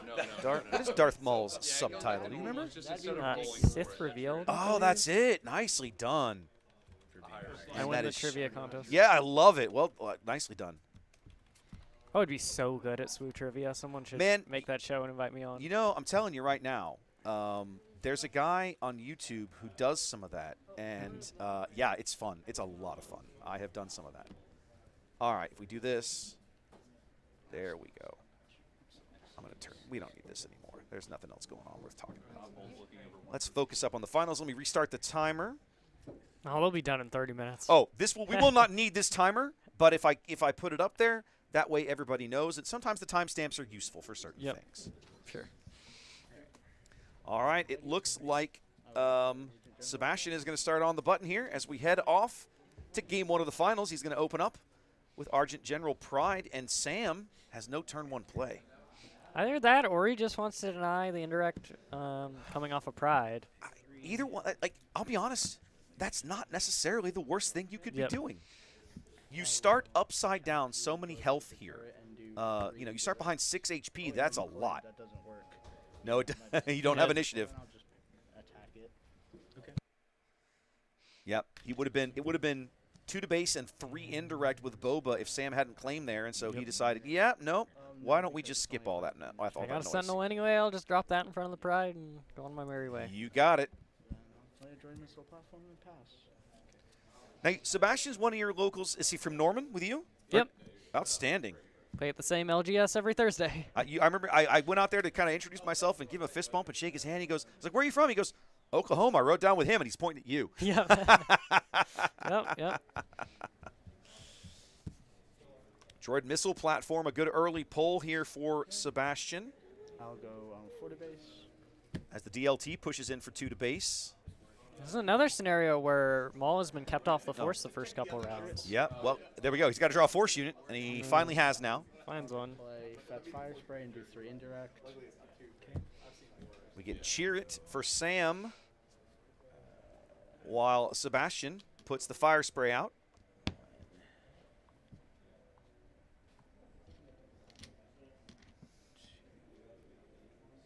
Sam got to think through how he's going to lay out this damage. Definitely don't put 3 on Cheer It, but yeah, 2 seems about right. Here you go. And then I'll kill the droid laser turret. And pass. Pride trades into the turret after Sam claims there. Well, I think Sebastian just drew topple the summit if he didn't have one in row already. Not like there's much of a board to topple at the current moment. No, there's not. But, man, this indirect is going to really pile up on Sam. He's It looks like he's holding a couple of Lost and Forgottens. He is. I mean, that's great. He's got 2 over there, but he can't afford either one of them yet. Okay. It's great once you're starting to stabilize, but you need to get to that point first. Yep. All right, so we took 4 to base from the Fire Spray and 3 indirect. Sam's got to figure out where he's going to put this stuff as Boba chimes in with his extra. The turret's already damaged and already dies to topple, so I'd be tempted to just put the damage on the turret. All of it went to base. A 13 HP lead now for Sam in a match he started 6 HP up in. Sam just gonna play Tyrannus into an empty field here. 4 more damage out of this missile platform, and just like that, Sam is over halfway dead, and we're on the 5 resource round.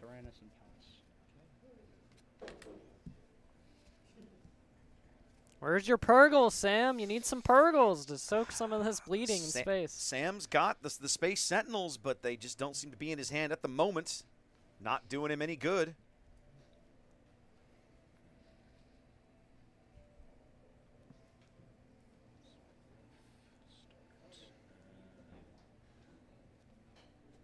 He's thinking about resourcing that Outer Rim Constable. I don't think I would do that. It's Boba's flip turn. Yeah, but he might have to play a Lost and Forgotten, and then he can't hold up a Constable. I don't know. It's tough for sure. He does it. He plays. He resources the Constable. Tough choice there for Sam. I think I would have resources one of the Lost and Forgottens because you're not going to survive to play both. Yeah. One of them, yeah, you'll survive to play one of them. You ain't going to survive to play both. All right, Sam. The 6 resource round begins. What are we doing? We're going to Lost and Forgotten. We're murdering something cleanly. It needs to not be the missile platform, I think. He's going to go for punishing 1. Okay. And heal 3. There we go. I'm going to... I wonder if he can sequence it where he could get Maul with the topple. Doesn't look like it. We're just going to go straight for it. I'll deal 3 to Tyrannus and 1 to the Cheer-It. And then... Maybe we're just going to not plot. plot out Cinta. Oh, you have Cinta. I was going to say he's going to plot Cinta instead. Oh, this is great. And push 8 to base in a single action. This is going to be a very quick game 1, I think, Logan. Yep, that now puts Sam in check with the Boba unit. He's still got to assign 2 indirect. Just making the situation even worse. That's true. He's got 2 more indirect to take off the fire spray attack, which hasn't been assigned yet. We'll do one. I also one here. One here. All right. Sam's action now, only 6 HP remaining as Boba has pushed an obscene amount of damage this early. Nearly dead on Maul's flip Why turn. wouldn't you? No, that was Maul's flip turn. He didn't flip out Maul. He was dead before he could. I mean, no, that's not, we just went to the 7 resource or round. nearly dead before yeah. he could. Well, a 6-minute game 1 means we could be out of here very quickly. Holy crap. Yep, that was a beating for Sam, man. Brutal. Brutal. All right, we'll see what Sam pulls out of the sideboard.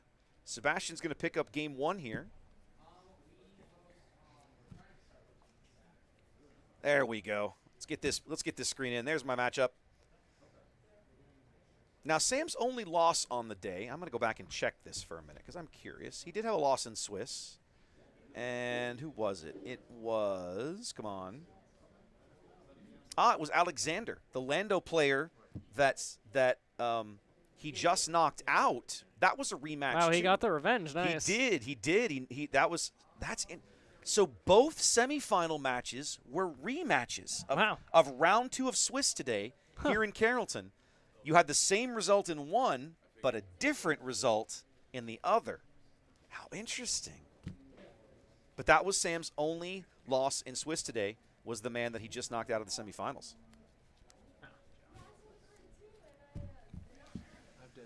All right, we're making sideboard choices here. Let's see what they're up to. This is a phase of the game where we can actually show you these things. Yep.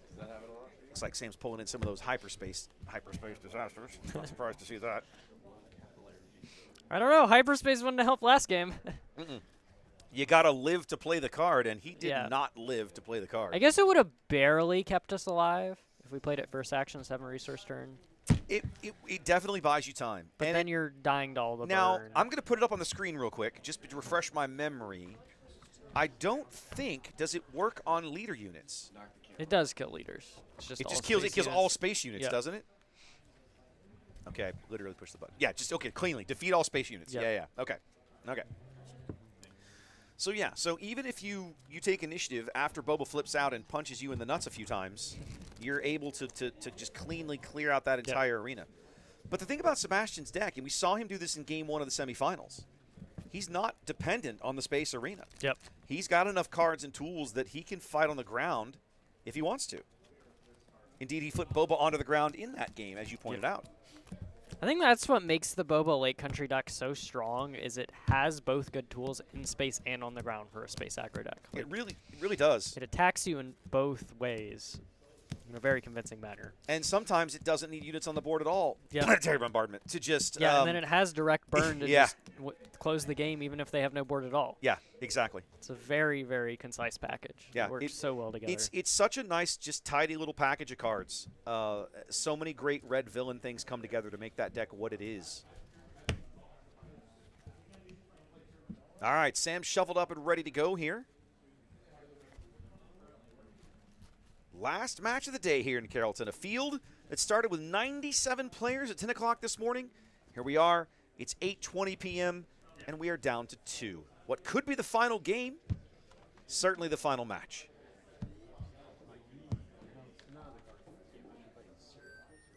It's so quiet out there. I can hear their phones when they go off.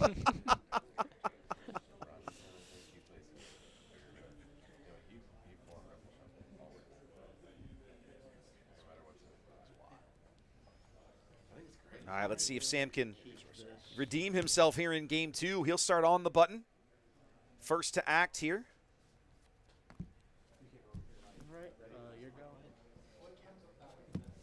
He does have a turn 1 play this time.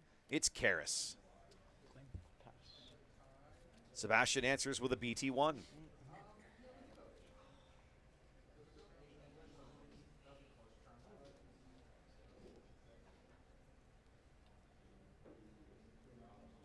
Karras has some good possibilities here to keep possibly some of Sebastian's units just off the board. I'm not sure Sam killed a single unit of Sebastian's last game until he played that doofy Lost and Forgotten. I will 2 to base. Yeah, that sounds right. Discard, and We're each I'll going do to one punch each damage other in the to face for 2. Karras and 1 indirect. I love to see those two go. Wait a minute. Where did the You attack? take the 2s Yeah, you down. got to take the 2 off the attack. There we go. Got it. Okay. So we took 1 extra indirect from Boba that Sam assigned to the base. Marin's a great one. Marin is an excellent way to maybe involve yourself in clearing up this ground arena. It's especially nice because she hits space with her on attack abilities. So that Unusually for these force units, indeed, Yep. she can do that. Sebastian with a TIE bomber. We saw how effective those were back in Game 2 of the semifinals. Yep. Especially when you put 2 or 3 of them out. They're pretty good at multiples. They're pretty solid when they're not alone.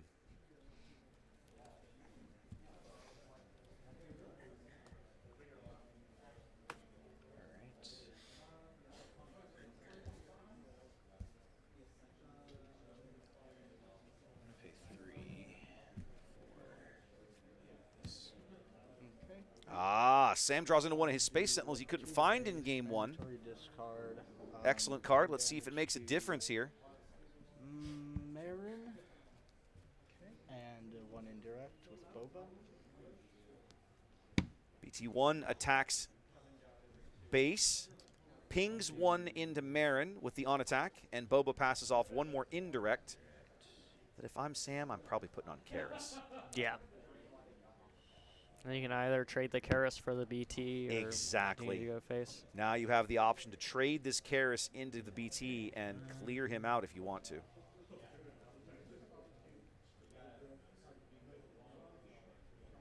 Which I think you should personally.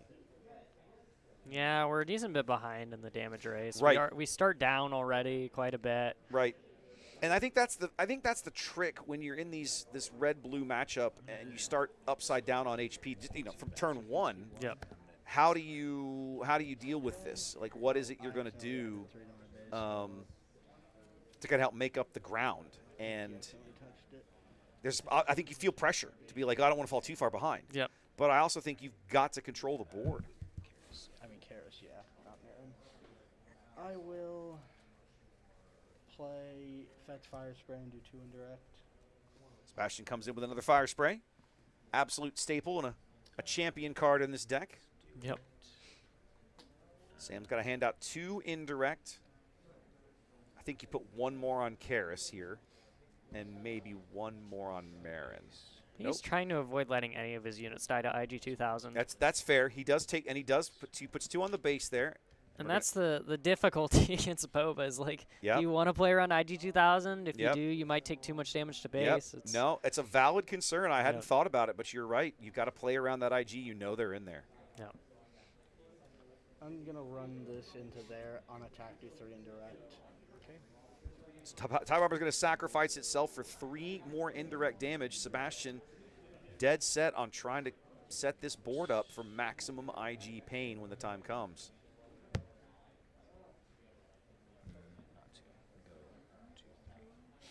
Sam puts 1 on the TIE SF in space and 2 more on his base. Already 13 HP behind here in Game 2. 9 damage on Sam's base, 2 damage on Sebastian's base. We're not quite to Boba's flip turn.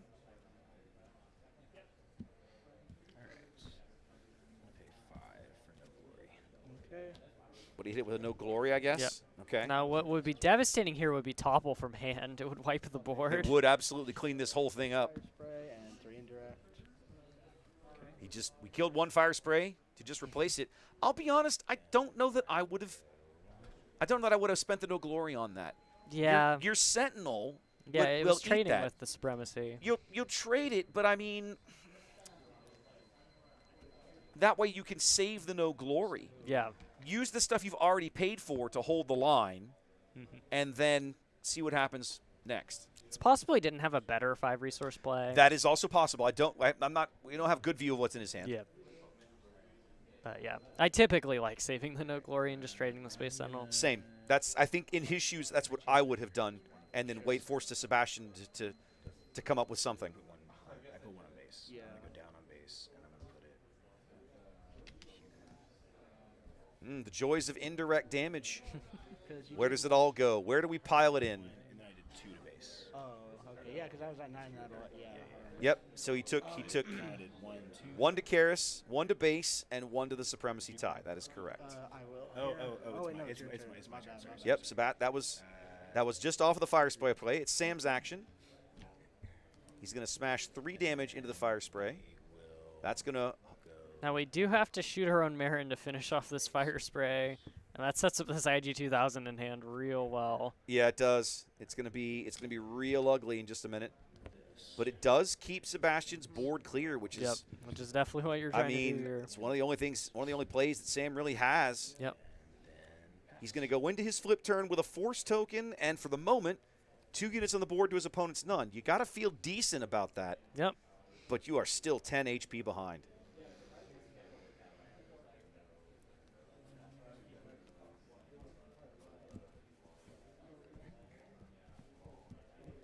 You can also just flip on the ground and topple. That's an option as well. Absolutely. Totally valid. Like Boba has so many great plays from this position. Yep. It could be, you pointed out, it could be an IG-2000. If he's got a topple in the row, that cleans things up. He could have a topple in hand for all we know. Yep. Like, there's a million different things. Even, you know what else would be a windmill slam? Ouch, that hurts right now. Other planetary bombardment. Oh, yep. Like, okay, you've got 2 1 HP units on the board. Here's 8 indirect. Enjoy. Yeah, we're going to flip on the ground and topple. It is going to be a topple. We're going to flip out and plot out the topple. Okay. Sam's going to burn his force token to make Boba smaller and weaker for the phase. Yep. So that's a set up the kill with Maul. So it's a 2-5 Boba Fett in the ground arena at the moment. 2 for Secret Sage. I will attack your base for 2 with Boba. Okay. Secretive Sage for Sam. And then we're going to deploy Maul. Wait, no, this is a token. Yeah. I will swing into Boba, take 2 back. Sebastian's claim. He's going to get rid of Boba, and now he's got some damage to hand out. Doesn't he have to ping? Hang on. Doesn't he have? Is it May? No. He pinged the Maul and the Boba. Oh, okay, I see. Oh, he put 1 on Maul and 1 on Boba. He put 1 on Boba when he attacked it and 1 back on himself. Yep. Totally legal. Okay. Wanted to make sure that Sage kept the shield. Okay, so now that you've weathered the topple, maybe you start to feel a little better about this. Oh, wait, no, I'm sorry. Devastator's still coming. We're not there yet, but it's coming. 5 to Yep. base. It's going to be that IG-2000. Now, Sam is on a lot of single target removal. Oh, yeah, thank you. Not here. All right. All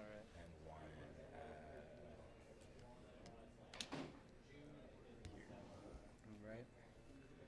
I will play. Sam slowly closing the gap a little bit here. 11 damage on Sebastian's base, 12 on Sam's. Damage, 2 to Maul, 2 to Secretive Sage, and 1 indirect with Boba. Oh, Sebastian's going to collateral damage to clear the board here. That's gross. 2 to each unit, and 1 more indirect out of Boba that has to go to base because both of Sam's units are now dead. Now we've got a lone IG-2000 facing down the world. IG-2000 is it. And he just claims with 7 open resources. Oh my goodness gracious.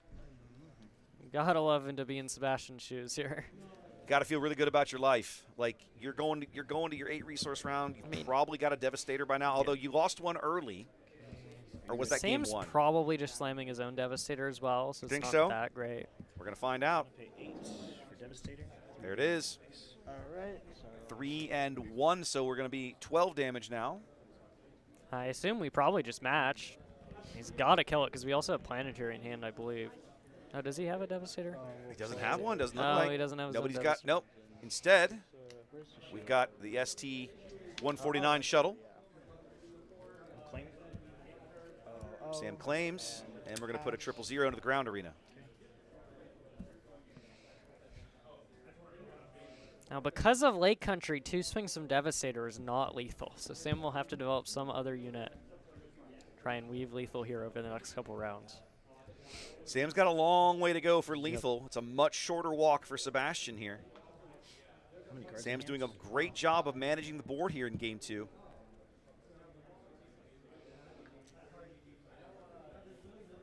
Now, I forget, did Sam have one single reactor ignition in his list? In his sideboard, yeah. Ooh, Planetary Bombardment with a Devastator on the board. Well, it's not quite that. Oh, wait, because it's indirect. It goes in under the shields. Yep.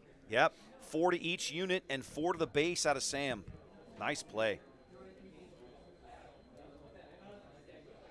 And it sets up Devastator for exactly 2 swing lethal as well. Does indeed. Planetary Bombardment with a Devastator on the board is just one of the most nasty combos you can pull. Yeah. I'll play another shuttle. You've had one shuttle, yes, but what about second shuttle? 9 to base, and just like that, Sam moves out to his... And he follows it with Owen Lars. Little restore never hurt anybody.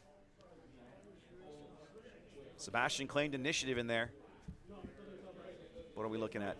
A droid platform, a BT-1, a charge with treason. Can't make out the rest of it. Me?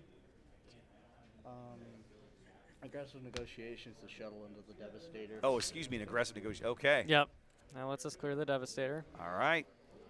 An aggressive negotiations on the back of the shuttle says goodbye, Devastator. We're even going to keep her shuttle because of the shield. Because of the shield token. Quite Pretty nice. handy. How many resources you got? 4? Yep. Sebastian's got 4 up. I'll pay 4 for Darth Tyrannus. Tyrannus into the ground arena. Gets his shield. Nothing to ambush. IG 2000, 1 and 1, and then 1 indirected.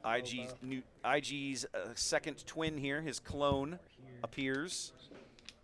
2 here. And the extra indirect. Okay. Okay, my turn.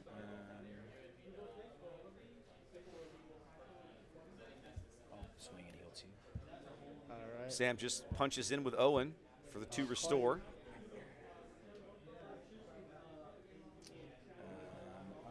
Sebastian just claimed there, I think. Yep. Yep.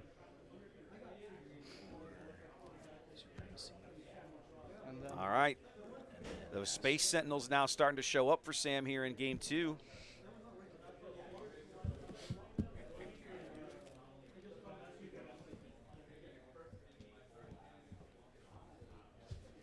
$25 damage on Lake Country here for Sebastian.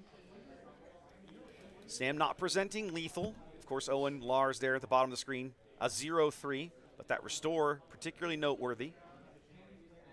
Sebastian would have to put something into the ground arena to be able to get rid of Owen. I will kill there. Shuttle cleans out the Sentinel in the space arena as Tyrannus swings in for 4. Sebastian down to his last 5 HP remaining. 3 to base. I'll heal 2. Okay. Sam takes 3 from IG and immediately restores 2 with Owen Lars. Sebastian has assembled the trinity of 4 drops in his deck. He has indeed. As he brings out yet his 3rd fire spray of the game. Oh, I'm sorry. Yeah, I'm sorry. For 2 indirect. 3 total. Okay. I'll do. He's got, finish doing damage, and then you can fire off the trigger. So he puts 1 onto Owen Lars, who already had 2 damage on him. Looks like he's going to put 1 on base and 1 on. No, he's going to put them both on his base. Yep. Both to his base. Leave Tyrannus clean. Now I can do Now he's going to fire off Owen Lars' trigger and look for a force unit in the top 5 cards of his deck. Force unit. Doesn't look like he's got one. Take Trace Acolyte. Nope, he's go. Yep, Trace Acolyte. He does have one. Shuffle these. You can shuffle them. We did see one of those graceful Purgles in those 5 that are going to the bottom. Yep. Boy, I wish he's probably thinking, man, I wish I'd just drawn. Wish I hadn't done that. Oh, you just did that. That was your action. Yeah, so it's your turn. I'll pay 2 for Trace Acolyte. I will claim. 2 for Atreus Acolyte into the ground arena as Sebastian chooses to remain on the button. Oh, the hyperspace disaster. Oh, he drew the hyperspace disaster to clean Sebastian out of the space arena. Alright, It's for my kids that are watching at home. Pass. Slow and steady for Sam here. He's pushed Sebastian to the brink in game 2. An empty board, only 5 HP remaining. And Sebastian's like, yeah, we're done. Let's just move on. Let's just not drag this out any longer. We're going to tie things up here to game apiece, and we're going to get every streamer's dream, ladies and gentlemen. Game 3 of the finals.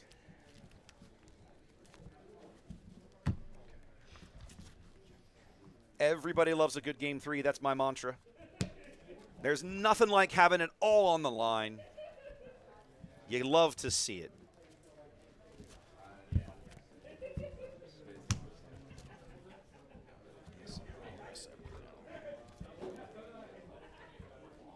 Sam ducking back into his sideboard for a quick peek. Maybe just refresh his memory. Anything else in here I want?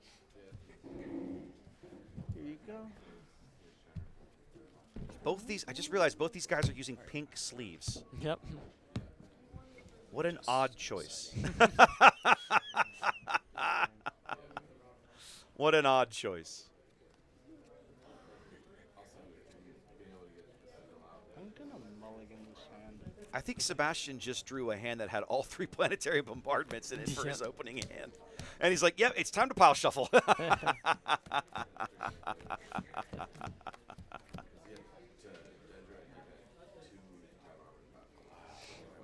Now this is the scary stage of the game where Boba has initiative and can lead Pride or Cyril and really mess up your early game. Yeah, I think one of the things that really helped Sam out as a force deck in game 2, starting on the initiative. Yep, it's huge. And we saw Sebastian just run over him with a train in game 1 when he had the initiative, and a great lion.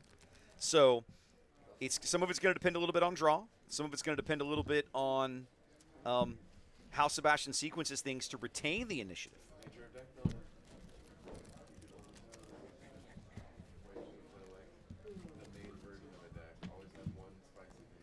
I think sometimes, call me crazy, Logan, do you feel like some players don't value initiative highly enough? I can see that, yeah. I think that's the case. Personal opinion. Now, I think as you play more and you get more games under your belt, certainly more competitive experience, there is a greater understanding, and you're like, okay, no, this is really good. Oh, Sebastian, that hand's terrible. Yeah. Well, he's starting on the button, but it may not be doing him much good here. I don't think he has a turn 1 play. You know what? I don't think Sam does either. No. Has he got a Trace? I think he's got Trace Acolyte in there. Okay. He desperately needs that to get a leg up in this match. Ready? I climb. Deck won't give me any turn 1s. Bro, where did that card come from? There's that Trace Acolyte. Not the best comment in the world, but far from the worst. It has the force tag. That's what's important. It's got a force and a Sith tag, and it doesn't die easily. So yeah, if you're a blue villain force player, you love this card. There's Arvel Skeen. This really isn't what you want. Turn 2, it can die to the Trace plus Maul ability if Sam wants. Yeah, it really isn't. Doesn't even want it. Nope. Sam's like, it's fine. It'll be fine. We're all I don't fine. have credits in my deck. We're all fine here. I'd rather get this sexy 3/3 Space Sentinel on the board. Now Sebastian draws into a turn 1 play and immediately resources it. He's like, you're useless now. You're way too late. You are way too late to this party.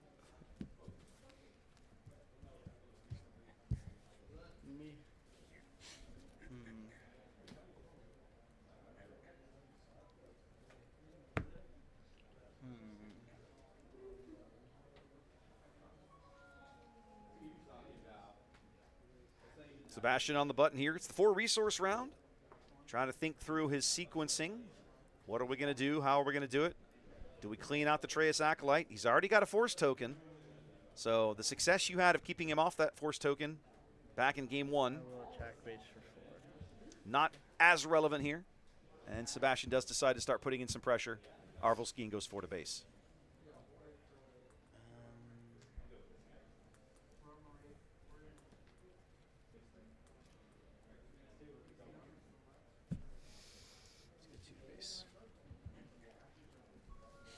Sam says, I'll see you in range. Yes, Sebastian puts his first of many fire sprays into the space arena.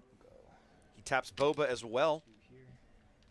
So that'll be a total of 3 indirect. Sam puts 2 of it on the Sentinel, the Space Sentinel, and 1 to his base.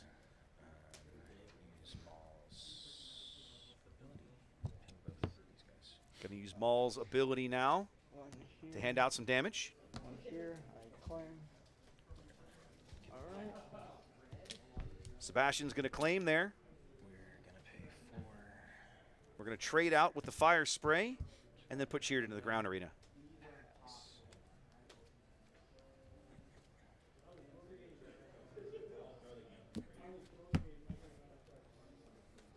No force token, though. Doesn't make Cheered terribly scary right now.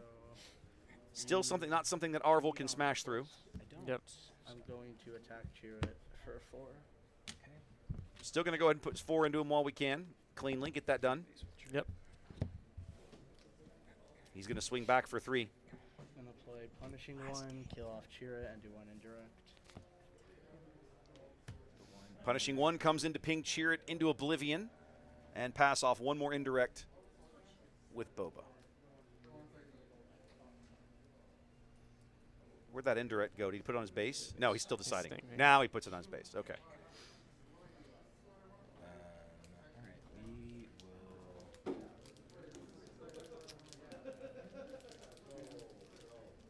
Let's do the ping thing. Ping both of us. Okay. Sam's going to use Maul here. Burn that force token to put a damage on his Trace and a damage on Punishing 1. Then he's going to swing in with the Trace. 2 more damage on Sebastian's base. Now a topple the summit here would be brutal. Oh, and there it is. Well, there's that Purgle in the space arena, though. No, topple clears it. You have to put all 4 on the Purgle. There we go. Yeah, okay, yeah, you're right. It does clear, and we know he resourced a topple. Yeah, he just drew a topple. Well, so. he resourced one, or it was a Senta. He resourced one in his opening hand. I'm like 98% positive. Okay. Let me just think about what Pretty sure it's this guy. It's the Graceful Purgle. Yes, Graceful 2/7, simple 2/7 Sentinel in the space arena. What does the card It's the OP version of that card. Like, do just it kills a unit with 3 or less health, or does it cost 3 or less? It's 3 less health. Okay. Is it non-leader? Without force. Yeah. Is it non-leader without force? It is. It's non-leader. Okay. Yeah. Well. All right, Sebastian on the button on this important flip turn. Boba, We're going to flip we're gonna Boba do out. the Great Purgle, and then we're going to pay. We're going to put resource, right? Yeah. 4. Pay 5 for topple. We are going to clear the board with a topple here. And I get So 7 damage to the Purgle. All right, we do shoot our own Punishing 1 for 3. That's funny. Why? Because it had damage. It had damage on it. It's a fair point. We are going to plot out the topple here. Just like that, everybody is beat senseless. Oh no! Oh. He had this. He had the Outer Rim Constable, but it's not enough to kill the Punishing 1, who's going to ping the Constable to death and push a little bit of base damage here. Sorry. No raid. Okay. Yeah. Nope.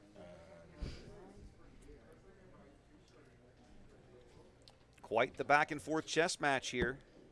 Ball's going to hit the board. Sebastian claims. Maul's going to go 5 to base, ping himself, and get rid of Punishing 1. All right, and then 4 more for Cheered into the ground arena.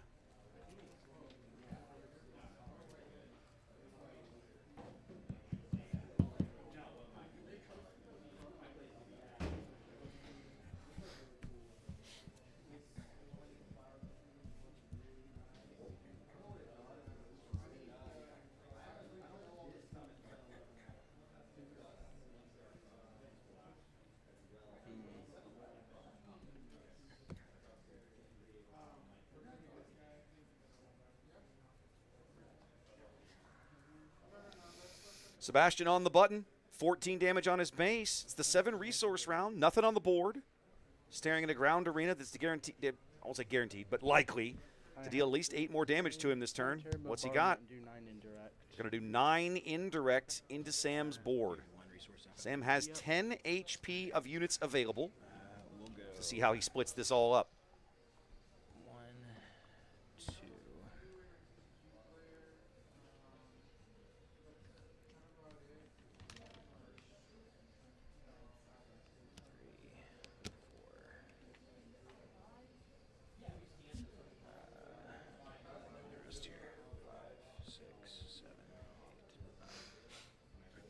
So he splits up 5 damage amongst his units and then throws another 5 on his base. 14 damage on everyone's base here. Sam's action on the 7 resource play.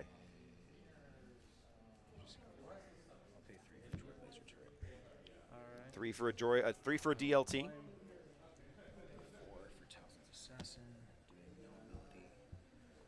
Play the Talzin's Assassin out with nothing to shrink, but you got to put units into the field here. 3 to base. 22 damage now on Lake Country. Sebastian 12 HP remaining, Sam 14 HP remaining. Sebastian trying to figure out how he's going to close this game out. Both players head to the 8 resource turn. We've seen Devastator plays out of both decks. Sam has quite a bit of damage in the ground arena. Should be lethal, 4, 6, 14 possible in the ground arena, so definitely showing lethal damage. IG 2000, I'm going to ping here and ping here. Okay, so he's on 2. So we're pinging a couple of units. I'm not sure why you would go ahead and ping the shield off of. Yeah, you get a third unit You there. get a third if you unit want. there, Sebastian. Why not take the shield off? But he doesn't. Go 5 to base. Yeah, this is just showing that I think we're dead. Yeah, 5 more to base out of Maul, who now has to hand off 2 damage of his own. One of them, so he's going to put 1 on himself. And I assume the other one's going to IG, but they haven't marked it.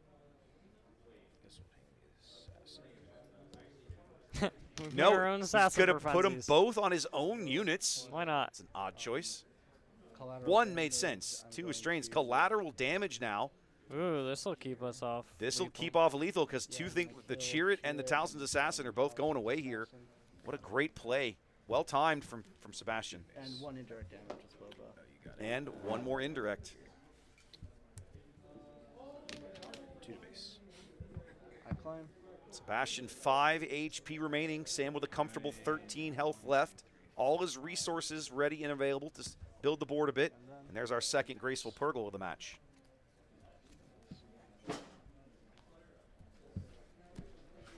You're left with the sense that this version of Maul Yeah, I think you got it. Stupid was deck won't built give me to the deal card. with these kind of space shenanigans. Yeah. Give me a turn one play, and now it won't draw me the right card. Sebastian looks like he's just scooping it up. I mean, He is. Yeah. Congratulations to Sam Allen, ladies and gentlemen. He is your PQ champion here in Carrollton today. Nah, it's all good. On Maul Blue Force. Again, my Weasley Black Red Villain heart loves this final. I love everything about it. But Maul is your victory here, ladies and gentlemen. Congratulations to Sam. Well played.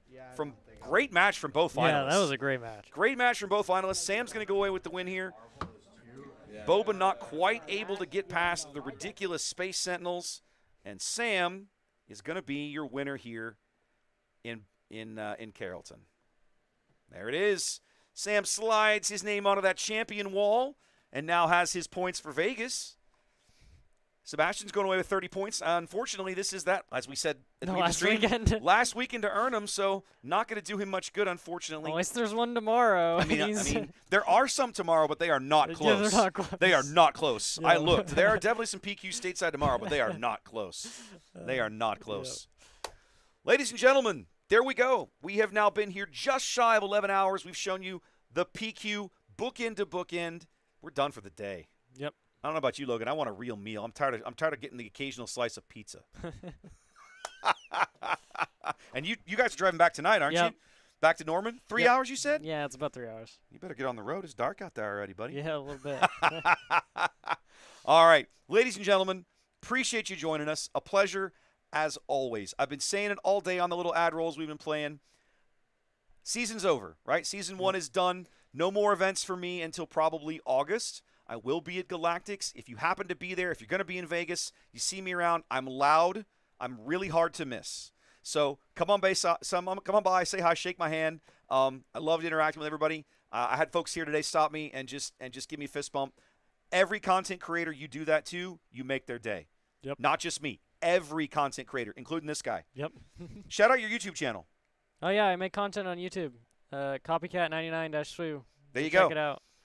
Throw the man a follow. I liked his Vader Blue video, right, guys? Yeah. Again, red black. I'm a sucker, so I loved it. And I'll be playing at Galactic, so we might see you. You might be my opponent. We'll see. Absolutely. Guys, looking forward to Vegas. I hope to see you there. In the meantime, we'll be back in Season 2. Stay tuned for more. There's going to be more Star Wars Unlimited on the channel between now and then. In the meantime, you guys take care, be safe, enjoy yourselves, and we'll catch you guys later. As they're trying to knock down my cameras out there, that makes me nervous when they run into my cameras. We'll see you guys later. Y'all take care.